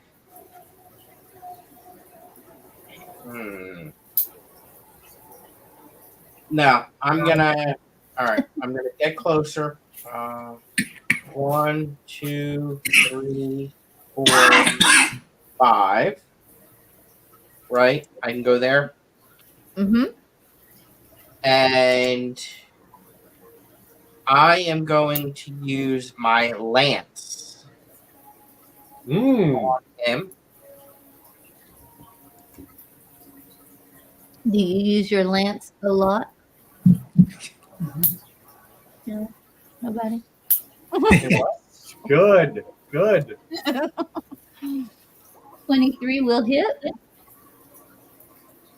And I'm blessed, so I also get a 1d6, right? 4. 1d4. 1d4. All right. Which is right there. Oh. Huh? And then I'm going to use my action surge for an additional attack. And I'm going to do the same thing again. Oh, he was a ranger. Fighter Ranger. Oh, gotcha. Or the action surge. 16. It does hit. For 8 damage. And then how long does my blessed work? Is it like a time or just once? It's a minute. 1 per turn. One per turn. So action surge gives me an additional turn, right? But it doesn't give you an additional bless. No, Okay. but it does give you additional turn, but not additional blast. Okay. Well, I think the bless gets applied to everything, doesn't it? Yeah, bless stays on him, so he would get 1d4 For every every time he attack? does something. Yeah, but I thought that was to hit, not Oh, is it really? not damage. Yeah, Does anybody have it they can share? yeah, just Just the attack rolls or saves. the hit, not the damage. Bless is one of the best spells in the game. Okay. I'm going to Well, add then- my one. 8 piercing damage. All right. And that will be it. Okay. And that takes us to Guard C's dead. So Yard. We are back. Okay. to you. Go back, just I'm send going in. to kind of skedaddle down a little so I have a nice target through people. And I am going to release a bow or release an arrow. Let me get there. Okay. I hope you hear this bell because you're going to end up in hell.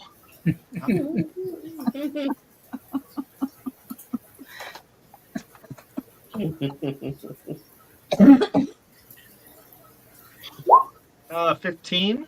A 15 does hit. All right. And I did an extra additional 1 point of damage. Okay. And that is enough to eliminate this fella. Yeah.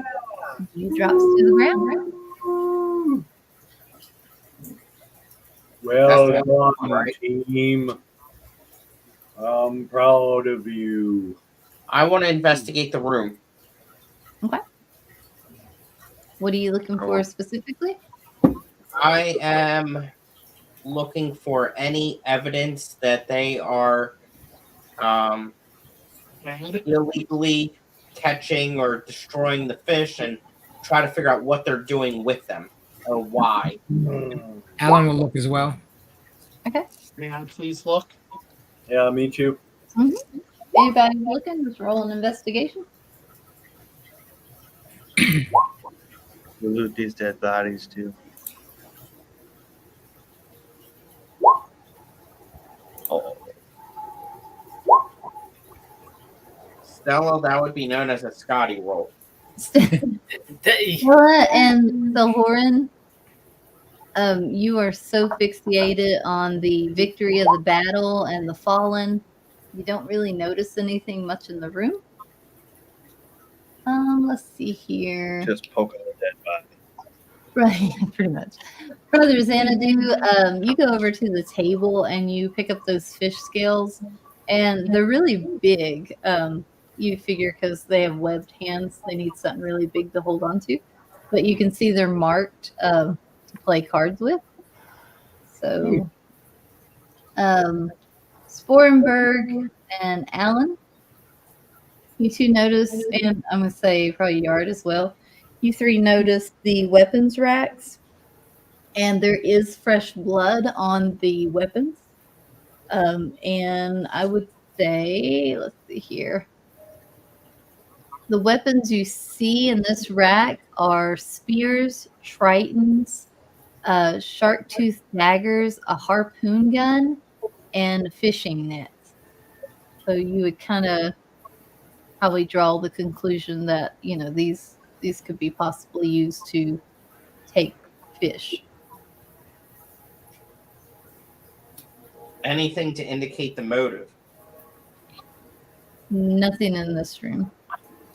It was just having a nice game of cards. I suggest that as we move forward into these underground lairs, we take all of the weapons that are on this rack designed to deal with fish and fish creatures. Even if we don't know how to use them, I think it's going to be useful to have them with us. Do you mind if I grab the net and harpoon? Please do. Please do. I mean, is that okay with you guys? I mean, if anybody else wants it, it's not a big deal. No, I think as long as we have access to them. So some of us might go out hunting and trapping and fishing on our own, but primarily all of these tools and resources are going to be collective defenses. So yeah, if you can grab that and everybody else can grab something else, yeah, I think it's good. Absolutely.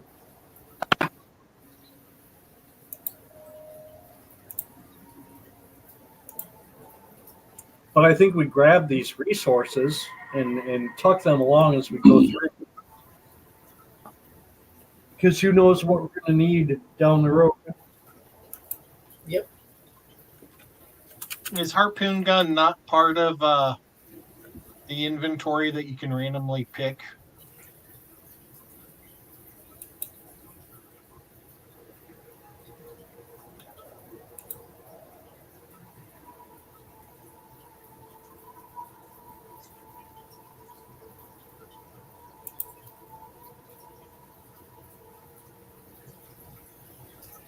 Yeah, I think we grab all that stuff and just keep it in our inventory until we need it, right?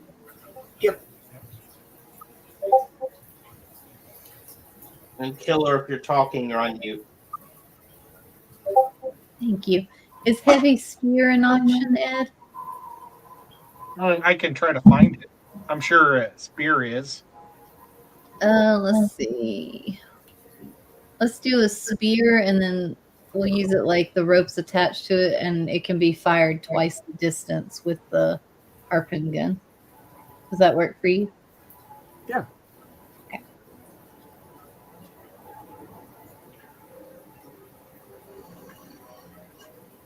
All right.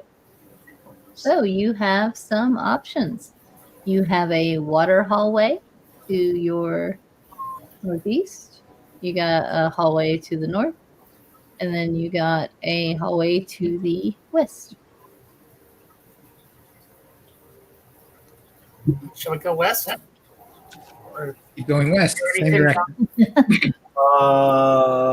West The west is good. can't go Sure. Absolutely. Why not? So with your mighty forever vision that you all have, you see 300 the feet. hallway splits, and there are two more sea kelp doors, or sea vine, seaweed. Maybe just go south. you want to keep going south? Yeah, let's stick to Okay. the bottom. Yeah, sure. Okay. All right. I'd like to listen at the hallway there. Okay. Are you going up to the door and listening? Okay. Yeah. All right. So you listen at this vine and sea kelp door, and you hear the sound of metal. Oh, I'm sorry. Roll me. Oh, you already did. Yeah, you hear the sound of metal whimpers or cries, and just water, like dripping and splashing. I think that is the missing girl. But cries? Mm-hmm. Yeah, we need to break in there. Yep, let's go. Okay. I'm gonna look in. Can I see anything through the vines? Let's see here. So you're gonna peek your head in first. Yep. Roll me a stealth check. And I'll go next to her and do the same thing. Okay. 16. There you go. Sporenberg. All right. So you two peek your head inside. Half of this chamber consists of a pool of water with a very large cage set inside of it. The other half is dry ground. In the pool, oh, well, I guess I can go ahead and reveal it.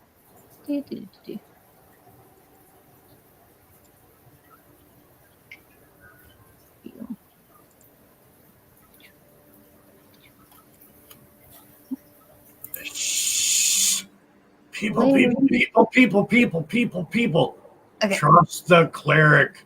People eaters. Just let's go in, let's look, but trust the cleric. I have a plan. In the pool, fish-like humanoids peer up at you with looks of fear and apprehension stamped in their faces. A large statue stands on one side of the door. What's next to the door? I'm sorry. A large statue. And that's what this thing is. Are they in the cage? The people, are they in the cage or Yes, in the water? The fish people are in the cage in the water. The fish people are in the cage. In the water. Hold Okay. on, I'll get you a fish people so you can see them. Fish And people in the cage. Nothing alive on land.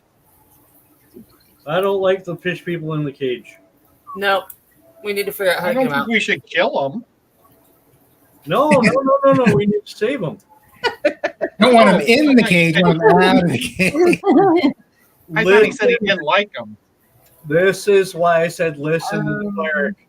Just Listen, but don't act. Okay. hold your action. Don't get crazy. I can Can I probably tell how try to- picking a lock. Is there a lock? There is a lock, but as you go towards the pool of water, you see rising up out of the water a sea-type monster, I guess you'd call him, creature. The Black And Lagoon you see on the other side a giant crab. Oh my god, I'm right next to it. type? Wait for you to show up. Crabs. It's okay. I guess we better roll initiative. Let me see if that's all you got. Hold on. Before you roll initiative, Second crab. Is it? let me give you. Oh, she blesses enough guidance. I'm going to give guidance to Scotty. It's a D4 on your D4, Scotty. D4 on your initiative roll. 1D4 plus on your initiative roll. I can't use the rest of you, but Scotty wants to go at it, so we're gonna help him. Thank you. Happy to help, brother. That's what I'm here for. All right. Now I gotta figure out the special way to do it. Here we go. We have to wait for new Yeah, initiative order. Got to roll initiative. Well, Let me clear these out. Hang on. value is- I got you natural 20. Nice. I don't know what I'm gonna do with it. There we go. So do And we then roll I now? add a 1d4 to that. You can roll now, Ed.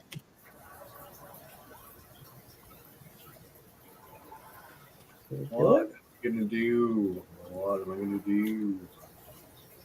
I got good initiative this time. Oh, our 16 didn't get in there. I'll be right back. Yard. You said you had a 16 yard? Yes. Sorry. No, you're fine. Ain't no big deal. I got a 17. Thank you. I already added my 1. All right, now let me roll my critters. So we got 2 crabs and a sea spawn. Sea spawn. No plus on initiative.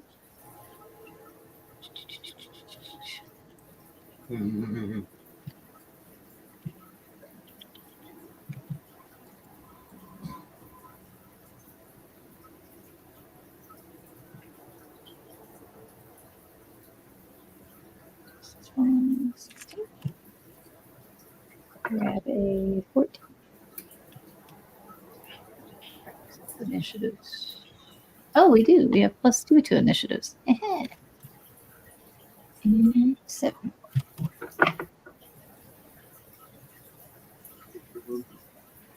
All righty.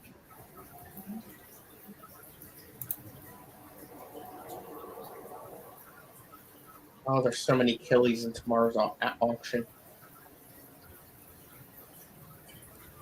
Is it killing you? It's gonna kill my WoW is what it's gonna do.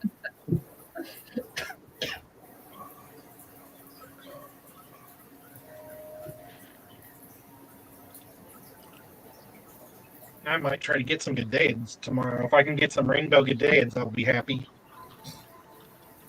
Yeah, I'd like to get Both them my again. females It's a while. died. I bought 2 pair and the females died before I got them home. Oh no. Yeah, I have that problem with my epistogrammus. The females keep on dying. Just the I females? bought them at a Yeah, Fish just the swap. females. The males are great, but the females die. I don't know why. Well, I should take that back. I have two groups. I have a pair, and the pair are both doing good. But I had a trio with a male and two females. I lost both of those females. Orange Flash. Huh. But the other ones both are doing well. Yeah, those Orange Flash females. I can't. I don't know. The males doing well, but the females just aren't. I don't know why.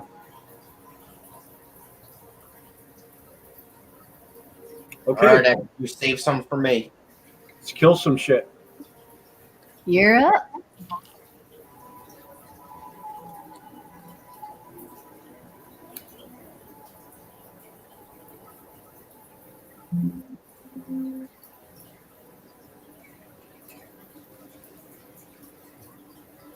Oh, you can go ahead, Sanity. Whatever you want to do.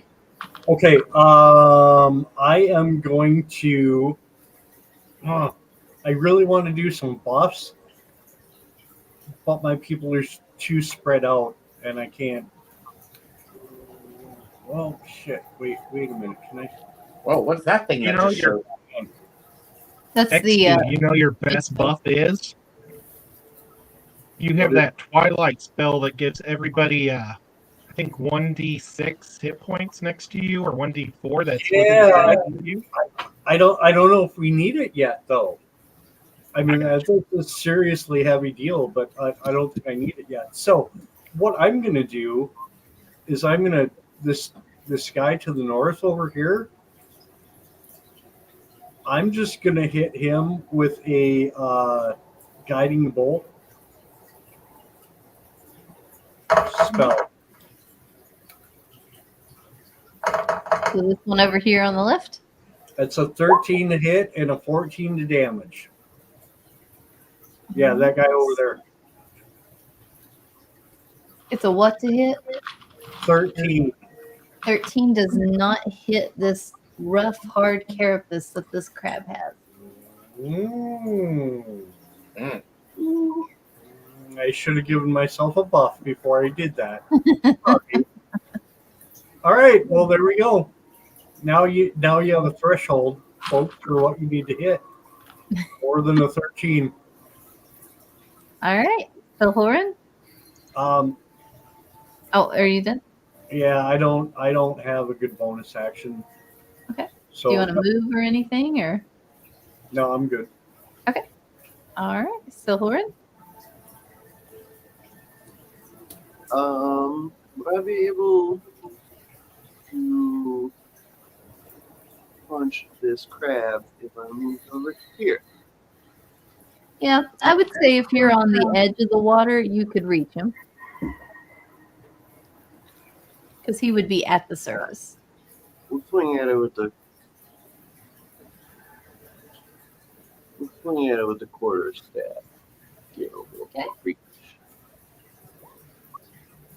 But 14?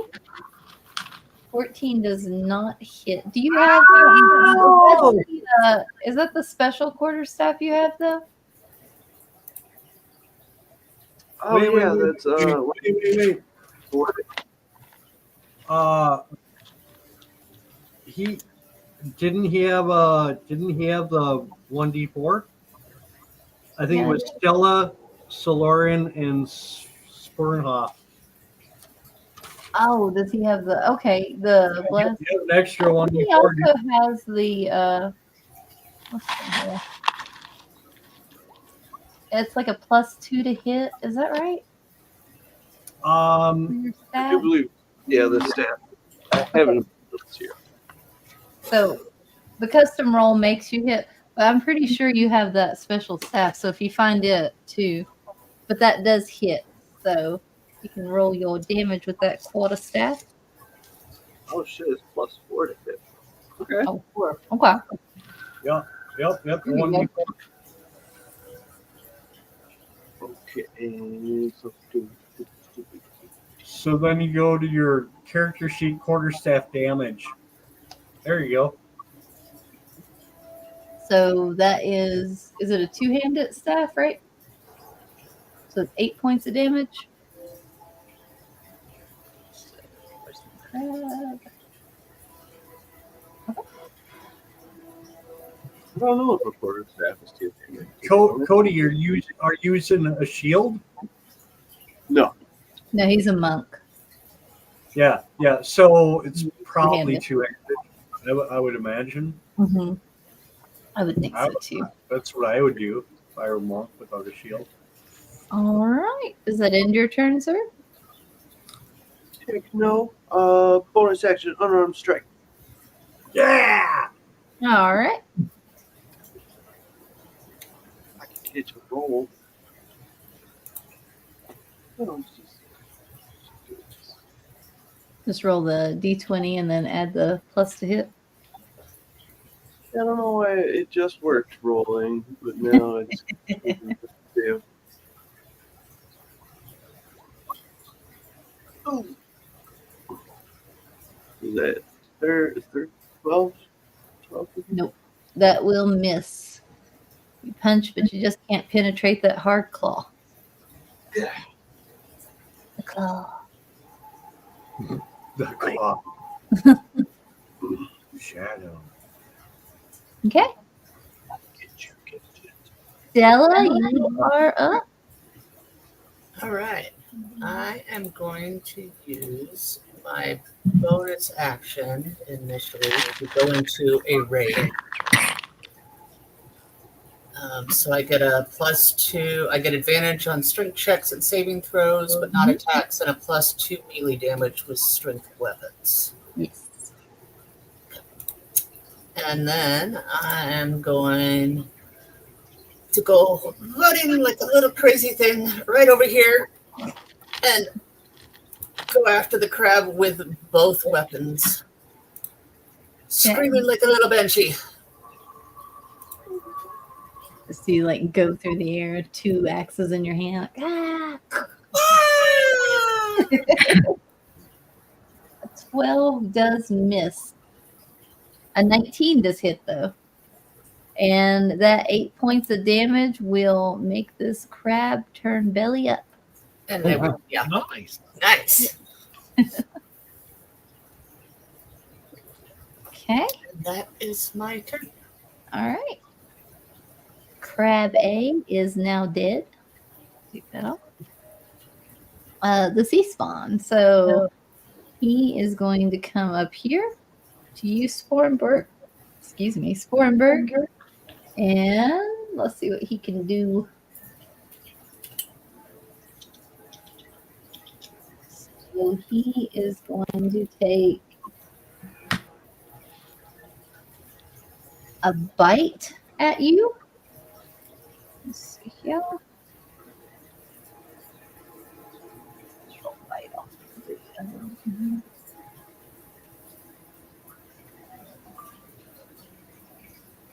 Okay, so I'm gonna do a bite attack. That is a 22. Holy crikeys. Okay. And that's a 1d4 plus 2. So that's going to be 4 points of damage on the bite. And then he's also going to do a tentacle attack to you. And that is a 15. That hits. 15 hit. And that's going to be 2. That's going to be 6 points of damage to you. Okay. And then he's going to smile smugly to himself, and it will be Yard's turn. Okay. Well, as he's smiling, I'm going to yell, I'm going to rain some pain on you. And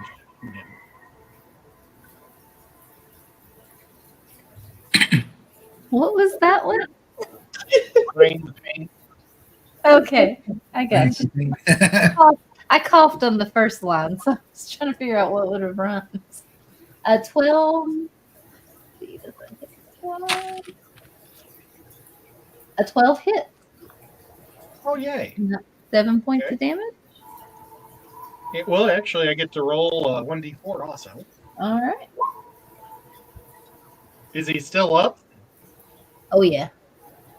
then I am going to use my surge Mhm. and get an extra attack. Is that Okay. an action surge? And I will shoot you in the tail or tail. I don't know. Is that right? No.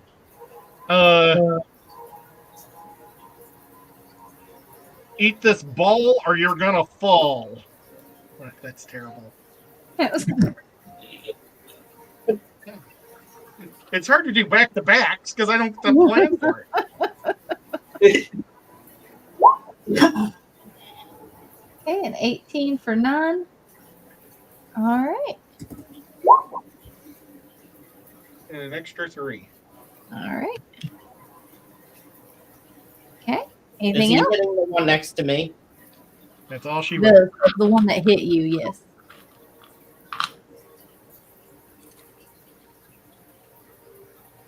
Okay. Anything else, Yard? Yep, that's all she wrote. That's all I can do. All right, Sporenberg, your turn. How's he looking? He's pretty wounded. Hmm. A little unsteady on his feet right now. Okay. Slow and steady. I wanna. How many times do I get to? I have Maker's Mark. Is that what it's called? Hunter's Mark. Maker's Mark is a drink. Yeah, whiskey? It is a very good drink, by the way. Yeah, indeed. um, Hunter's Mark is something different, but it's also very good. how many? I'm able to use it twice. Is that correct? Like overall? A Hunter's Mark is a bonus action, right? Yeah. So So you I can can. do it like now and then again later. It's a spell. Well, it'll stay on. It's a concentration, I believe. You can move it. Okay. Yeah. All right. I'm going to use that. Here. On which one? The one next to me. Okay. And here what it says.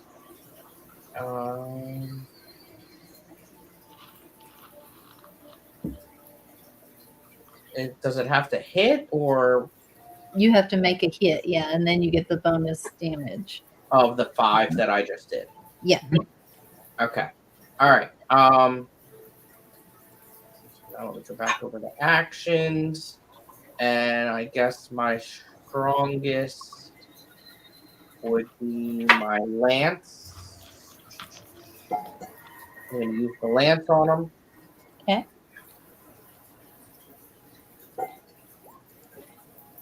$21 to hit. Yep, sure will. So Nice. 13 plus 5. Wow.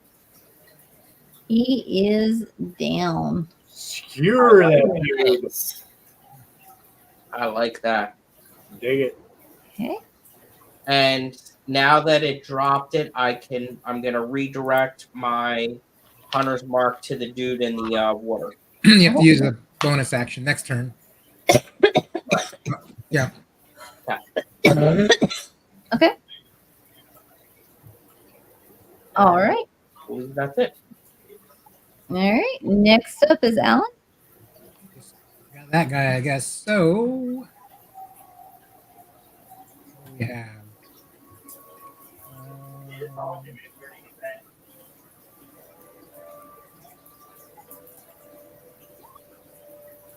Twenty to hit. Many will hit. My goodness, guys. 9 damage. 9 damage. I will keep away. That'll be my turn. Okay. All right. And my little crab. He's gonna crawl out here to Sporenberg. And we are going to attack with the claw. And that is going to be a 5 to hit. I assume that's not going to. That misses. Yep. And that will be all the crab. Oh no, it has 2 claws. Sorry. We're gonna do a second attack with the other claw. And that is going to be an 11 to hit. That's my armor class. Oh, that hits then. And, Ooh, Scotty, I need to give you some boosts. and that is going to be 7 points of damage. Okay. And I need you to give me, let's see here.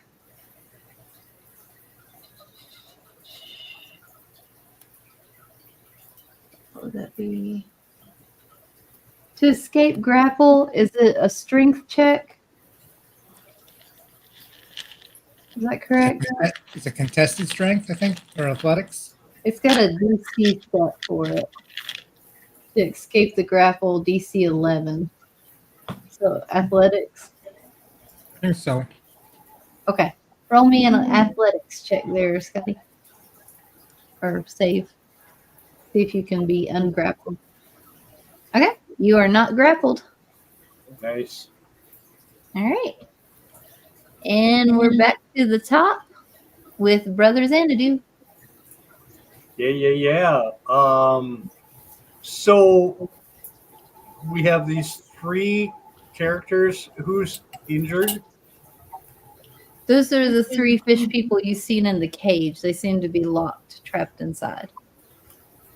Oh, are do we think they're prisoners? Like, They seem very apprehensive and scared of you. okay. They do not seem aggressive. Do I see a door? to There the is a cage? door under the water, and it has a lock on it. Okay, I'm gonna go up to the. I'm gonna stay above the water because I can't breathe below water. I'm gonna stay above the water. I'm gonna go up to the cage. I'm gonna say, so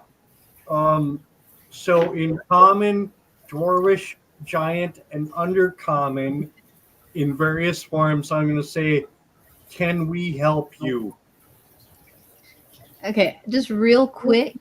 A creature can hold its breath. This is you all. You all can hold your breath for a number of minutes equal to 1 plus your Constitution modifier.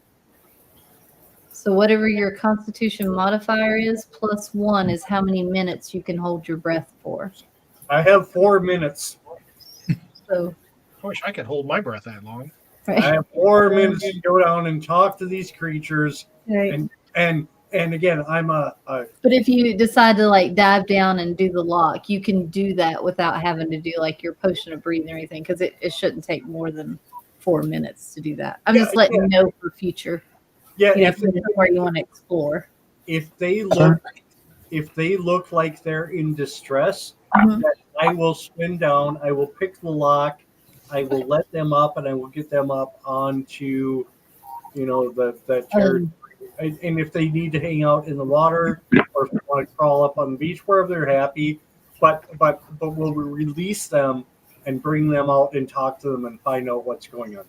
Now, just throwing this out there, I am amphibious. So if that helps in any way, like after we kill the crab that's next to me, I can help if need be. Good point. I will say though, since you've already talked to them, Xanadu, they do speak back to you in common.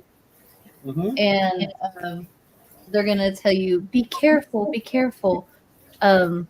They tell us horrible creatures live here.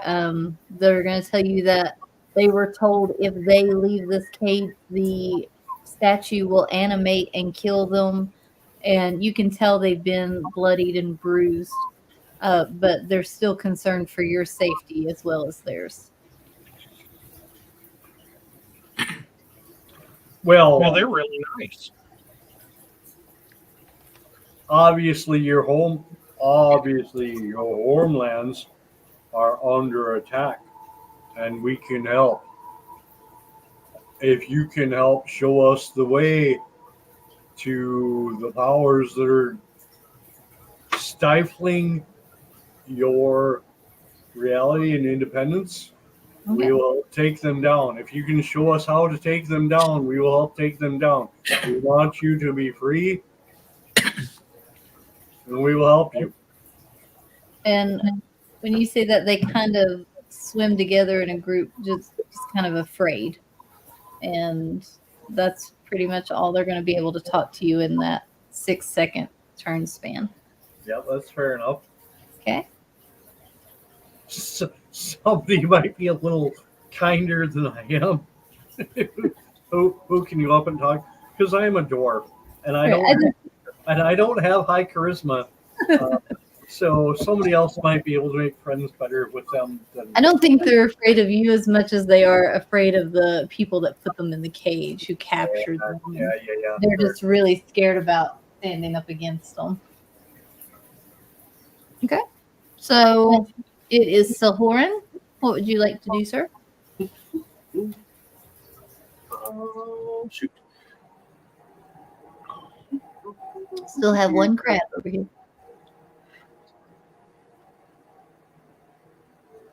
Going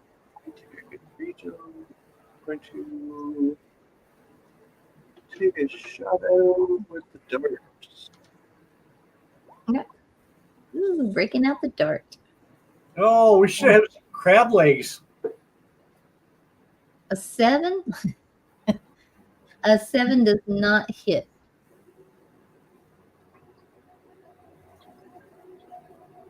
Just gonna closer.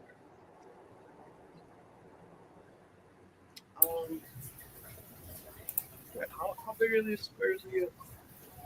5 feet. And Somebody, to move on a diagonal is 10. somebody just kill that thing and let's have a crab roast and meet our new friends. You should still be able to get there, Silhoran. Yeah, I was counting. Bonus action.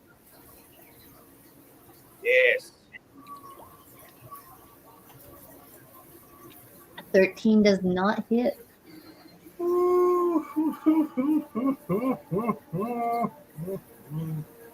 Hard to crack a crab. Dangerous too.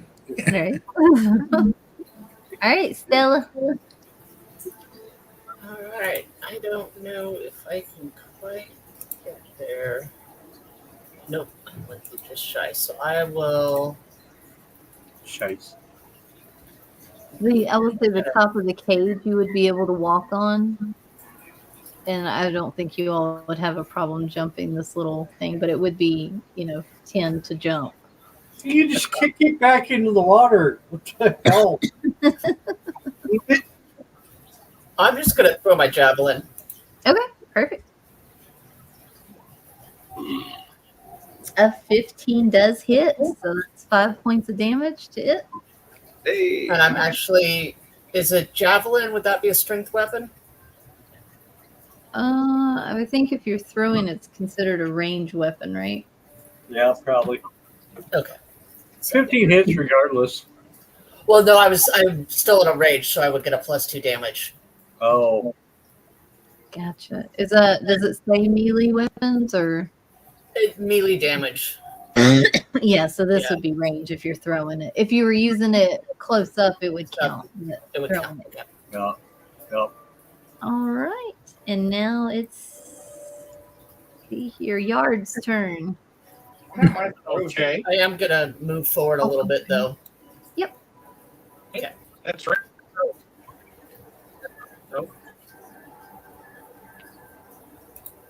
Good angle to shoot through some people. Okay. Hey, you guys- crab. I can hear you. Okay. My camera first. I just want to make sure I'm still here. Okay, I'm going to yell at the crab. Hey, crab, you lack back. And then Oh shoot. my gosh! The crabs got back. It's not baby, is it? No. A 21 will hit. You roll your extra. Oh, I rolled a good extra. That will kill it. Oish.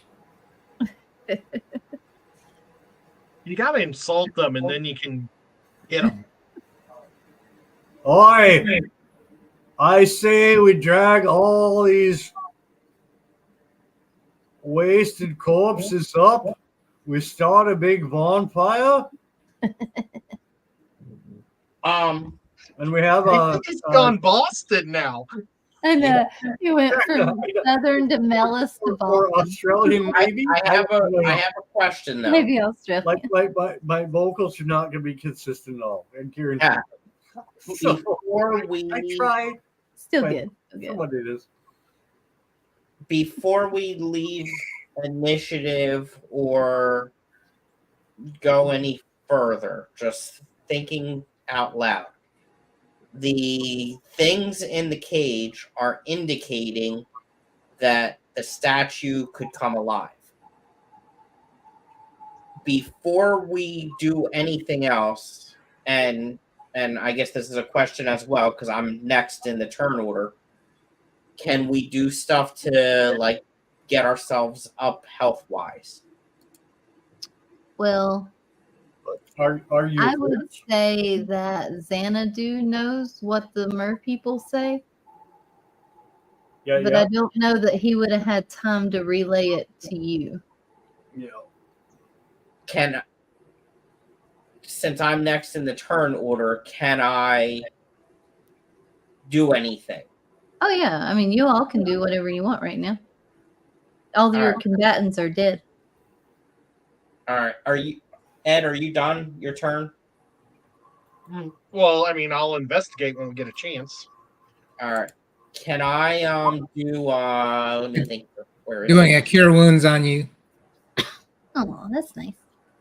That So works. Alan gave you 6 points of healing. And Sporenberg. 6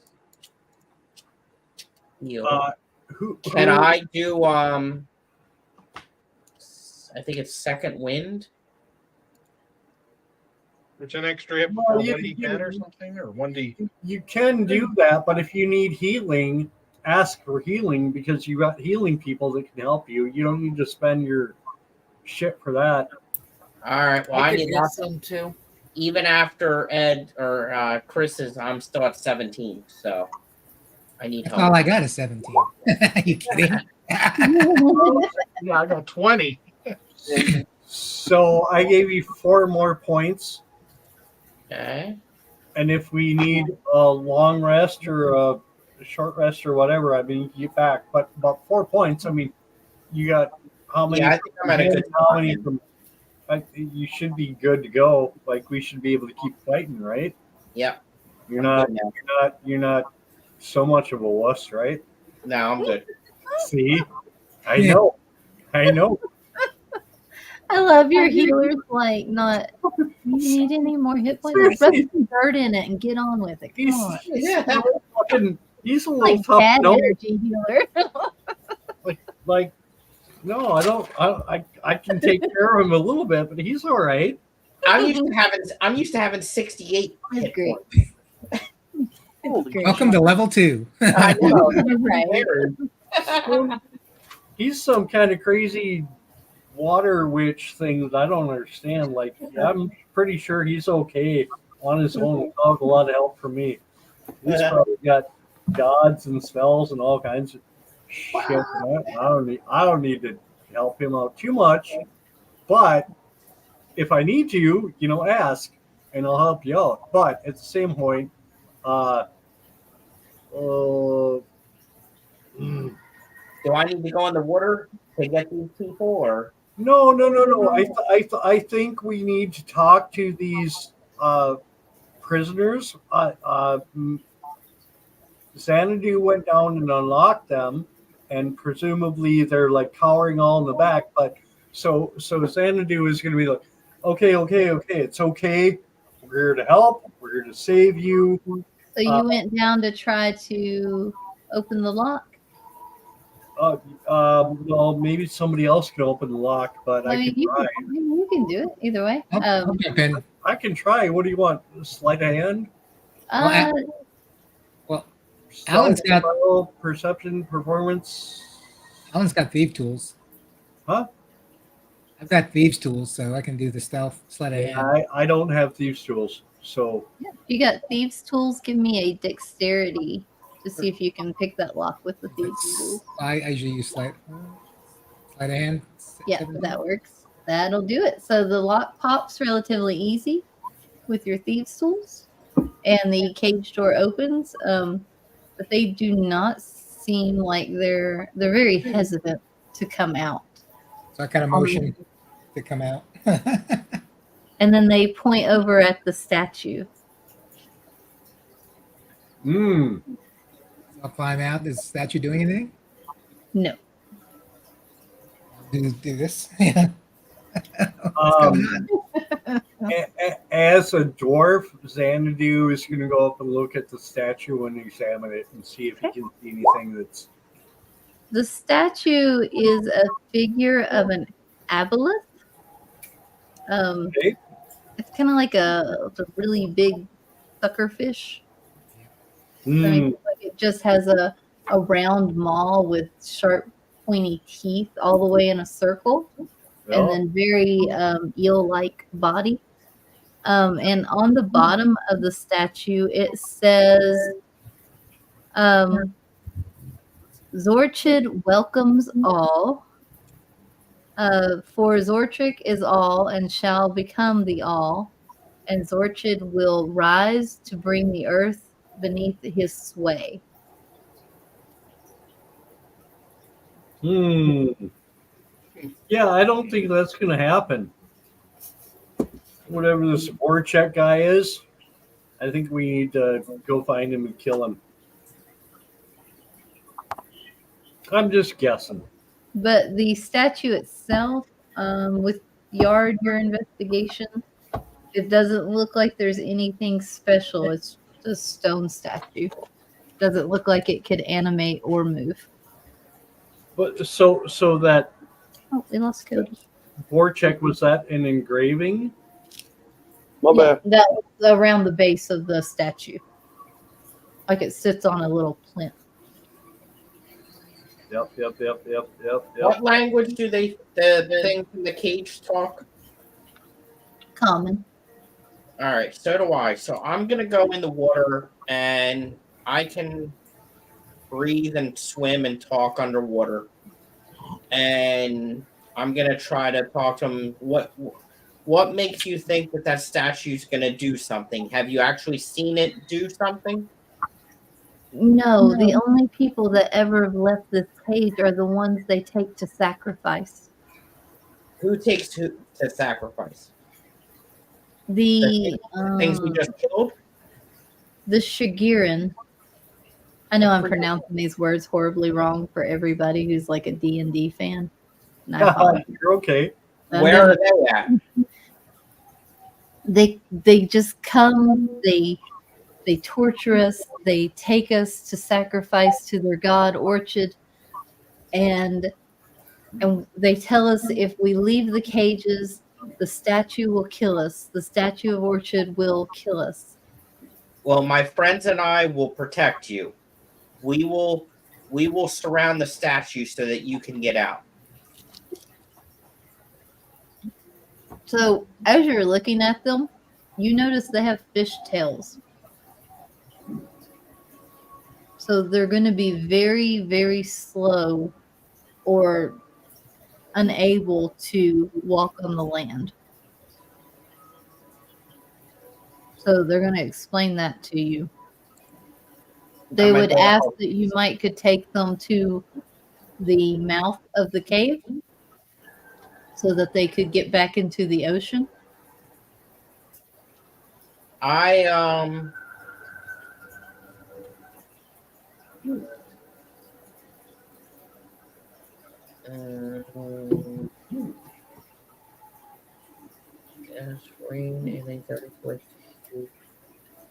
How far is that from here? That would be the starting point. The way they're describing, that would have been that pool of water that you'd fell into. With the leeches. So that's more than like 30 feet from us. Yeah, we'll just have to carry him. Yeah, I mean, you don't have to count feet. Fireman carry. Yeah. Sorta. Mhm. All right. So I'm going to ask them. So there's 6 of us. If 3 of us carry you and 3 of us protect you from the statue, will you come out? They look at each other and they nod in agreement. All right. Who wants to do what? Well, I'm a little small, so I will be protecting. I pull out my axes and go, let's go.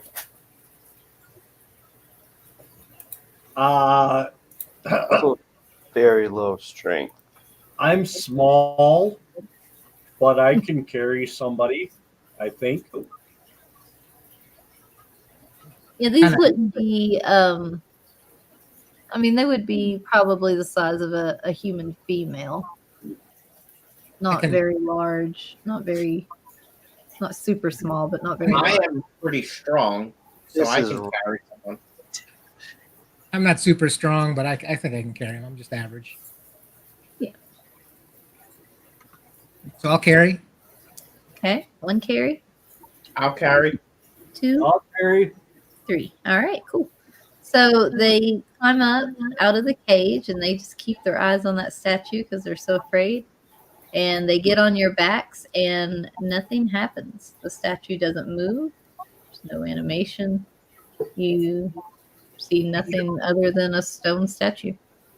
Should we smash that statue? I think we just get out of here. Yeah, that's what I'm thinking. Okay. So you want to go back to the beginning? Yep. Yeah. With them? All right. So All right. go ahead and move them so we don't have to worry about that.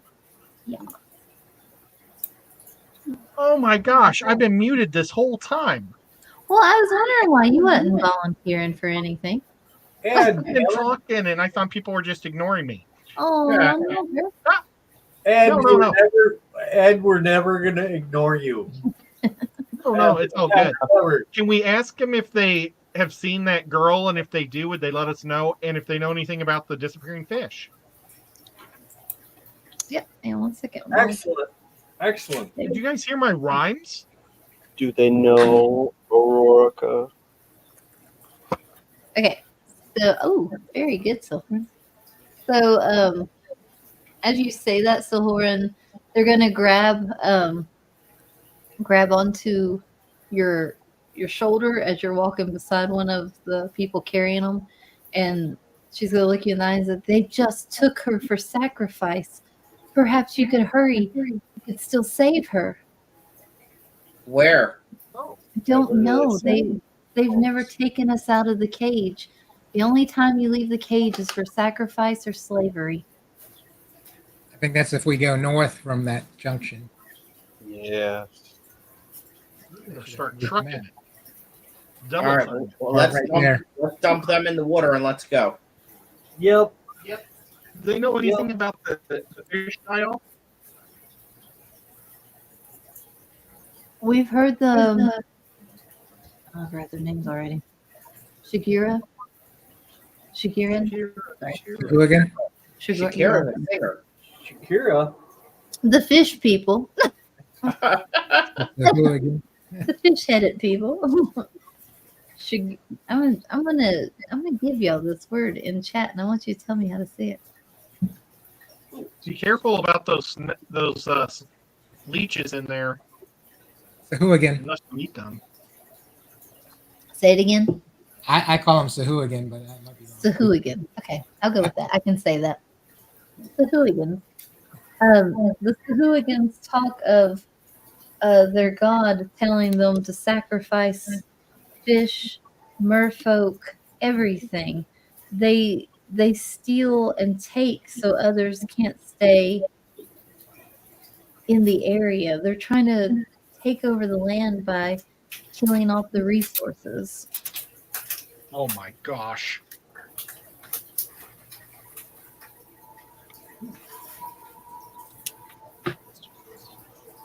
So In my opinion, we cannot abide this behavior. We need to protect our realms. We need to protect our people. We need to stand fast as humanoids. And we cannot allow these interlopers. and she's gonna look at you and tell you, I did hear them say it would be at sunset when they sacrifice. It's always at sunset. So that does give you evening. It's probably an hour, maybe 2 hours. So you got a little bit of time to try to figure out where she's at. I think we go west from that junction. Where can she point us in the right direction where they're at? She doesn't know. She was put in the cage. All of them were put in the cage together, and they were never taken or seen anybody where it was they were taken. Who are her other contacts outside of the prison who might know? She wouldn't have any. The only way they leave the cage is sacrifice or slavery. Who do we know who's got contacts within the local constabulary or whatever who might know, or who has contacts who might know where they're at? I think we just need to keep looking down the tunnels. We got another tunnel to go down. Yeah. We got an hour to They find might them. come Right? together. Yep. Okay. You better start trucking. Yeah, no long rests. So they're going to jump in the water, and they're going to eat the leashes. That's going to be the first thing we see. And after they get their little snack in, they're going to swim down, and then they are gone. Okay. Good riddance. All right, let's go, They guys. thank you, of course. I hope they remember us. Run north this time? I think Yeah, you got a north tunnel. well, there is that passage to the west. Yep. But we can go either way, north or west. I'd say we go west. West. West. Okay. Back over to here. Yep. I'll listen at the door again. There. Hey, there's Okay, also good. a north. All right. Second north.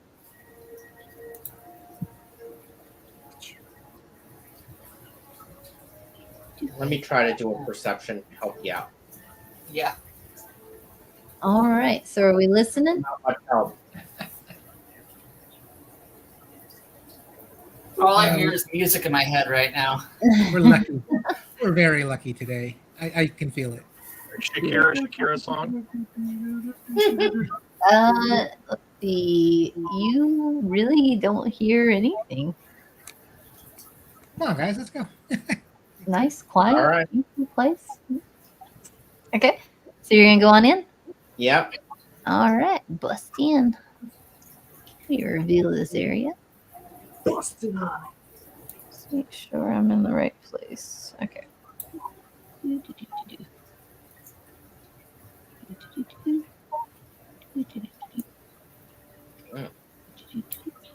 Did we lose a person? Cody Cody's was there. off roll 20 there for a little bit, but I think he came back, didn't he? I Yeah. only see 5 tokens. Oh, I'm here. here. He's got little legs, okay? Just a little guy. What is this, the kitchen or a workroom? Okay, so this room contains several workbenches, anvils, braziers, full of glowing coals, quenching barrels, and various other implements of smithy. Several weapon racks in the room, and an old variety of arms and armor. You see 2 of the Shahuligan. Did I say it right? Shahuligan? And they are supervising 2 merfolk male who are working with the smithy weapon or smithy tools to create the weapons. And if you give me a second, I will throw them on. So put one there.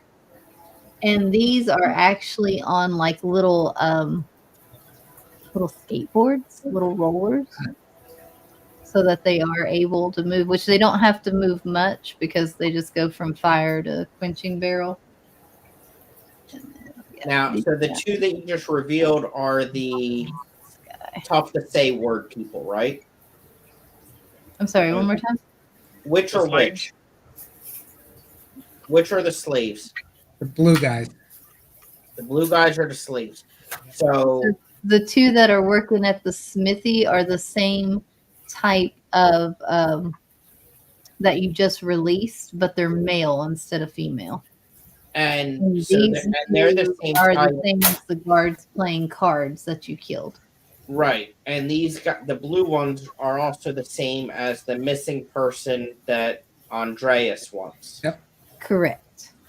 I think we just need to not beat around the bush and kill the green ones. Can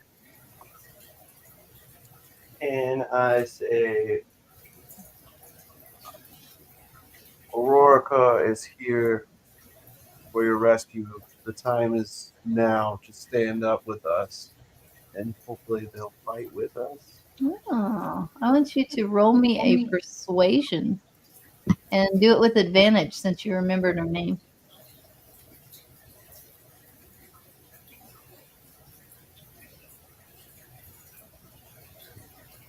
We lost X2.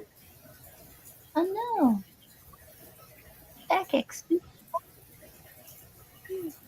Roll it one more I've time. seen back there. Sorry, X.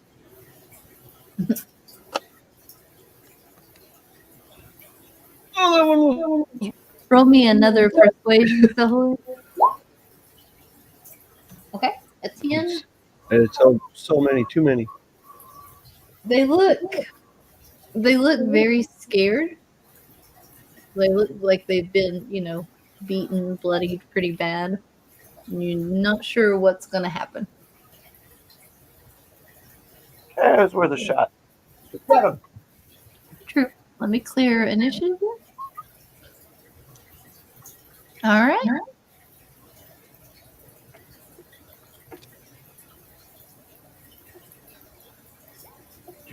Okay.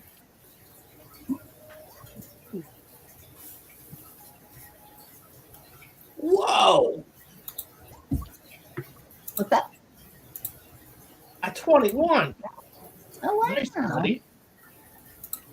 Yeah, use it in initiative. I'm too far away to do much, but I thought I was doing good when I rolled a 20.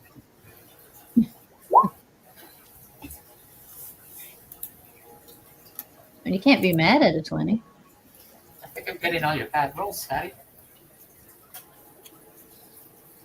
All right. I should have been an amphibian a long time ago. So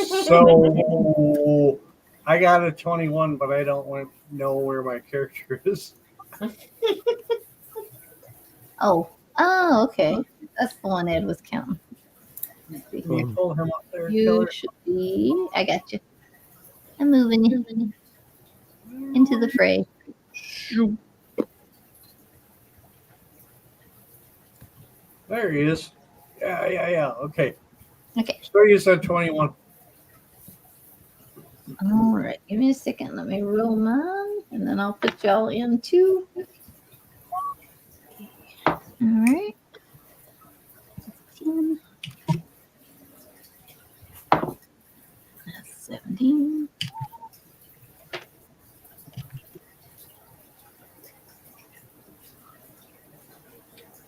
Five.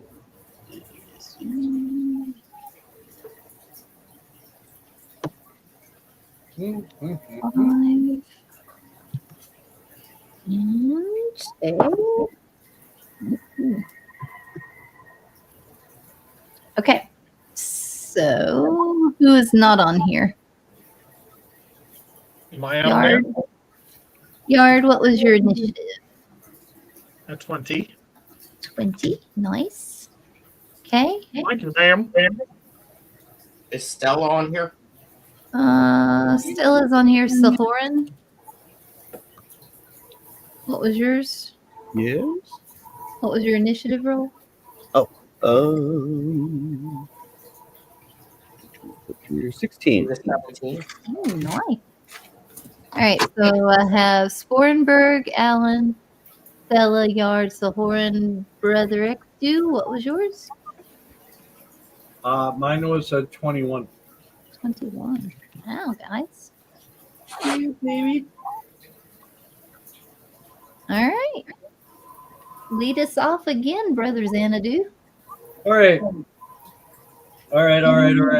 What's going on? Did you hear? Huh? Were you offline when I was explaining what was going on? Or I think so. Okay. So I'm going to cast Bless, which is I'm giving that Scotty, Ed, and Kalish. Scotty, Ed, and Kalish. Scotty, Ed, and Kalish. So that's a D4 on a saving throw. And on attack rolls. Huh? And that's actually an action. So I'm gonna boost these guys up, and I'm gonna move over here, off to the side.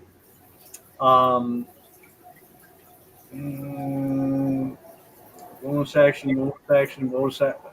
Yeah, that's all I've got. That's my turn. all right, Sporenberg, you are up next. Thank you, X2. And how far can I go? I don't know what's your movement speed. 2, 25. So that would be 5, Definitely. 10, 15. This is why we need Whip, the stalker of people's character sheets. I know. Right here, I think. Right? Yes, I Okay. think so. 5, 10. So that means he's 15 away from me. I am first going to do not the drink, but the spell. Hunter's Mark. On this fella? The one the one closest to me. Oh. Yes. Sorry. Yep. Okay. So that one? Yep, that one. Okay. All right, got the red dot. All right.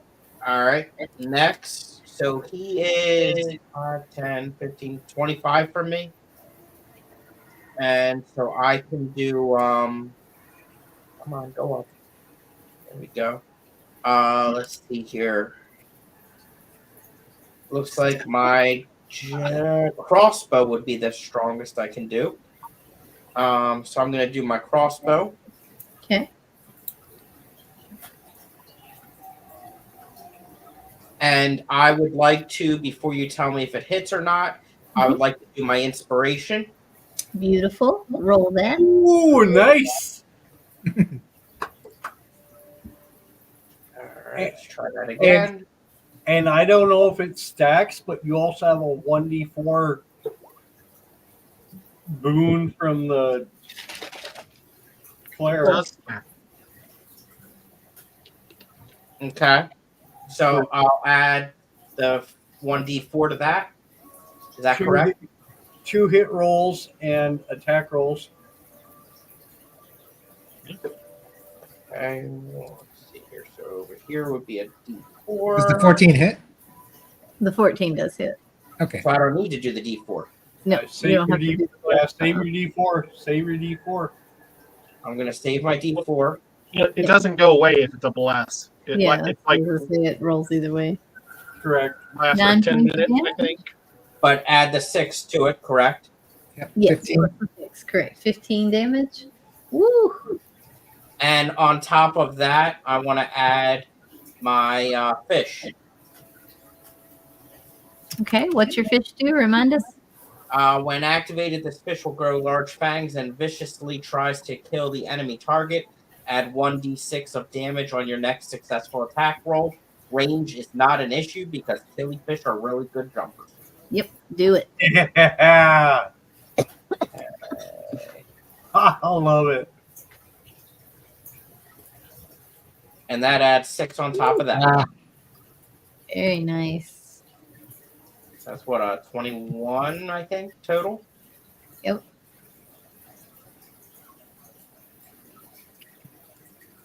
And Since you used your fish, I'm going to say, because he's got 1 hit point left, I'm going to say as your fish is getting ready to disappear, he does one more little bite and takes a little half a nibble.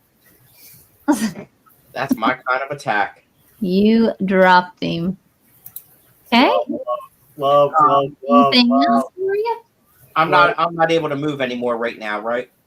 Yeah, if you've already used your movement speed, that would be it. Yeah, no, that's it. All right, Yard. Well done, Scotty. Okay. Oh yeah, dude. Gonna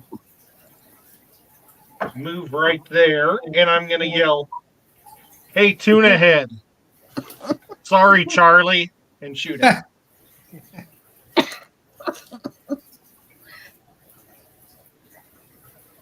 Okay, and I also get 1d4. Okay.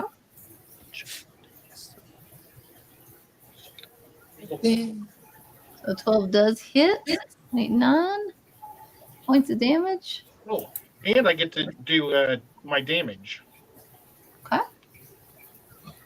For my bonus. 3 extra damage with the magic too.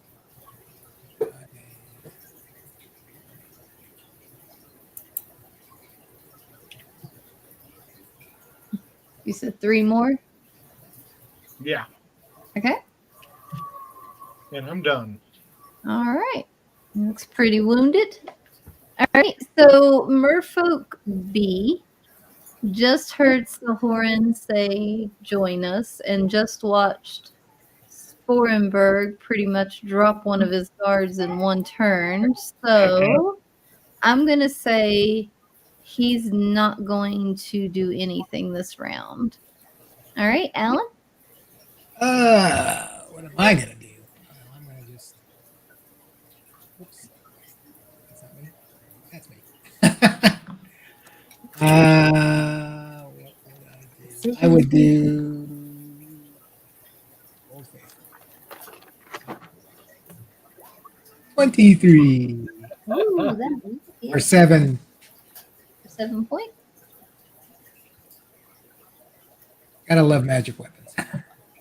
He's looking rough. And that's my turn. Okay. It is now the guard's turn. Let's see here.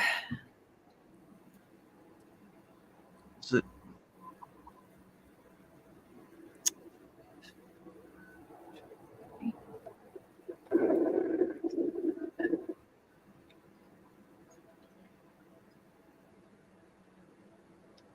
He is going to go over to this merfolk that didn't act.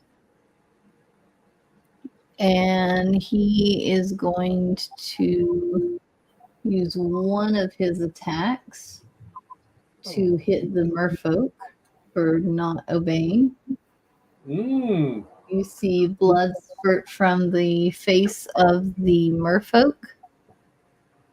Then he's going to take his rest of his movement to Sporenberg. And he's going to come at you with a, let's see here. Let's do a, Wait, they're I'll wrathful. do the bite attack.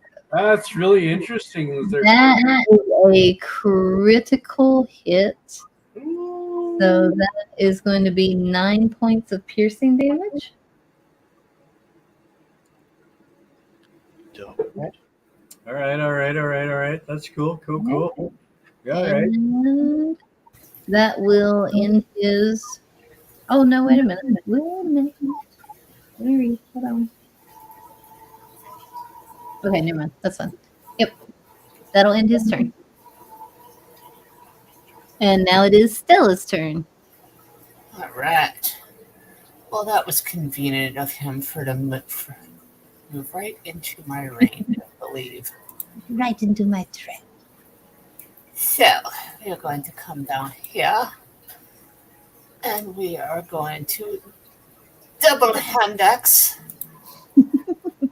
Yeah. I like it. There we go. That will hit, and that will take him down. You don't even have to bloody your second axe. Excellent. Nice. That'll teach you to hit my friends. Okay. And you are, as far as you know, out of combat. The one merfolk has gone over to try to assist the other one that is bleeding.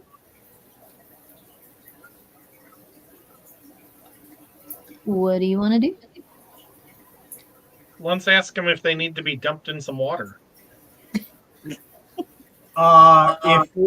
If we're out of combat, Mhm. and I feel like these people are our friends, I'm gonna move down in the middle, and I'm going to instigate for the first time ever a channel divinity feature that I have called Twilight Sanctuary. Oh, Shit. can you share? How do I cast this?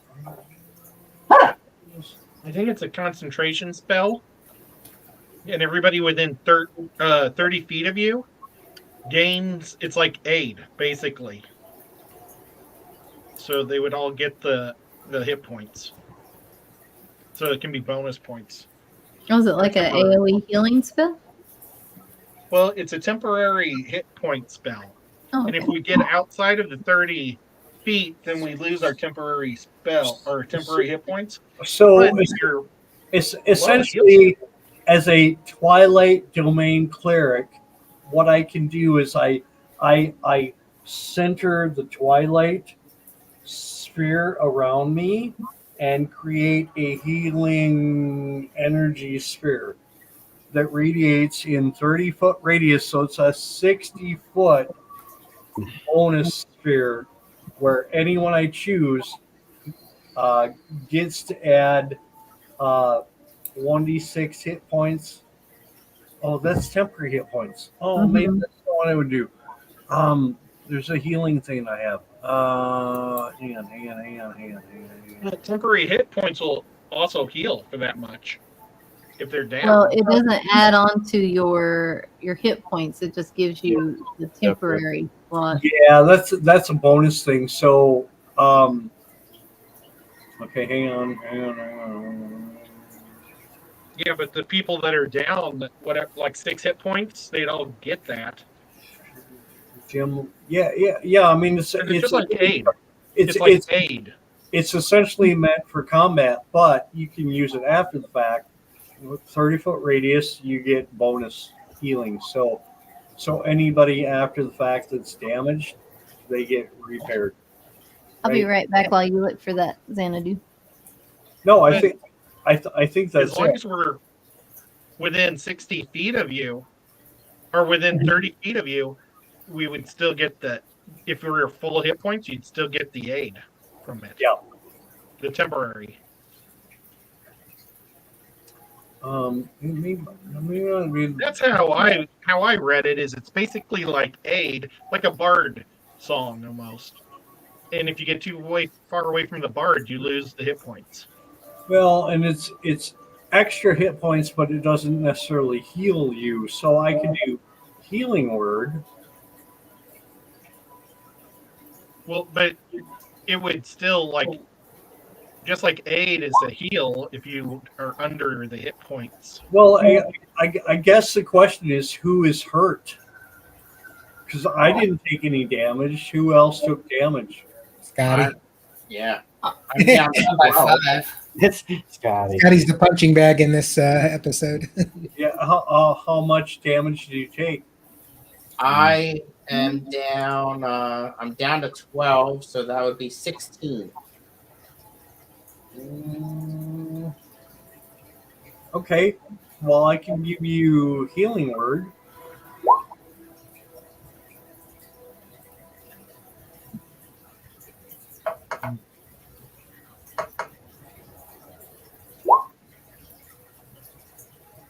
So that's 5 points of damage on healing word.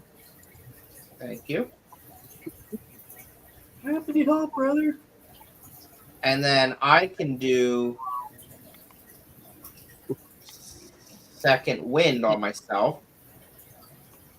Just couldn't walk over, pat you on the back. 1d10 plus 2. Let's see here. D10.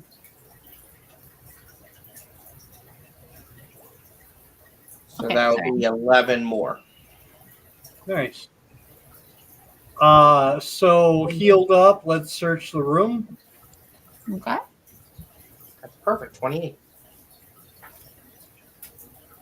Yeah, we got a truck, so I'm out of spell slots, by the way. So Should we talk to the peeps in here and ask if they know where whoever we're looking for is or anything? are there peeps in here? The blue things. The two merfolk.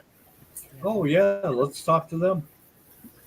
We just saved their asses, so they should help us, right? Yeah. And maybe they know where the missing person is. Aurora. Yeah, do it. Hello, my friends. Are you okay now that we have saved you?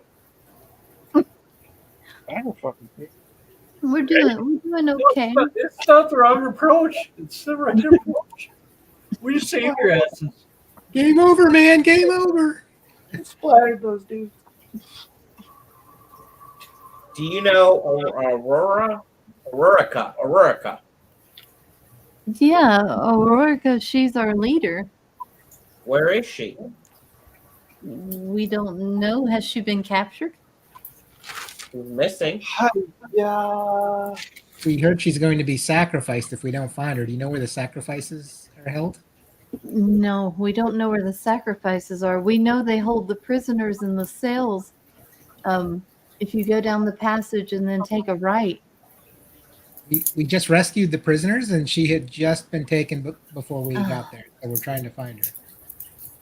No, we don't know where they take them to be sacrificed.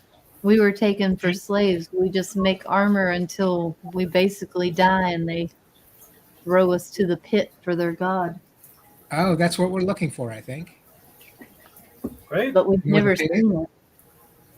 So I think we can take you to the exit and then turn north because we haven't gone north yet. I think that's the one area we haven't been, right? All right, let's go. Yep. A whole bunch of more. All right. Let's So you're gonna ask these carry guys if they can they wheel themselves to the shore? Because they're on wheels.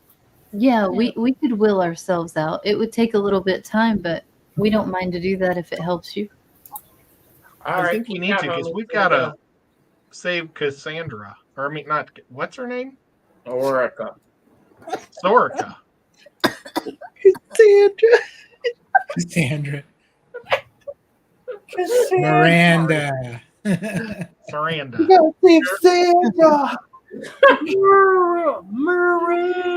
Linda? All right. Simply Firefly, like Whips should be here. I know. Miranda. All right, here we go. All We're right. going north. Yeah. I did roll a 18. I was looking around to see if there was anything worth picking up in here. Oh, I'm sorry. Let's see here. So you have several weapons racks.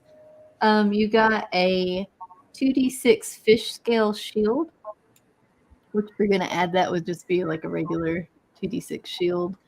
Some more spears, harpoons. It says the harpoons function like heavy crossbows. There's a giant clam shield. There's some daggers. There is a sword made out of a swordfish nose. There's a breastplate made from fish bones, 1d4, and there is a octopus tentacle that can be used as a whip. Whip. D4 whip. Give the whip to whip. I want the whip. And It's a whip for sure. and you also find yard and ink bomb. So when you throw and it detonates, the ink bomb releases a 15-foot diameter cloud of squid ink that causes that area to be heavily obscured for 3 rounds, which basically metagame would mean that they would have disadvantage on attacks. Yep. Anybody inside the cloud would have disadvantage on attacks. I guess I'll just grab that too. I'll grab that and the sword, and then I'll grab, I guess, the whip for Scotty and bring it to him. Did anybody else I hear have the anything whip. that they needed? Like, what about the clamshell shield? Do we have any shield users? You got a 2d6 fish scale shield, and you got a 1d4 clamshell shield.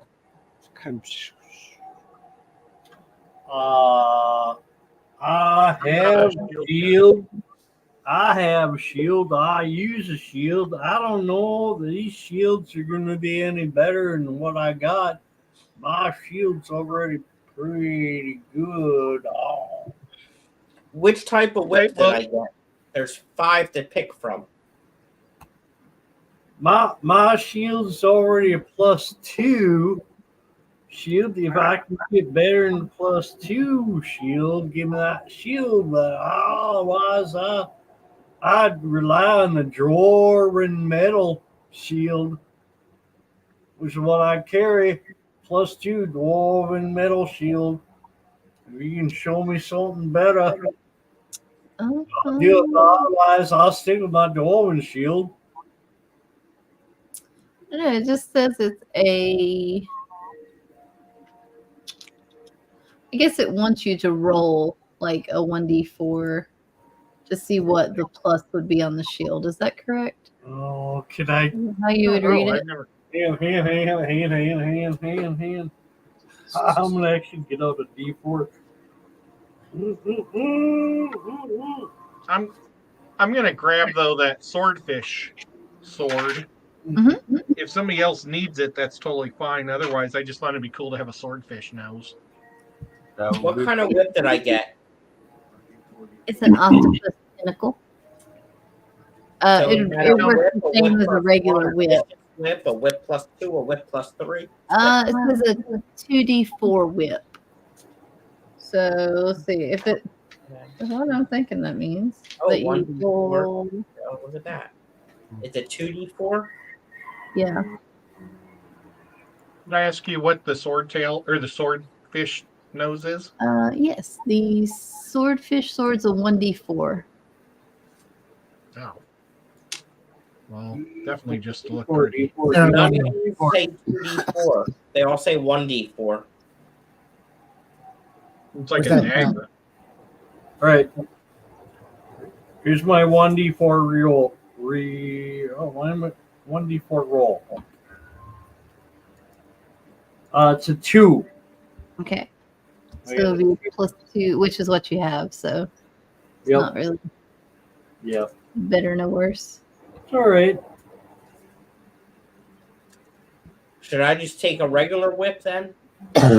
Yeah, just take a regular whip and then you can rename it Octopus Tentacle Whip or Octopus Whip, however you want to do it. Maybe it might hold the things better with the little suction cups. I was gonna say I will give you advantage on it if you try to like grab something and pull it. Nothing too heavy, of course, but if you're trying to like latch onto something and pull it, I'll let you have advantage on it for grabbing Whip it. like a lasso one. Right. Tentacle whip. So which way are we going? North. North. Northwood. Let me reveal north. There we go. I've never added something like that before. Yeah, what's if you coming go in handy? north, You see down on the left, there's a little passageway.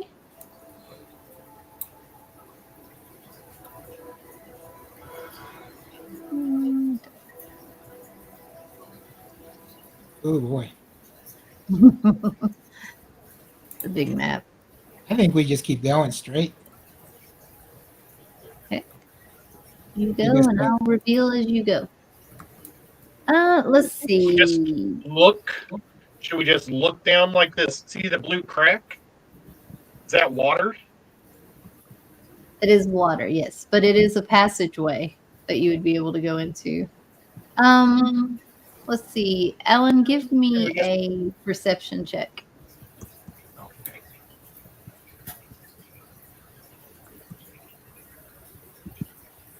And would I be able to see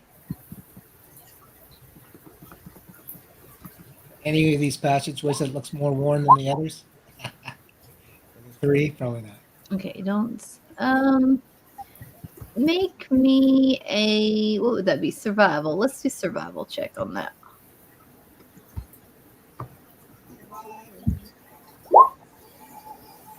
Ooh, a 20. So you're looking for like Wherever people most likely go, like where all the traffic is, or anything heavy moved, Most worn footpath. most worn path. Yeah, so I'm gonna say you notice drag marks going down this way. Okay. Then we should go down this way.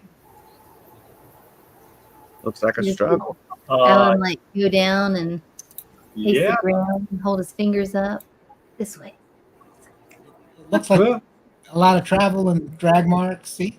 Yep. That's really smart. Very good. All right. Reveal some more. Make another check, I guess. It was a good instinct. Let's see here. I'm a coming. So Keep ground, yeah. the drag marks continue straight, but there's footprints that go this way. So it's kind of like an equal, but usually you just see like a set of foot, but the actual drag marks go this way. Let's follow the drag marks, I think. Okay. Yep. All right. So give me a second. Let me set this up. One moment, please. Setting something up. No.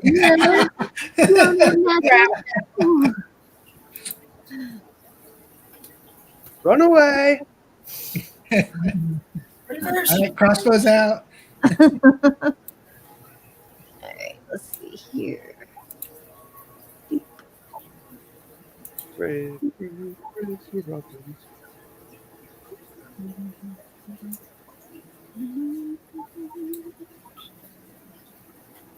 Find her.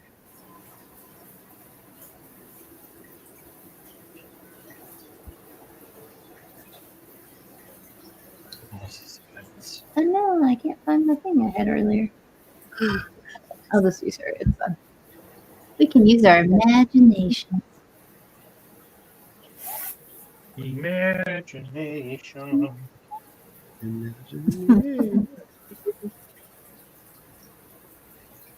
Okay.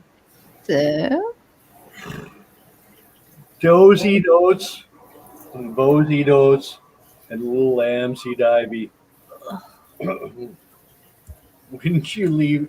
Wouldn't you need Ivy? Wouldn't you? So let me read this to you. Whoa. Dozy dotes and bozy dotes. The ceiling of this massive chamber is covered by an array of multicolored, sparkling crystals of various sizes that saturate the room with a rainbow-like glow. A multitude of decaying corpses float in ankle-deep water. Across the way is a smooth, dark purple obsidian altar in the form of a monstrous creature, similar to that statue you had seen earlier of the in the chamber with the cage. Sounds in this chamber seem to be amplified by the strange crystals in the ceiling, and the smell of rotting flesh fills the air. And what you're seeing is a shahooligan Shenanigans. priestess, a shenanigan priestess, and several acolytes in the middle of performing a ceremony of sacrifice. You see a merfolk woman tied up. She seems to be more ornated decor as far as like shells and things on her clothing. And they have her tied down to an altar. That's her. Let's go get her. Let's kill him. Get him. Yep. Do we get an opportunity of attack, or do we need to roll initiative? We will need to roll initiative because the room is so set for sound. As soon as you enter, the footsteps would echo because of the water on the floor. Should we get closer first? On a rough examination, how many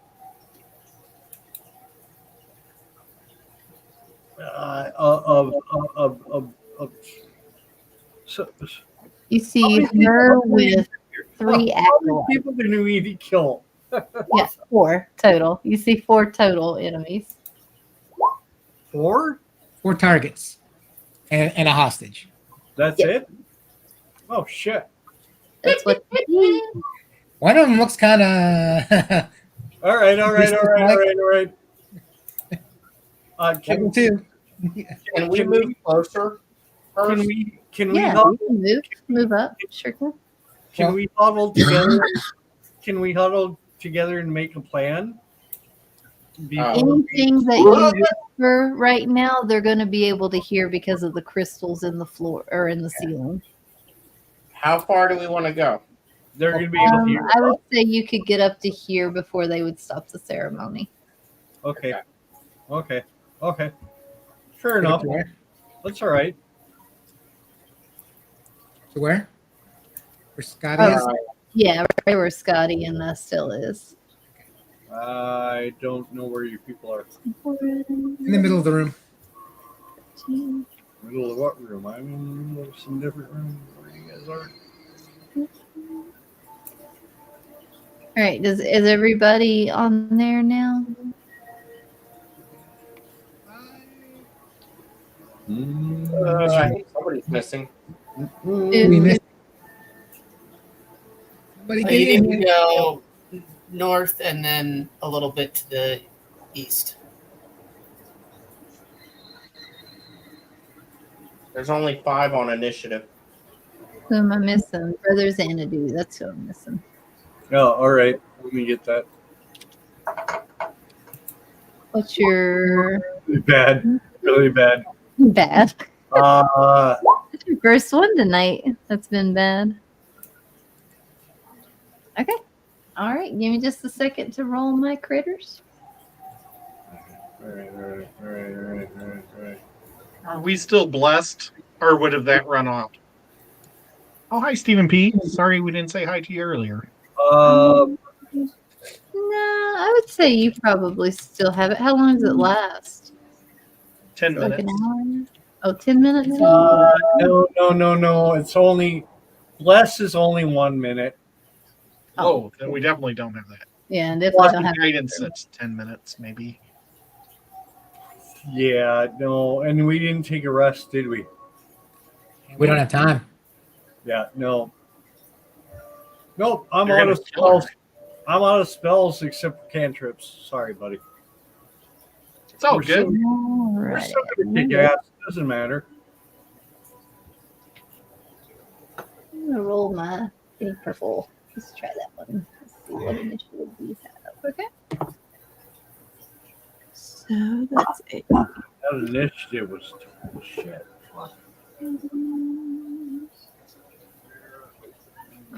Okay.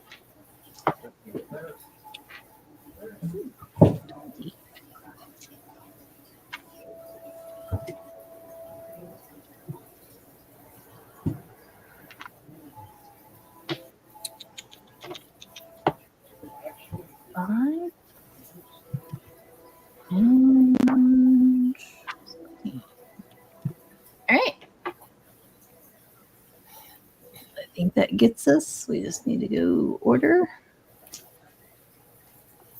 And, ooh. I say Stella's going to go before the priestess because she's not Dexy.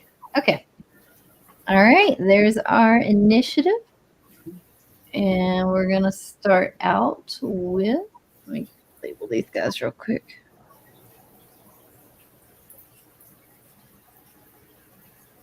And these are the acolytes that was helping in the ceremony.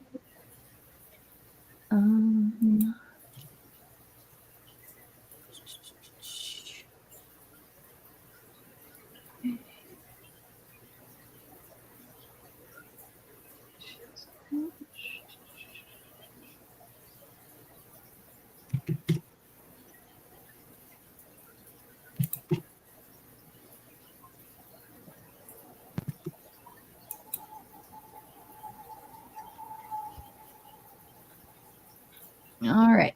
Okay. So guard 3. That is 30 feet. Oh yeah. So I'm gonna roll a d4. 1 Stella, 2 is Sorenberg, Sahoran, and then 4 is Alan. And that is a 1 coming for you, Stella. And we're going to do 2 attacks. We're going to do a bite. That is a critical for 4, 5, 6, 7 damage. And then we're going to do a claw, which is a 5, and I assume that don't hit? Nope. Okay. So 7 points of damage. And next is the top guard. The top guard's going to come down and fill the hole there, and it's going to do a spear attack on you, Alan. No. Sorry, 17. Oh, that hits. So I don't know why it gave me a 3 and a 7. 7's probably the critical, unless it's a two-handed versus one-handed. No, it's just a spear. So you said 3? Yeah, let's do the 3 damage because I don't really understand why it's the other way. Okay, so 3 damage to you for that. Okay. And then he's going to hold position there to guard the merfolk. Actually, he's going to go over here. All right. And Stella. Right. Well, I guess that I am going to hit this guy back. 2 hand axe attacks.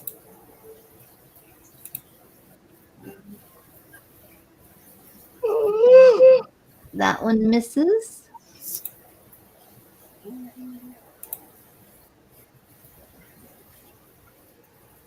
That should hit. That one hits. So 3 points of damage. All right. Anything else? No, that'll be it. All right. So let's do.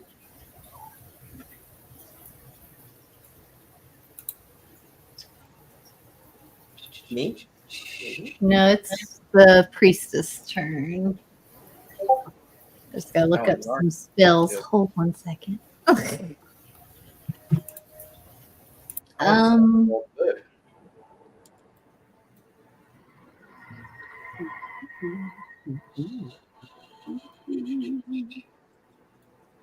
I need. Let's see. I need you, Sporenberg, to roll me a wisdom saving throw as you feel your mind and body starting to stiffen.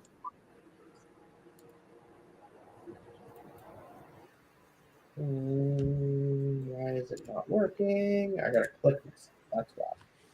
Maybe. Try that. Not rolling.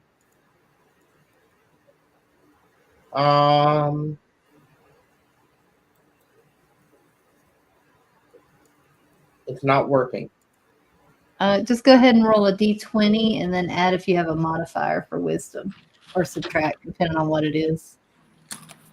And it's a saving throw, right? So yeah, it would be a +2. Okay. You said a 20? Yeah, just roll a d20 and see what it, and then add your bonus to it, your +2. So Okay. you feel your body held in place. Sorry. You are now paralyzed.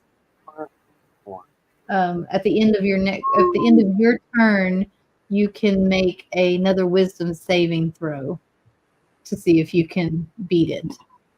But right now you are unable to move. And let's see, she got anything else for me? Is bless an action or a bonus action? It's an Action. Action. It's an action. Okay. All right. So that will be her turn. And it is now Yard's turn. Okay. Well, I find that I score more when I shoot for the core. I like that one. That one's like a high school poster run. He really does. Yeah. It's like in It's the wonderful. gym. At 21, who was you? Oh, I was shooting at the priestess. Okay, the priestess. Yeah, I wanted to distract her. Or, go for the douchebag.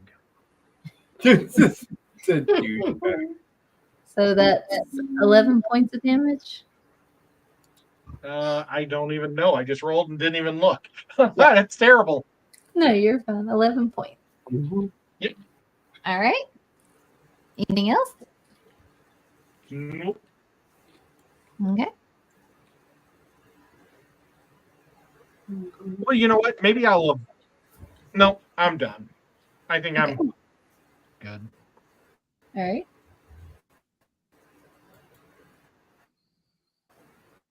All right. So that would mean it is Sahoran's turn. Okay, is using our fish an action? Nope, it's a free action. So you can use it with your other stuff. Okay, well, I'm going to deploy the fish while running up here. Nice. Okay. Remind me what your fish does. It's a +2 to AC. Okay. Yep. Or- So a giant koi appears above your head. And we're going to just start kicking. Which one you attacking? The one directly to the right. Okay. If I can Perfect. give a roll. What do you do? Kick him in the head.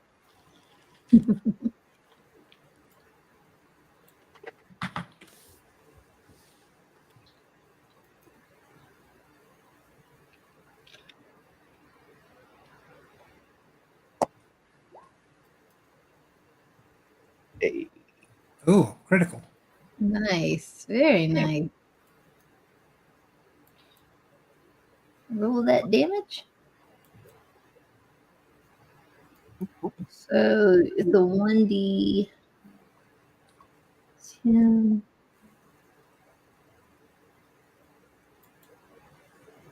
Okay, hold on. So it's a 2d4 plus 3. So you would roll another d4 for the critical damage. It's double dice, right? So it'd be 2 more d4s. D4. So roll 2 more d4s. Plus 3. So wouldn't that be quadruple then? I'm pretty sure this roll is 2d4. Oh, is that the... You normally just do 1d4? Oh, unarmed strike, yeah. Oh, okay. All right. Good deal. Yeah. All right. Otherwise- So that's 8. Like, that seems like too much. Look at you being all honest. How nice. All Mhm. right. When it gets to level 20. All right. He'll get corrupted. All right. Anything else? One more unarmed strike. Mm-hmm. A 19 hit. Doing well. Doing well. 8. Ooh, 7, 9. Okay. Getting some points done. All right, that's all for Sahorian. Alrighty. So Orenberg, you are frozen, paralyzed. You are able to speak, I believe. It's my turn already? Yes. Sweet. So you are able to speak, but you cannot move or cast any spell that requires you to move. But I can also do a wisdom to try to get unparalyzed, right? At the end of your turn, you can do a wisdom saving throw. Yes. Oh. Well, I don't know what I'm going to say or who I'm going to say it to, so. Well, I'm just saying if you have a spell that's verbal component only, Oh. yeah. But if it has a somatic, where you have to make movement, then you wouldn't be able to. It tells you on the spell, it'll say like V, S, or M. Oh, I didn't mean to hit that. That's fine. Disregard that. I'm trying to, there we go. So it's a, where would it say it? Component. Yeah. V for verbal? Uh-huh. If it only has a V, you can still cast it. Okay, well then I do want to do that one. Hunter's Mark? Yeah. Okay, on who? The dude next to me. This one? Okay. Yeah. All right. And then would you like to make your wisdom saving throw? I would love to. You go ahead. I'll try it this way first. Did not work. So it's a D20. Yeah, plus your wisdom modifier. Should be a 2, right? Yes. There we go. That will save. So you are no longer paralyzed. However, my turn is over, correct? Correct, yes. Okay. All right, Alan? Drops over here. And at the priestess there.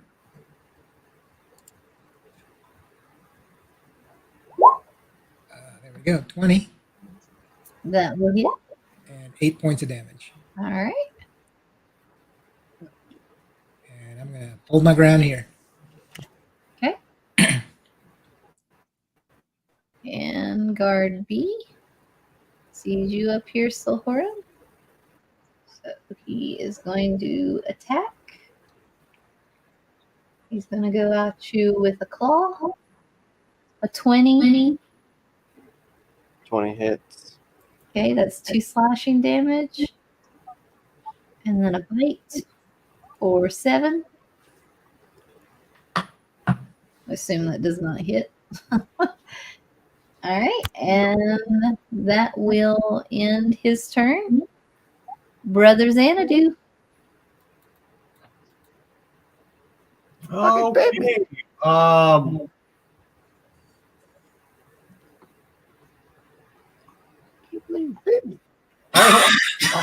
I don't even know if I'm up here. I think I'm still way down far away.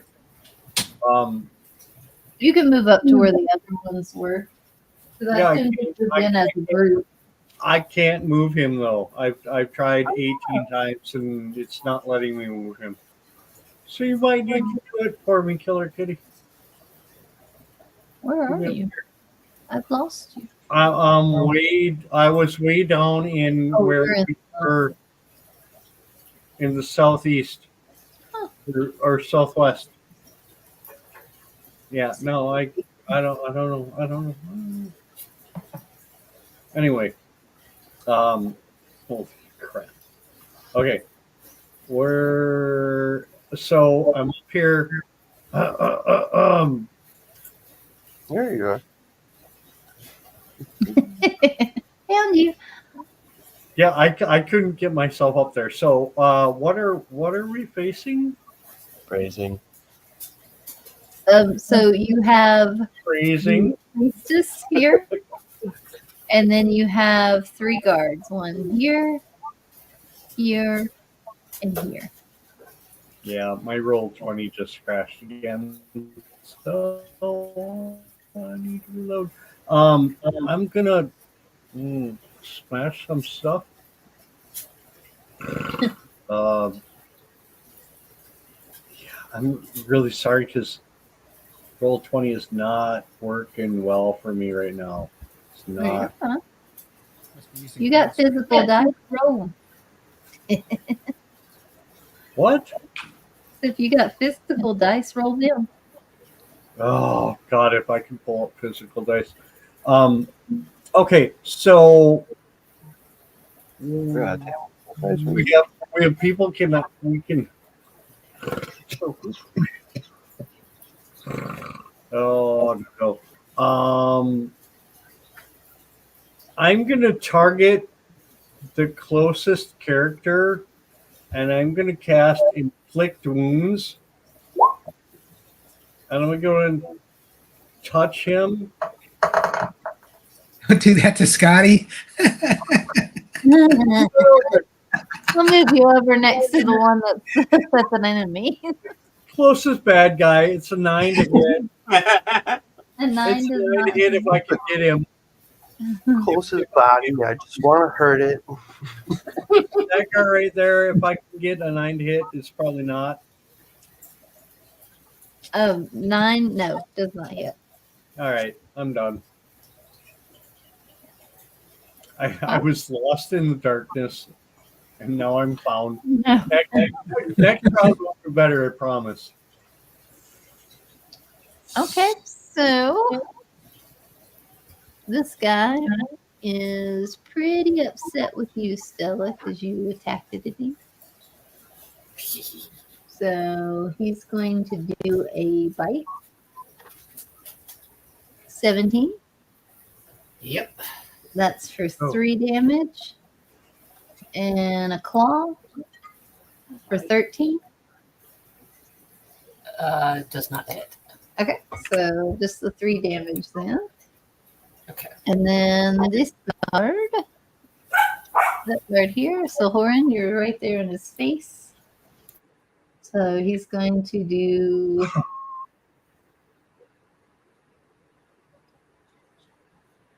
So you took damage, is that correct, Sahoran? Yes. So he's going to do Blood Frenzy, which means he has advantage on melee attack rolls. Oh no. So the first one's a 17 for 3. I assume that hits. Yes.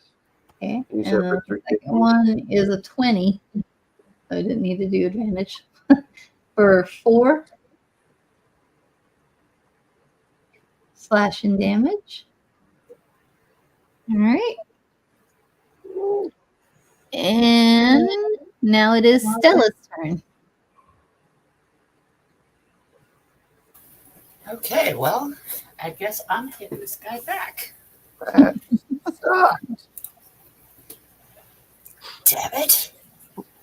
I am going to go into a rage at this point. Yeah. Get mad. Yeah. Bugger. Oh! Mhm.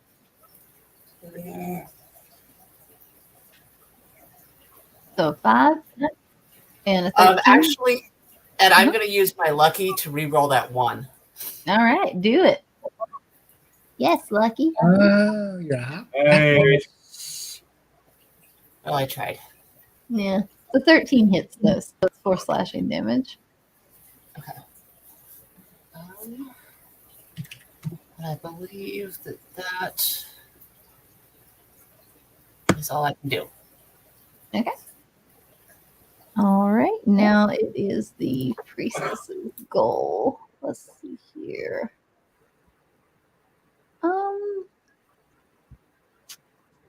Let's see who is a problem child. Let's see here.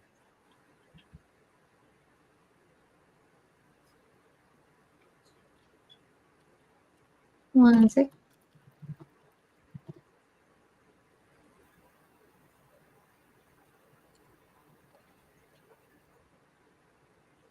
All right.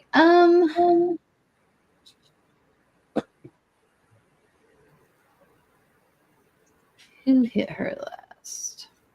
Was it you, Alan, that hit her last? I think it was. No, wait. Was her.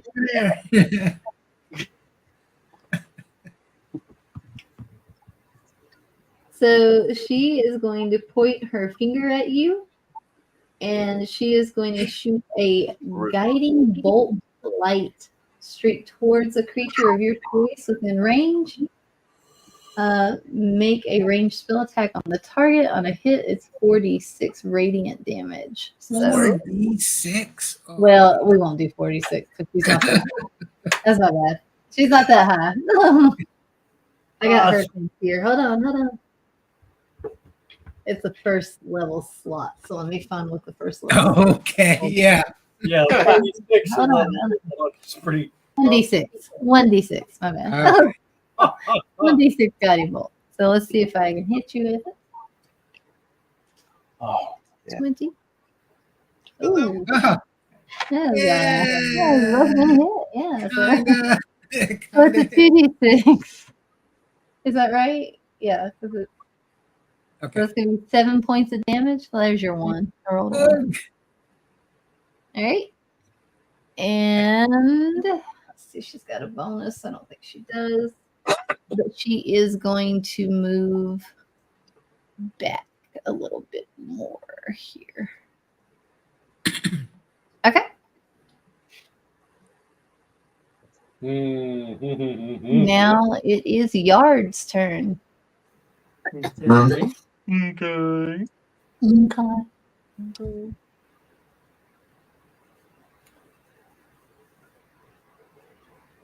Hey, princess. Hey, priestess, hold up.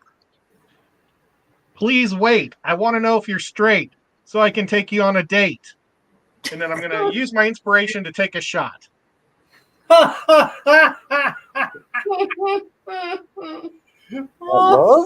Oh, Lord. Okay, now I rolled a 13, but I used my inspiration. So what's that mean? So you would use inspiration on a fail, or when you Sure, think fail. you fail, basically. So before I tell you if it's a fail or not, you had to have to decide if you want to re-roll it. Oh, okay. Well, I would like And to then you re-roll. can take the higher of the two. Yeah, it's kind of like Lucky. Only with Lucky, you can know if you failed or not. Well, I think that one hits. 2. Yep, that one will hit, and I'll take the damage from your first one, which is the 12. Oh, and then I get to do my rhyme.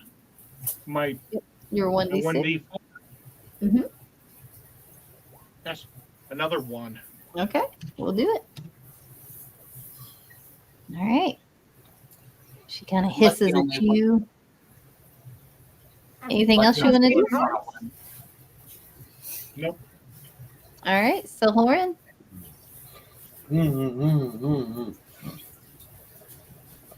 Which one did I attack last time? The one on the right? Yeah, the one on the right. Okay. I'm going to try to Get him. finish him off.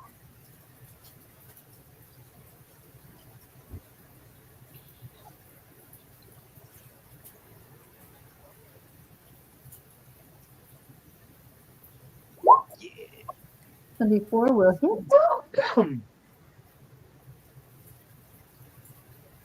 That. 4 points. All right. Still up. Oh, well, it's not going to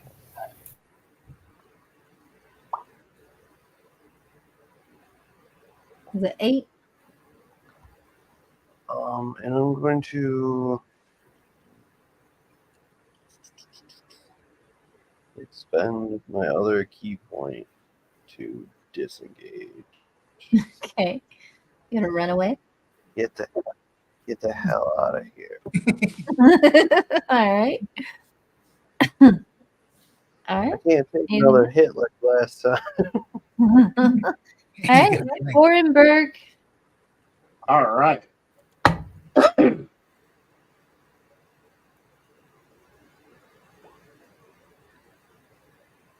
A 9 probably does not hit. No, the 9 does not hit. And I don't think I have anything. Or wait, I got Maker's Mark. What does. Hunter's mark. Yeah. You have to hit though to You gotta profit. hit. Yeah, but it's still Oh, but didn't he cast that last round? So he can just move it as a bonus action. well. right? He didn't. He To a didn't new hit, target? so it's still on it. Yeah, he'd have Yeah. to hit. Oh, Yeah. he's not dead? Yeah. Well, He didn't hit. Yeah, Yeah. he's not dead. hit him He's, again. Yeah. Jesus, H, hit him again. I don't think I can I? Now you're second level. so I'm done. that's it. All right. Don't want to move. Let me get an opportunity attack. Actually, I'm just kidding. Yeah, I would get an attack of opportunity if you moves. Stand strong, my friend. Stand no, strong. do I have any bonus actions I can do? Oh, Anything? okay. I don't think so though. Okay. I think that's Alright. it. All right, Alan. I seen you measuring. Yeah. Where do you think you're going? I was trying to get 60 feet away, but I miscalculated. 14. A 14 does hit. 5. Get him. 5. Yep. 5. Okay. Pretty woozly. And that's all I got. Okay. All right. Guard B is up here. Sad that Silhorn ran away. Oh,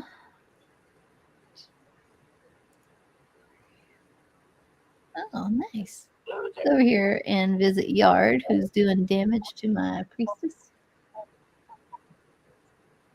And going to do a bite attack. 22 Okay. for 2. Oh wow. For And 2 damage. claw, a 19 for 3. Okay. All right. And then I'm going to point at you and say, that's what you get for hurting the priestess. All right. Brother Xanadu. So based on that, do we know who is the priest? Yeah, the priestess is the one up here. She was hosting the ceremony when you all came in. Okay, 15, 20, I've plunked her twice now. She's too hard. Okay, so shoot. And you're right next to one here. Yeah, I'm playing a cleric and I don't know how to play a cleric, so I'm gonna make it up. But I'm gonna I think I'm out of spell slots, so I'm gonna Toll the Dead Okay. on this guy or gal. Is she hurt already? She's hurt already? Which one? The one next to you? Or the Yeah, one away from Right, the one right in front of me. With Yep, the red that dot. that one has been attacked. Yep. Okay, so that's going to be a 1d12 plus whatever damage I have. Say hand 1d12. Wisdom saving throw. Wisdom save. Okay. I have a +1 to wisdom. So roll a d20. So that is a 12.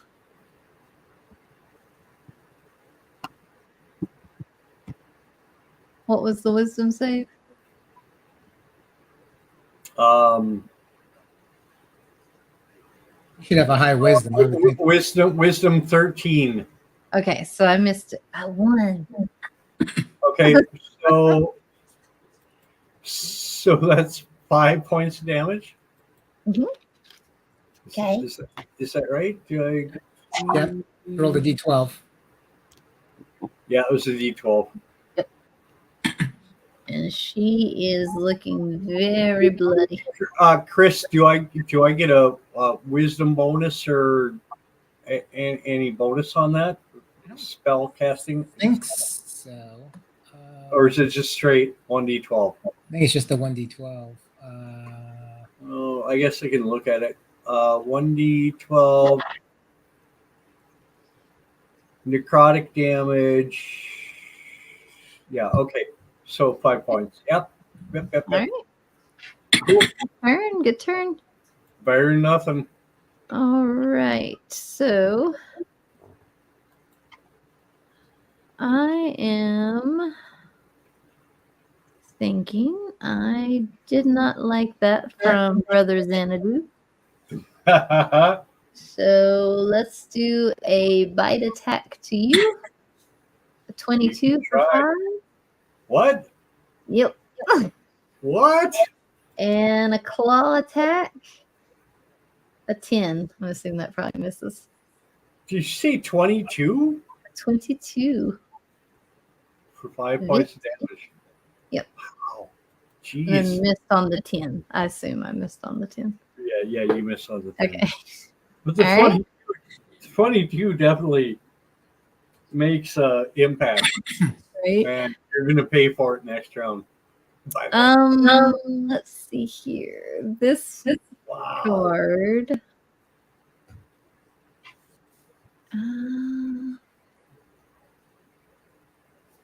Is going to take this merfolk over to the altar and prepare the sacrificial knife. So they would have to equip it for their action. So that's where that's going. And Stella.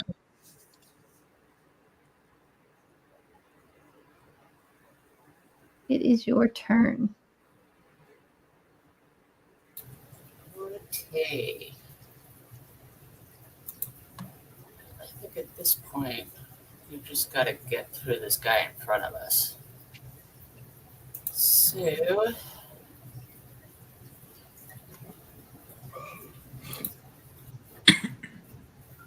Oh my gosh. This is horrible. Ah! Oh, there you go. So Something before I makes- tell you if it fails or not, I will remind you you have inspiration, but you don't have to use it. I just wanted to remind everybody who still has it, which is like I think everybody but Scotty. Don't have it. Well, Forgot I about have that. one. You just used. See, yeah, I'd like to use it for the first Okay. roll. My second attack, I'm comfortable with. Okay. One round too late for the reminder of KilrKitty. I know, I'm so sorry. Oh my gosh. Okay, well, Well, a 9's what it was destined to be. yeah. So, Like, I can't pay attention. I can't expect you to pay attention. It's fair enough. did the 17 hit? The 17 did get. So did Okay, take off so it's gonna be- the piercing or slashing. Yeah. It'll be 6 points because I'm in a rage at the moment. Oh yes, great. Get it. All right. All right, and now it's the priestess's turn. And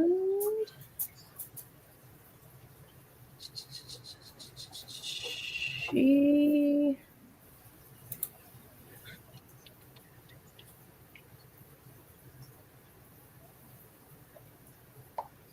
let me see how this works real quick.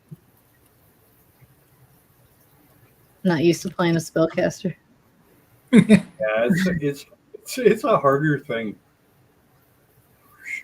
For sure. Okay. So let's see. Got one. Okay. So you see. No. Okay.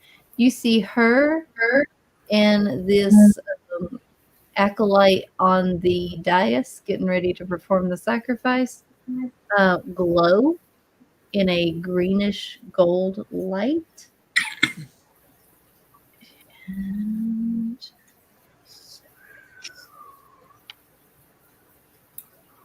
Okay. Before And we she end looks my a little turn, bit better than what she did before. And so does he. And that's the end of her turn. So Yard. Okay. So, but I've got a guard on me, right? Mm-hmm. Yep, there's one right here. Yo, bro, you should have paid me $1 because I'm the ultimate scholar. I would have told you you're gonna die because you gotta be taller. And then I'm gonna attack him with my dagger or with my rapier. Which you don't have to run for. I don't care, it just gets me bloodthirsty. Right. And He gets me bloodthirsty. Oh, look, it worked. He gets me There we go. bloodthirsty. I love that so two much. 17s. Whew. So that is 16 points of damage. Yeah. Good night. I might be an archer, but I'm pretty good with the swords. Yeah, really. All right, he is very bloody. Anything else? I really don't have to think about it while he's bleeding. All right, still Horan.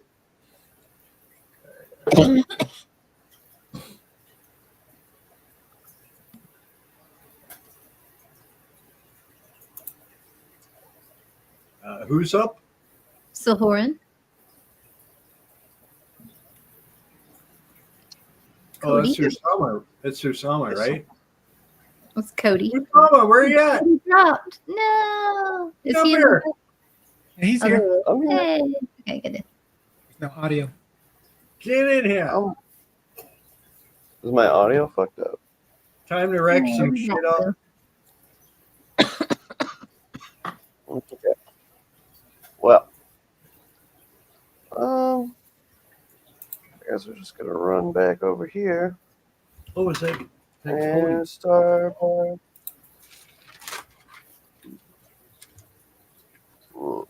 quarter staff.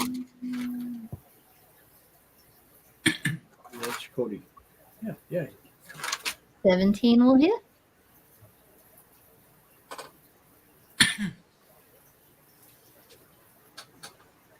Seven points. Okay. Looking pretty bloody. Mm-hmm. Whoa. Oh, it's awesome.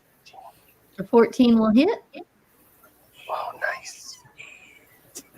Oh. 4 points of damage. All right. Getting woozy.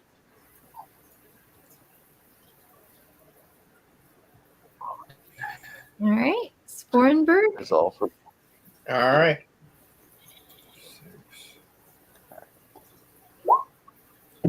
$16.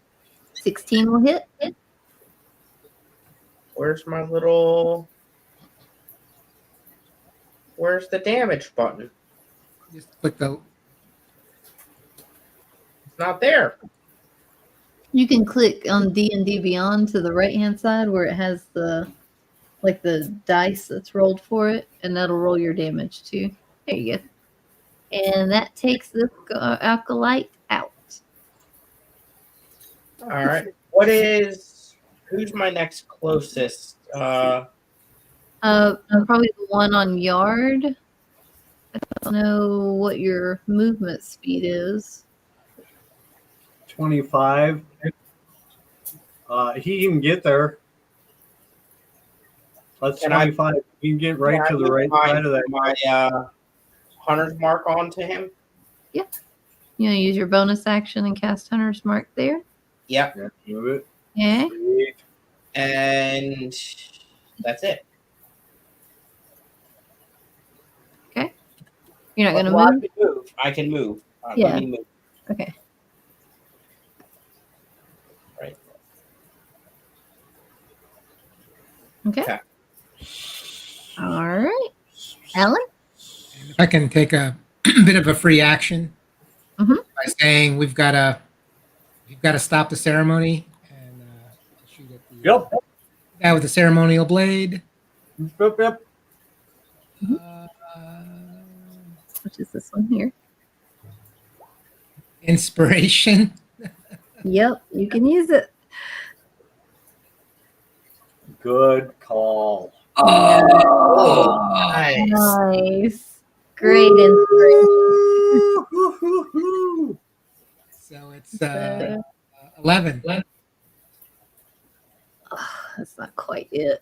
Okay. My let's see. hero. No.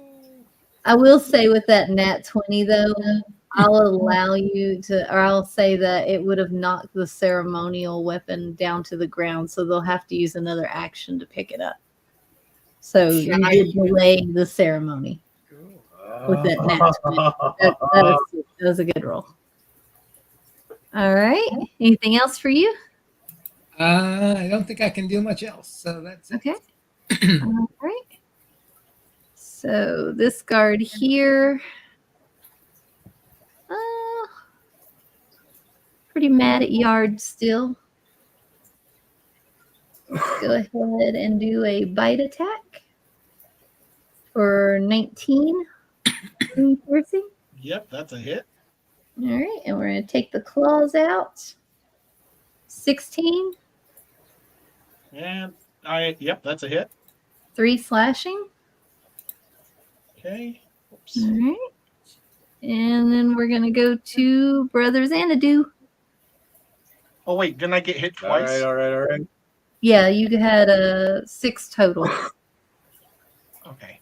The first was Okay. 3 and the second was 3. Yeah. Okay. So we are. Let me do this. Measure this out. Oh yeah. Okay. I'm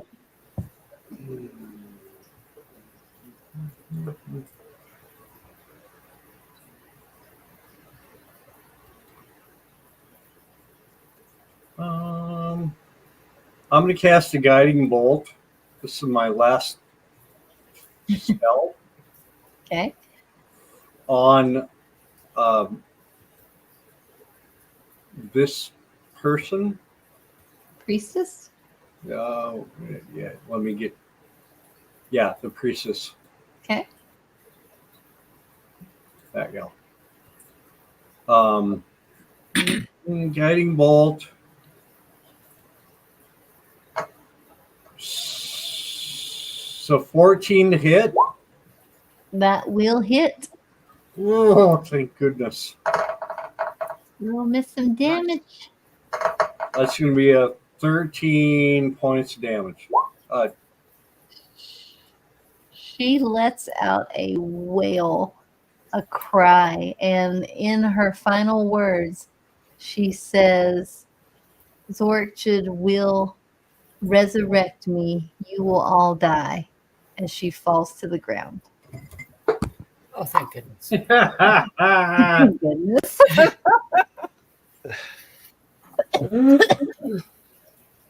Okay. Seeing this, seeing the priestess die. Oh, I'm sorry. Are you done, Xanadu, or is there anything else you want to do? I think she's dead. Yep. Yeah, I'm done. You want to move or anything like that? Or are you good? I will. Yeah, actually, I'll move up. What do you know where my character's at?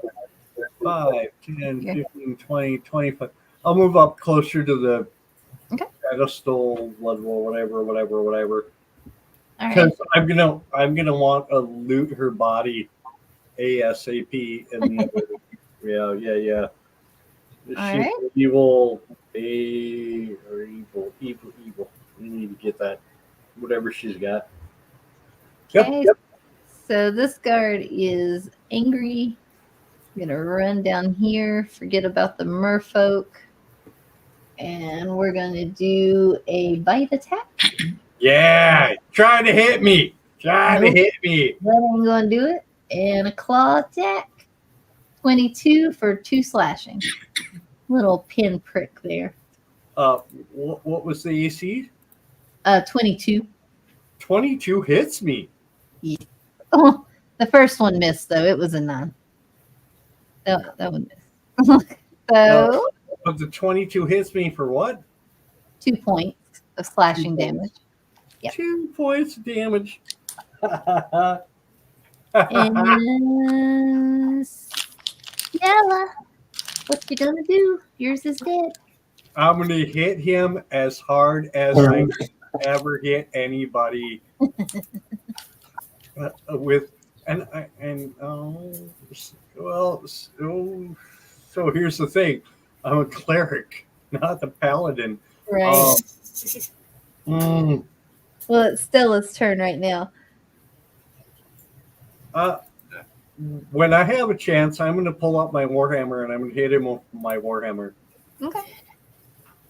All right. So let's see. I don't know if I can get. It's a 6 to hit. Oh no! Oh. Oh, Where are you attacking? that guy just came up and confronted me, and I pulled out my hammer and I tried to hit him, and I missed. Oh, I gotcha. It's super sad considering I just destroyed the high priestess and this little whatever. Okay. I'll move up here. Okay. Then I'm going And I don't have a second attack yet, so I can't do anything else. So That'll It was end Stella's turn. Stella's turn but now. he can try to hit me, and he's not going to hit me. So like, there's no worry about me, going down. So Getting hurt. Yeah. we'll have a slugfest. You guys can all back off and let me do this. But Kalish, if you want to come up and smash him, help me out. That's cool. I don't need your help, but I'll take your help. I love your help. I love my people. Like I said at the beginning of this campaign, I'm all about taking care of my people. I'm a Southern boy. I'll take care of my people, my clan. I need to take care of me. I'll take care of you. It's okay. Is that a javelin throw, Stella? Yeah, because I can't reach him. Okay, gotcha. Yep. So 7 will miss. I figured. So that'd be the end of that. Okay. So it goes down to Yard next. You still got the one up in your face. Yep. Okay, let's see if I can do this one good. Dude, you shouldn't have got in this race. You can't compete with this pace. When I get done with you, we're going to carry you out in a vase. Okay. Oh, Now nice. we're I ahead with like that one. You get gangstery. I get gangstery when I pull out my blades. Very good. Okay, well, that's an 18. And with my short sword. That will drop him right That's there. 20. Yep. He was on his last little leg as it was.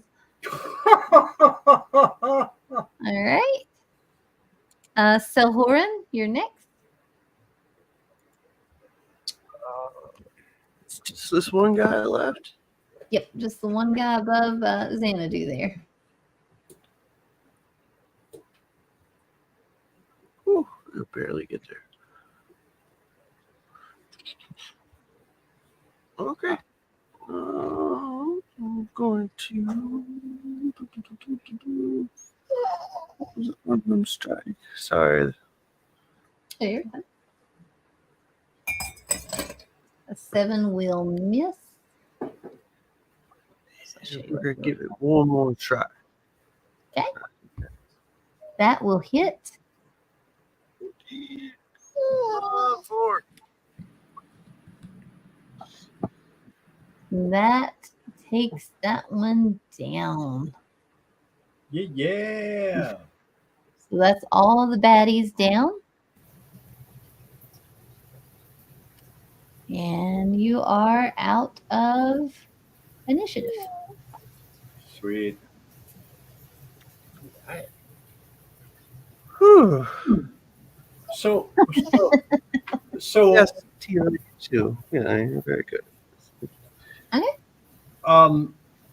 So I missed the intermediate episode. So I have a magic hammer, but I don't know what it does. Can I find out what it does? I think yours is the one. It's the Warhammer of Vengeful Spirit. It has a vengeful spirit inside of it. I think. Hang on. Ooh, Warhammer of Vengeful Spirit. I like that.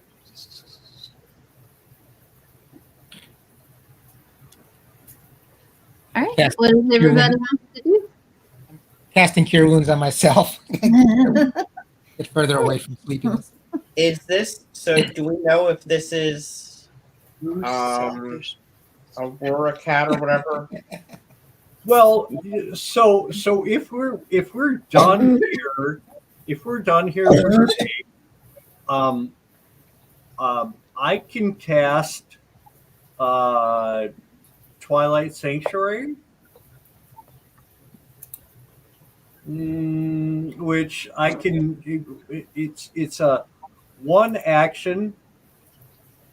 Here, let me paste it if I can.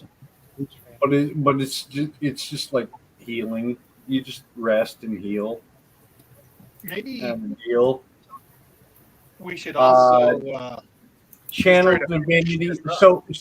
So actually, this is so. Hang on.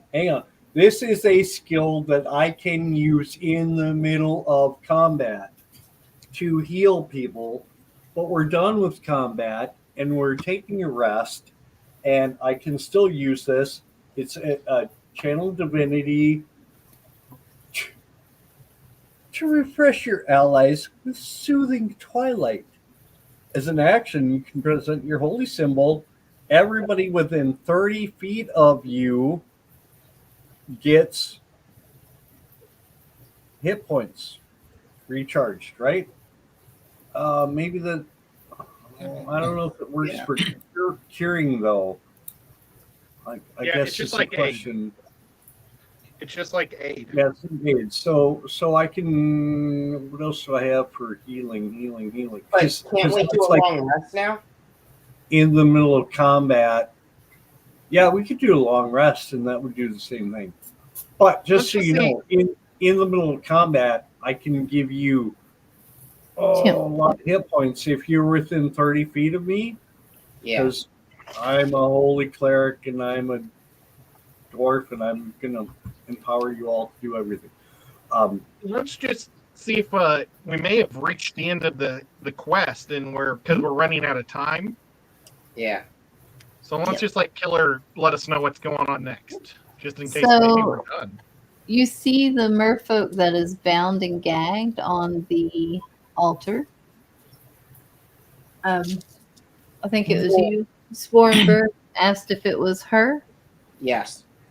Orica. So you all go and unbind her, take her gag off, and she speaks to you saying she is, in fact, Orica. That she was captured with a lot of her people. They were to be sacrificed. A lot of them were sacrificed.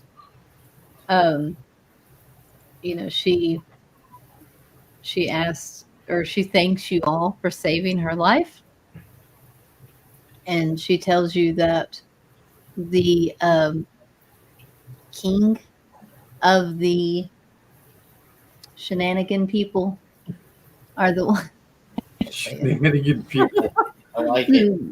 I love the shenanigan people. That he was the one saying that he was following Orichid's orders to basically run out the Aarakocra and start taking over the land, because they're amphibious. They can do both land and water. Mm-hmm. Can we take you back to Andreas? She says, if Andreas. See, you're not giving names either. So So if you take her back to the first and let her go, she can get back to the ocean herself and get back to him. I think we should do that. And will that bring back the fish? Because So that's what we're basically- trying to do. Like Yep. what's it going to take to do that?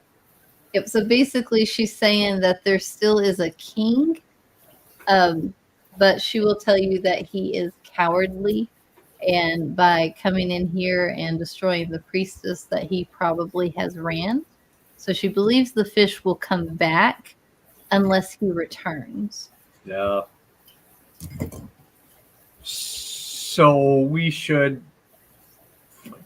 keep doing whatever we're doing, but we should keep an eye on this. And if it recovers and heals, it's all good. But if they have problems again, we should be able to rush back in and deal with this dude.